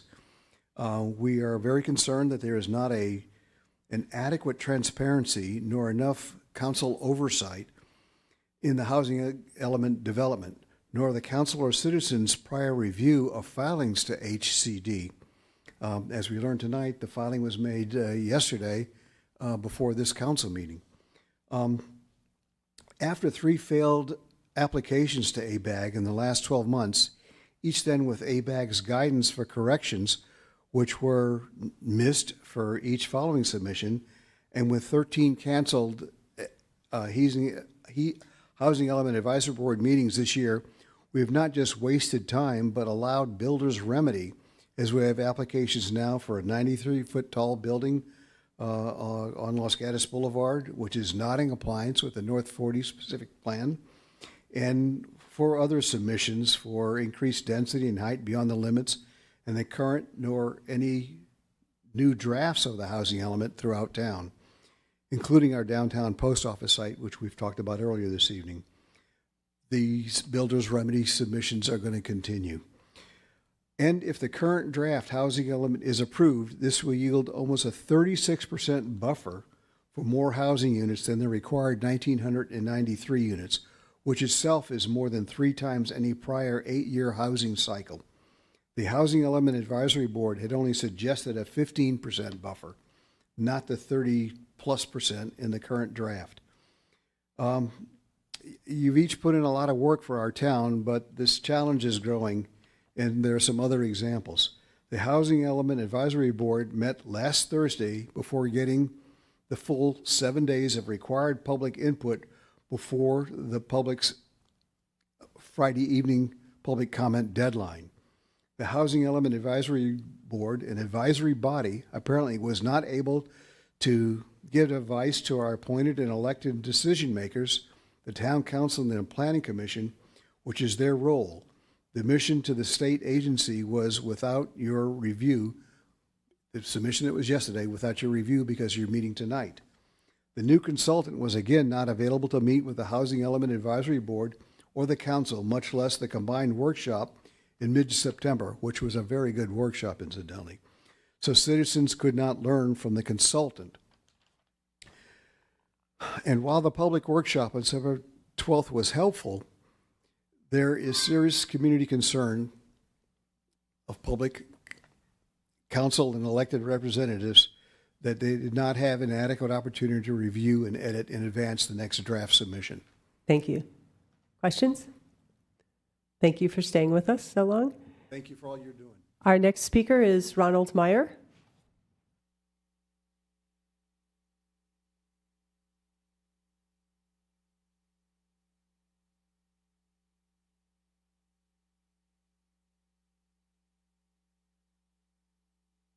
I want to second exactly to what Mr. Fagot just said. It's all about, as I was talking earlier, about accountability and responsibility, and the fact that it has been abdicated by several members of the town council throughout the process. The lack of transparency, the fact that these important topics around the housing element have always been the last item on the agenda consistently, to where we end up with just the diehards who are really interested in this town left over. I think it's been purposeful. I think it's been irresponsible. And it shows the lack of accountability to the citizens of Los Gatos. That will be on the next ballot. Believe me, there is enough of us citizens in Los Gatos who have been seeing what's going on and will make it known to the full 31,000 citizens of the town of Los Gatos. And accountability and responsibility will be on the ballot, believe me. So consequently, the irresponsibility that has been designated and your responsibility and accountability to the citizens is lacking. The transparency of the process from the beginning and the wasted 18 months and $180,000 have put us where we're at today. The fact that the council, our elected responsible representatives, did not review the final draft before it was submitted to HCD, you're abdicating your responsibility. That is a fact. We didn't elect them to do it. We elected you to provide the oversight and the accountability over the process and to make sure it was done right. I challenge all of you on the town council. I'll bet you $100 none of you have read the whole 635 pages. In fact, I'd be willing to bet your salary on that. Although I know you don't get one. So it's a joke. But the fact, I'd be willing to bet 3 of the 5 of you haven't read that full 635 pages. Thank you. Thank you. All right, that closes our public comment. And let's see, now we'll move to council discussion. Councilmember Hudes. So that leaves me with several questions for the consultant that I think need to be answered by the consultant. And so one of them is something that I got at before, and was the realistic capacity, SB9 lot eligibility, and non-vacant site analyses, these are deliverables in their letter, provided to the Housing Element Advisory Board, and was the analysis discussed with HCD? And what was HCD's reaction to the realistic capacity, et cetera, that were provided? The second question I have for the consultant is, did the consultant provide assistance with items number 4 and 23 of the AFFH work, which is supposedly complete? Other things relating to the consultant's performance, has the consultant had more than one meeting with HCD since July 10th of 2023? Again, their contract refers to performing regular check-ins. Are they occurring since VTA committed to coordinate with them? And have we taken advantage of the live edit sessions with HCD that are in the VTA contract? And then finally, with regard to some of the dates, did the consultant provide a revised housing element by August 31st, 2023, which was 45 days from July 10th per the tentative schedule? If not, when was that provided? And in that revised housing element, were the 250 additional sites identified? When was that information provided to the town? Because that information was not made available to the public until shortly before the September 28th meeting. And I'm going to close with that because that is an important question. And the fact that there were 250 additional units in our submission means that we have exceeded the 1993 not by 15% buffer or 25% buffer that the council agreed to, but by a 36% buffer. And why is that important? That's important because sites that are being rezoned may not need to be. And that's why the discussion about the realistic capacity and getting the consultant's opinion about that is important.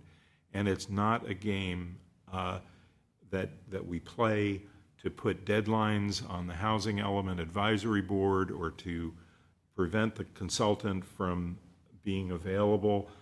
These are things that impact people's lives because buildings are going to go up on the basis of the sites that are identified and rezoned in the Housing Element Advisory, in the housing element.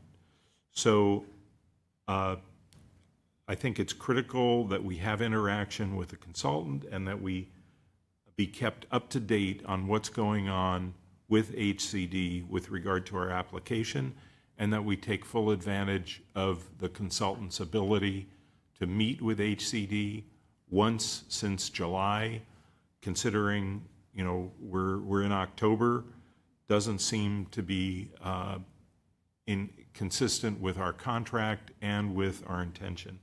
So those are important questions for the consultant, and I would hope that there would be the respect for council members who would like to have answers to some of those questions.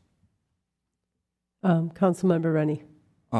I will make a motion that we continue till 12:30. We have another item on this.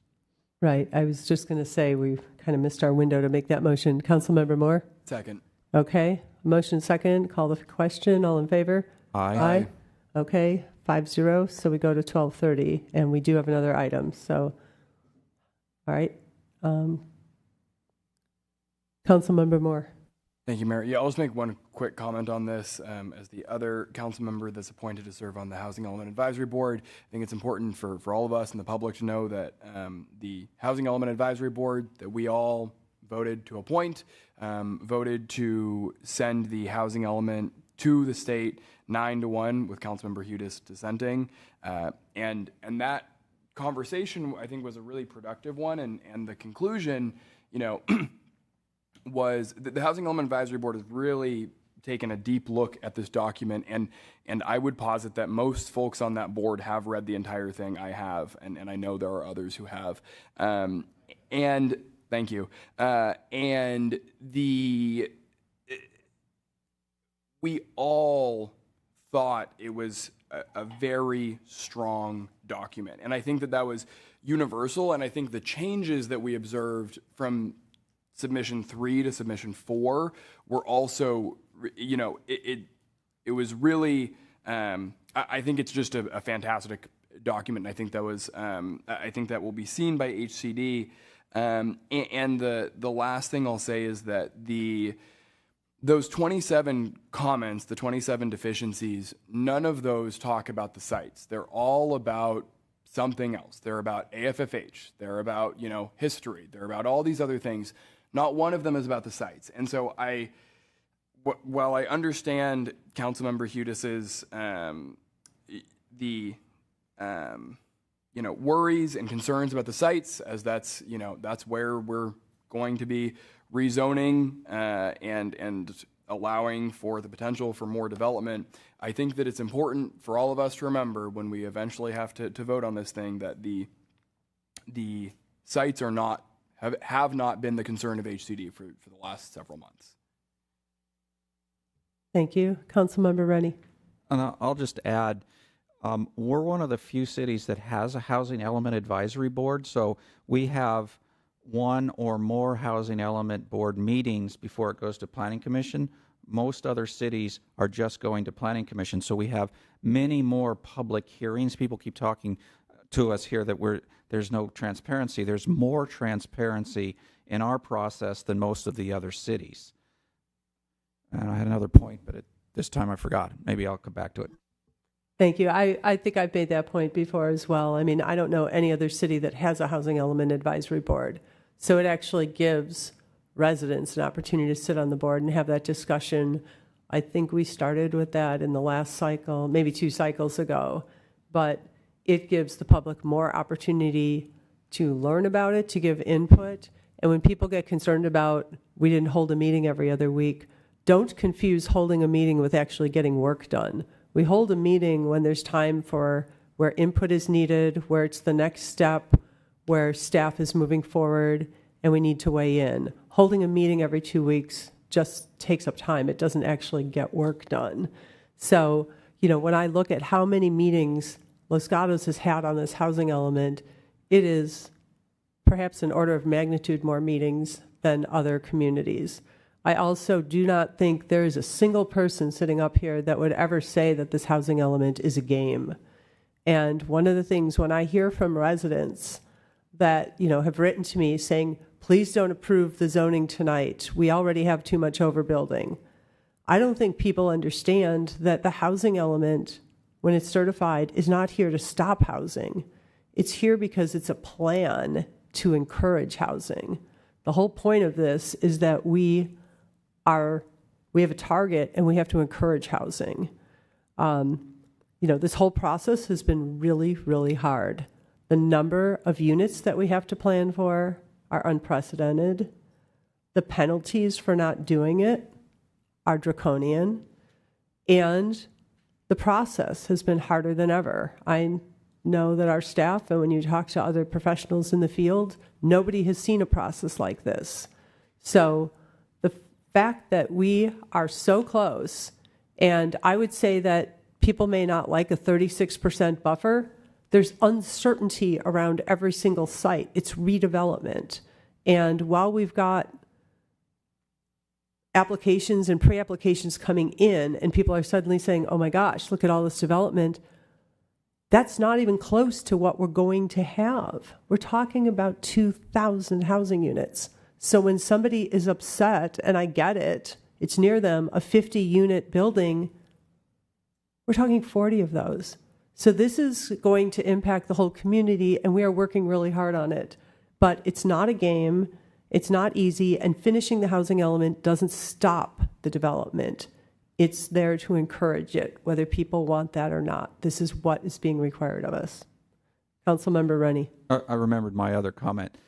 So I'm not concerned about the buffer growing because we have so many applications that are falling way short of what our plan was that we're going to have to come back and rezone a lot more units somewhere. We have continuous comments from members of our community saying, you know, we've got Nest Loss coming. For some reason, they're only counting the North 40 application and the and the lodge, right? Yes. But they're not counting all the other sites that are also coming in under. So that extra buffer is going to go away quickly as soon as these projects get approved. So I don't see a problem with the larger buffer. I know we wanted to try to start small, but you know it's going to be gone probably in the next 6 months. Well, and I'll add on, we also have to justify our site. So too small of a buffer with almost everything needing redevelopment is not going to get certified. So we wouldn't probably pass with a 13% buffer. And, you know, look at Campbell. They went all in. They have a 100% buffer. So you can't sit there and say, why didn't we get through in 2 passes? By the way, let's just barely do it. So there's a balance there. And I think we've tried to hit the balance for what works for our community, you know, not identifying sites everywhere, with the understanding that this is a living document and sites will have to potentially be developed in the future if we don't develop at a higher level. Councilmember Hudes, my brain's falling apart. So I just have one last comment on it, and that is that you know, I don't believe that the housing element is in place to stifle development. 1,993 units in with the infrastructure that we have, or really that we don't have, is really an incredible amount to have to deal with. I just think that it needs to be done in a thoughtful way where we can balance the impacts on our residents and our resources and our environment, and to substantially increase our numbers and to substantially exceed the state requirement makes no sense to me. I understand that, you know, Campbell may have a number. We can all put anecdotes out there. I would point to Redondo Beach, which I think Ms. Tam also assisted with. They had a small buffer on very low and no buffer on Market, and their total buffer was very small, and it's been approved. So we can all throw an anecdote out there or two. What I would suggest is that we engage in a conversation with the consultant, and I am just baffled by the lack of access to the consultant. We had consultants with us for the general plan, for the first round of the housing element, for the specific plan, the North 40 specific plan, and we had access. So my question is, what is going on that prevents us from interacting with consultants that we're paying for? And to say that it's because the contract didn't specify that that's really, again, it's not in the spirit of transparency. So I would hope that the council would continue to spend some time on the housing element as we go through the November feedback that we may get, and on the rezonings, and not to delegate it to the last item on the agenda because it's not important, and you know, not to continue to ask hard questions about where we are in the process because we think it's just going to happen to us. We just have to accept it. The fact is, we are the leaders who can help guide this community into the future while preserving the character and legacy of the town, and we need to step up and do that with the pressures from the state and do it in a rational way to achieve the goals that our community wants. So that's my last comment on it. Okay, and this was just a discussion item, so we don't have a motion. So we'll close this item and we will go to item 3, which was pulled from the consent calendar. And thank you, Ms. Armour. I think our planning staff can go home. Thank you. Good night. Good morning. All right, now I'll turn to our town manager for item 3. Yes, so very quickly, this is another housekeeping matter now that we have an adopted resolution for a new commission for diversity, equity, and inclusion that expressly allows for non-residents. We need to modify our commission appointment policy to acknowledge the exception for this commission as well as the other commissions already acknowledged. Thank you. Thank you. So to clarify this, we did make the decision that this would have non-residents on it, but we have an overarching policy that applies to all commissions except for the Youth Commission, and so we need to make this exception. Councilmember Hudes. Yeah, so the reason I pulled the item is that I made a commitment to the public that if they want to comment on a consent item, that I will give them the opportunity to do that. So I would be interested whether there's any public comment at this point. We do have a card. Ron Meyer.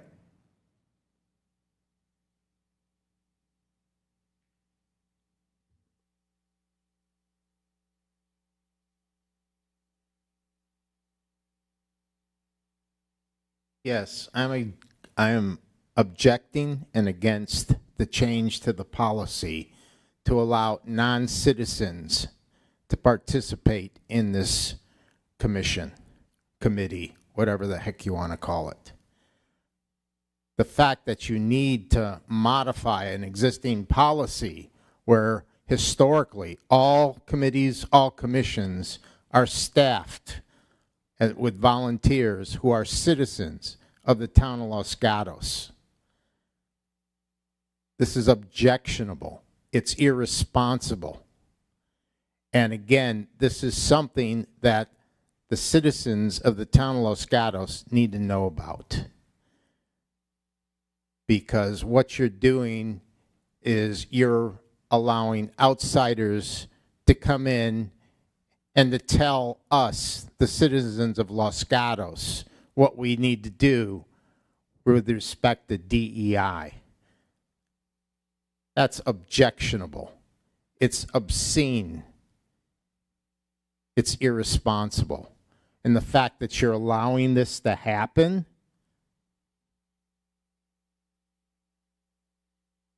you're not doing your job for the citizens of the town of Los Gatos. We're the ones who pay your salaries. We're the ones that hold you accountable. We're the ones who vote. Town staff, you're paid by our citizens. And the fact that you are now going to allow non-citizens to come in and to dictate policy and or maybe request allocation of funds for these DEI initiatives to be determined is irresponsible. Where's the accountability to us as citizens for people who have no vested interest in our town? What the hell is wrong with you people?